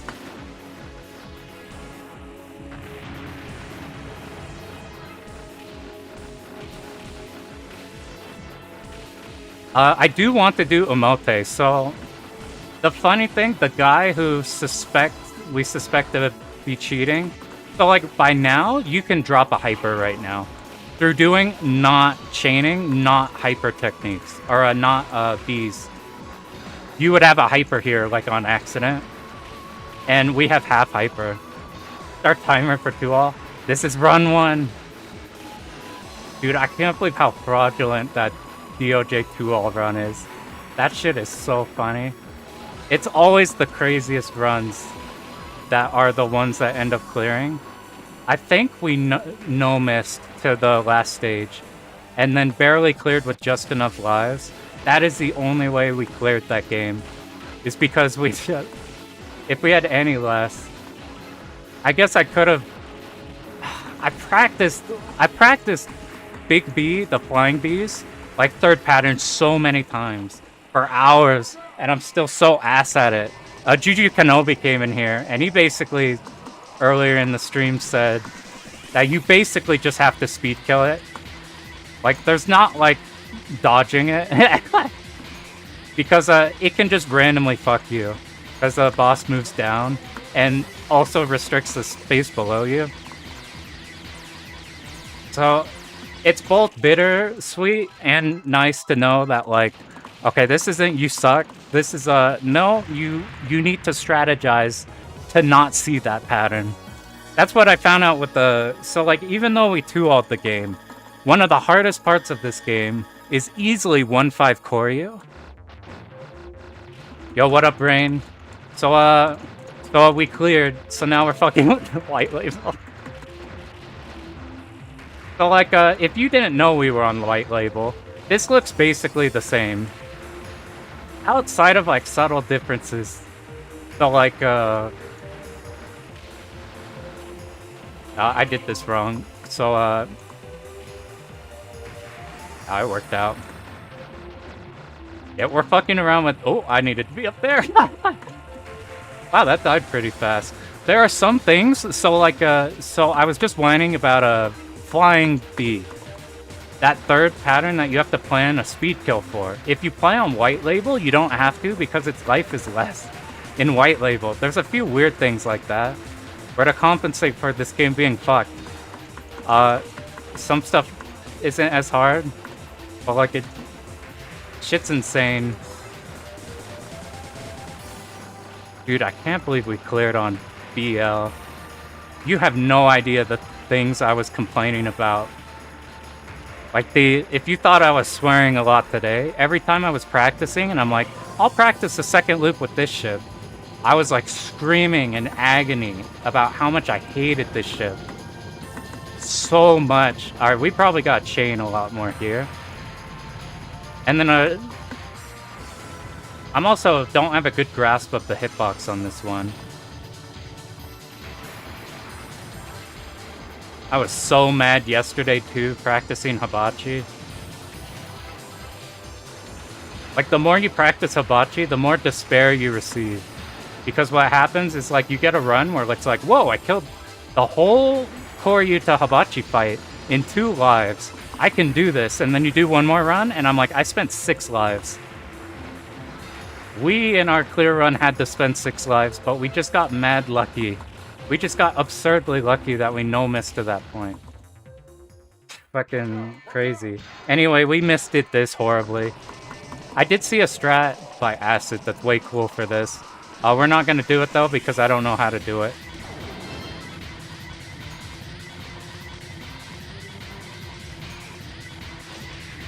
Usually you want the second thing for here. I damaged it a bit, so I got scared. We could dodge this. Let's see how high we could dodge it. We're on White Label. I shouldn't be doing that shit. Our shit is too big.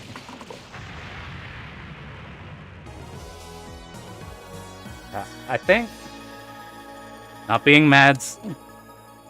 The reason we cleared is we decided to stop whining about all the dumb shit we were doing.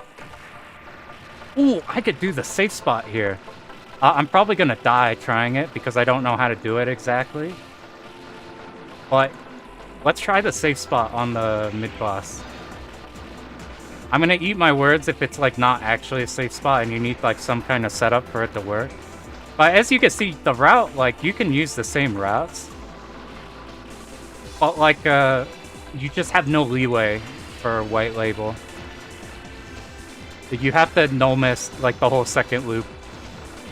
And then it's really hard to get lucky against Hibachi. Yeah, you did Toa Plan.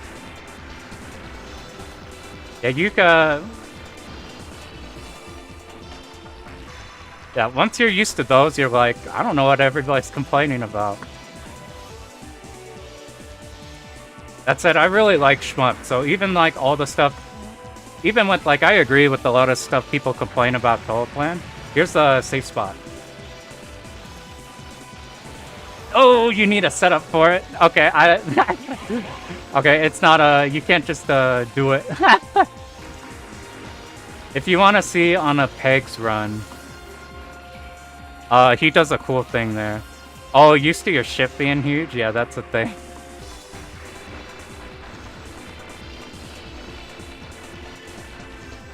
Yeah, once you do that, then you see like these cave like near misses and you're like, ah. Oh, I'm still doing this problem I have. I'm not getting up there fast enough.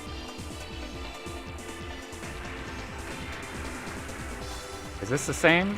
It is. I don't know the clear conditions to hit 2-loop and white label. I assume it's the same. Is it the same? So the whole gimmick of white label 2-loop is that they take all your lives away. How does it work in white label if you died and then you get second loop? Like maybe white label first loop is an easier entrance if you can die here and still go into second loop with your resources. I could be wrong. It could be one of those things where if it's like based on how much resource you have left. Based off how much resource you have left. And I don't know. I'd just be saying shit. Let's see how hard the turtle is with the bigger hitbox. Duh. You can point blank for the entire time and it's pretty fun. I find that pattern easier to dodge on the left side. Everything curves over there, gives you more room.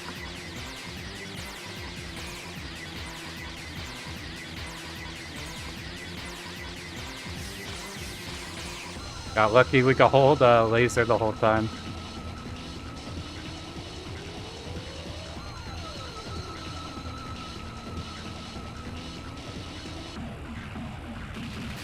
Alright, let's see, can we do it? So the trick here, this pattern used to be incomprehensible to me. But these red lines... What? These, the red ones, they will always go... Ooh, we didn't even need hyper. What made this more manageable for me is that the red ones, they spin for 3 waves and then they go the opposite way. Based off that, the moment you see the first one, you can plan it so that the grates that come down don't do anything to you. And that's how you can get away with like doing that fight without bombing. I need to be not here. Will this be the one time I remember this? This section's really easy, but I somehow kept forgetting where I was. Oh, that happens to me on my computer sometimes. On like everything. I'll be playing like Battlefield. And that shit'll just pause for a second, I'll freak out. That was me save stating and loading in. Oh, we made that unnecessarily hard. See what I mean? Already forgot the route. We actually need to be on the left too. We'll laser you just for safety. I was gonna say in white label I would've gotten hit by the blue one there. Yeah, we're in light label. So I'm curious, if we loop, well, we already died once because we were fucking around. Is this shit the same? You do have to worry. You see how I wasn't hitting it?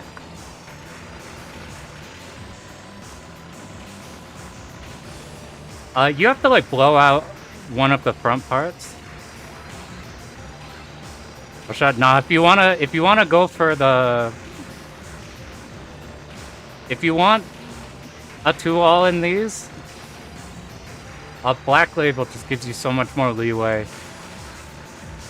So doink like me could do it. We're just doing the easy shit. We don't have to do any movement here. And because we're on this ship, we actually hit the ones there, so we can actually get up here for this trick. This is harder than doing like the other strats, and I almost died there by like a pixel. But it sets you up here to dodge that first wave on the left, I think, easier. I have issues doing the other ways. But like you can see, it's pretty much the same route for loop 1. It's weird because they're the same in both. That's so interesting. So like you can fuck up. Whoa, these are different. These are like smaller. Oh, and the red ones are bigger. I mean, these are bigger compared to White Label. That was weird. I'm so curious then because like maybe, because it really fucking sucks if you die in the first loop of this. Because that's just one extra. Like, you have enough lives to get fucked on 2-4 on either the boss or the rails. But like, if you die before then, or also on in first loop, then it's like, then you gotta lock in for 2-4, fucking spooky. I don't know what I'm doing. Here's how you do this, by the way, on without hyper. And by how, I mean, I don't really know how, but you do something like that. You have to be aggressive with your aura. We didn't have enough combo to get too much gauge or whatever.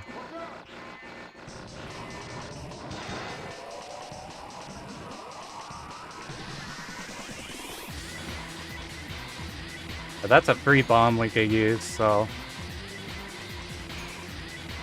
You know, now that there's no consequences, since we're just fucking around on here, it feels so much easier to move.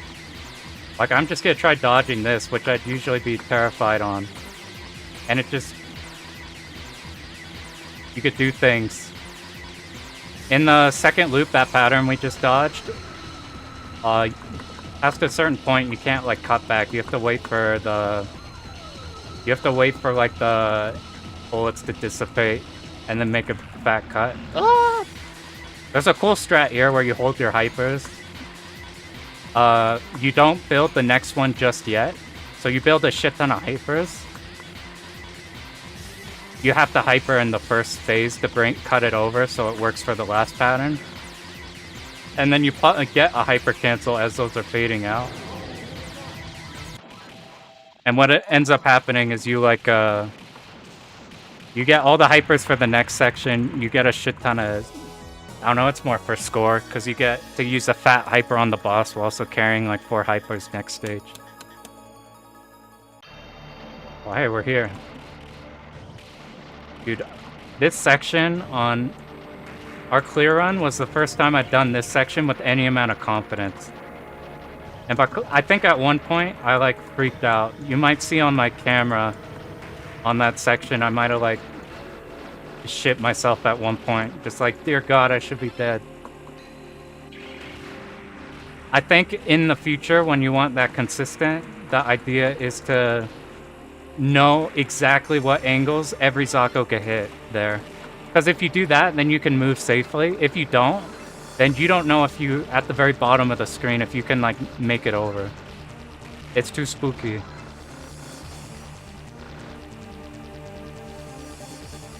We're gonna bait these now. Move up! Bait you as high as possible so we don't have to deal with red bullets. And he moves up here, so he dipped. But then he goes up. We don't have to hit him. We didn't even need hyper for that. If you're playing survival, I'd just hyper him. But because I want Koryu to die as fast as possible, we're doing no hypers here. That's not good. I don't know what I was thinking. Luckily, timing worked. I've never done the Bs before on this ship. Our clear run was the first time I got like a flawless B section, I think. I don't remember where we died.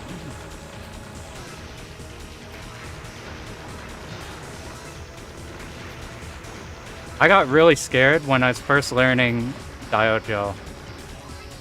And getting to this section, I thought this run would be like the gatekeeper of all my runs forever.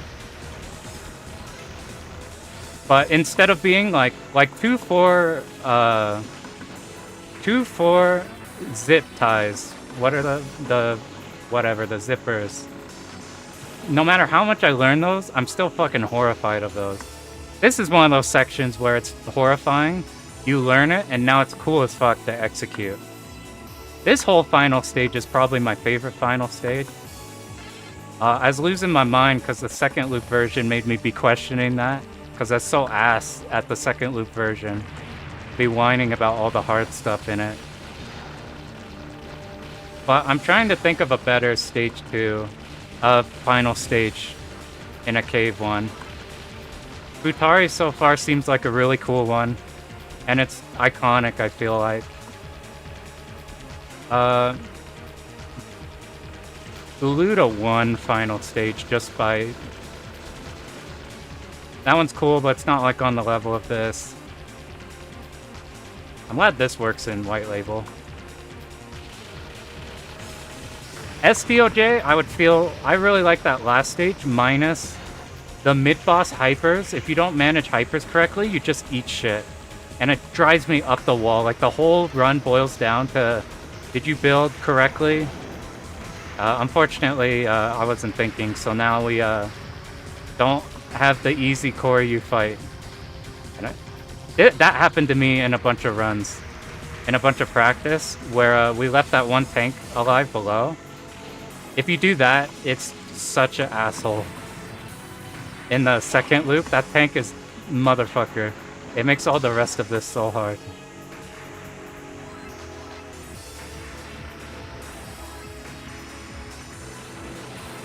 Where am I? We're gonna do my old strat, which gets here late, which is why I don't do it. We want to kill these guys on the side, and then kill all the rest of these. If you kill, like, not all of them, it's just such a problem. I think we got here early, looked like more than I remember. We sit on the seams of in between these tanks. You kill them really fast. You don't fall into the issue of, like, this part. Oh god, does the safe spot work? I don't know if it does, so we're just gonna do this one how you're supposed to do it. If you do this type of movement, it's fairly consistent. I used to this used to be my least favorite part of the game, and now I like it a lot. It feels so good. Let's try to make it to loop 2. We can see firsthand how much fuckery is in it.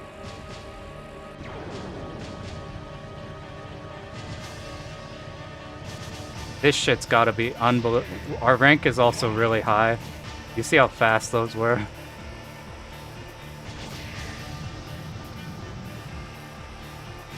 Okay, I think I still am not good at this one. Somebody mentioned that, like, Poo like, drops runs there, so I'm like, maybe that's a okay place to... I'm dead. I live unpunished for my mistakes. This probably works the same, but it's just extra hard because of the hitbox. It feels faster because we hyper twice, I think. Or just in general, our rank is more. Rank is a bigger deal in White Label because when you hyper and bomb, or like in Black Label, you lose like all of it. You lose so much. I don't think that's the case in White Label. That's the other huge thing, I feel like. I think in White Label, you have to be consciously thinking about rank a lot. And if you make it to like Hibachi with like a bunch of lives and high rank, the fast rank shit, I saw an Asagami run where he gets to Hibachi at super high rank. Oh my god, that shit is not okay. Loop 2. Okay, cool. We died twice, which is the requirement.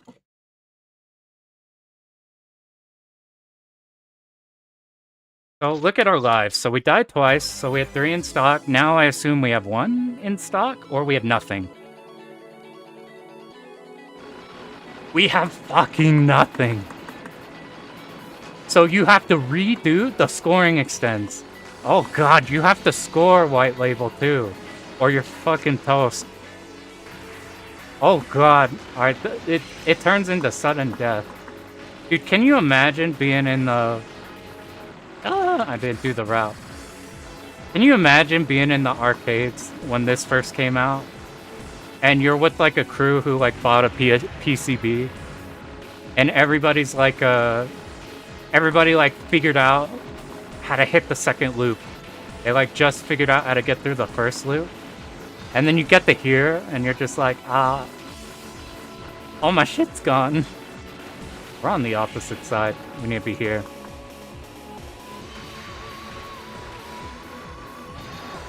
It makes me appreciate, like, there's that one really good event. Goodbye. Run's dead. Holy shit. Oh, yeah, that's a thing. Oh, I forgot. There's some rule to it. It's like if you no-miss the stage or something. I think it's if you no-miss no bomb. It's something along those lines. You get your extend. Which means if you fuck up anywhere on stage 4, you lose the secret extend. And you lose your scoring extend. And you need literally every extend. Anyway, that's super funny. You're like, I made it loop 2. Oh shit, I got tagged once. The run's dead. Oh man, what is today? Where are we? I'll stop holding you guys here. Yo, thanks a bunch for everybody popping in. I appreciate it a bunch. I didn't think this shit would be possible at all. You could blame dudes like Maris for you guys having to listen to me. I had like a super good time at Shmup Slam, and then I got out of my hermit cave. Now you must listen to my voice. But, I'm gonna... Y'all appreciate it. Now I can work on the Batsugum video. I'm just gonna make a video going through the first loop, because I always see, like, a bunch of new players learning about it, and I'm like, this is the first one I learned, and I have a really high opinion of that game as a beginner game. I'm gonna try doing that. Oh. Oh, appreciate it. Oh, thanks, dude. Oh man, we're gonna relax with some easy-ass games next. Oh yeah, I remember the Twinkle Star run. Didn't they, like, clear on the last life? Or the final stage is kind of fucked? I remember seeing that run. I wonder if Shmup Slams could be at the same location. It's a fucking awesome location. And they seem like they were down with it. I didn't know I could talk while playing. I actually really hate my voice, but since, like, doing stuff, I've learned that I actually don't care about my voice. Presented by K. I didn't think I could stream or anything, or talk while playing. It was just a crapshoot that I decided to commentate while playing at Slam. That could have been a disaster. Could game over, like, 1-3 on DOJ there. That would have been funny. I appreciate it. Oh, fun fact, Hell did a DFK run there, and he cleared. And I asked him afterward, and he was saying that that was his first ever clear of the game. I'm like, that's the coolest thing I ever heard. Like, we go up live and fucking own it. Alright, now I'm done for real, thanks everybody. Good luck on all the runs you're working on. You will hear back from me soon. We'll do the Batsugum video, and then we'll have a fucking commentary of this where I talk about how lucky we got. Anyway, thanks everybody.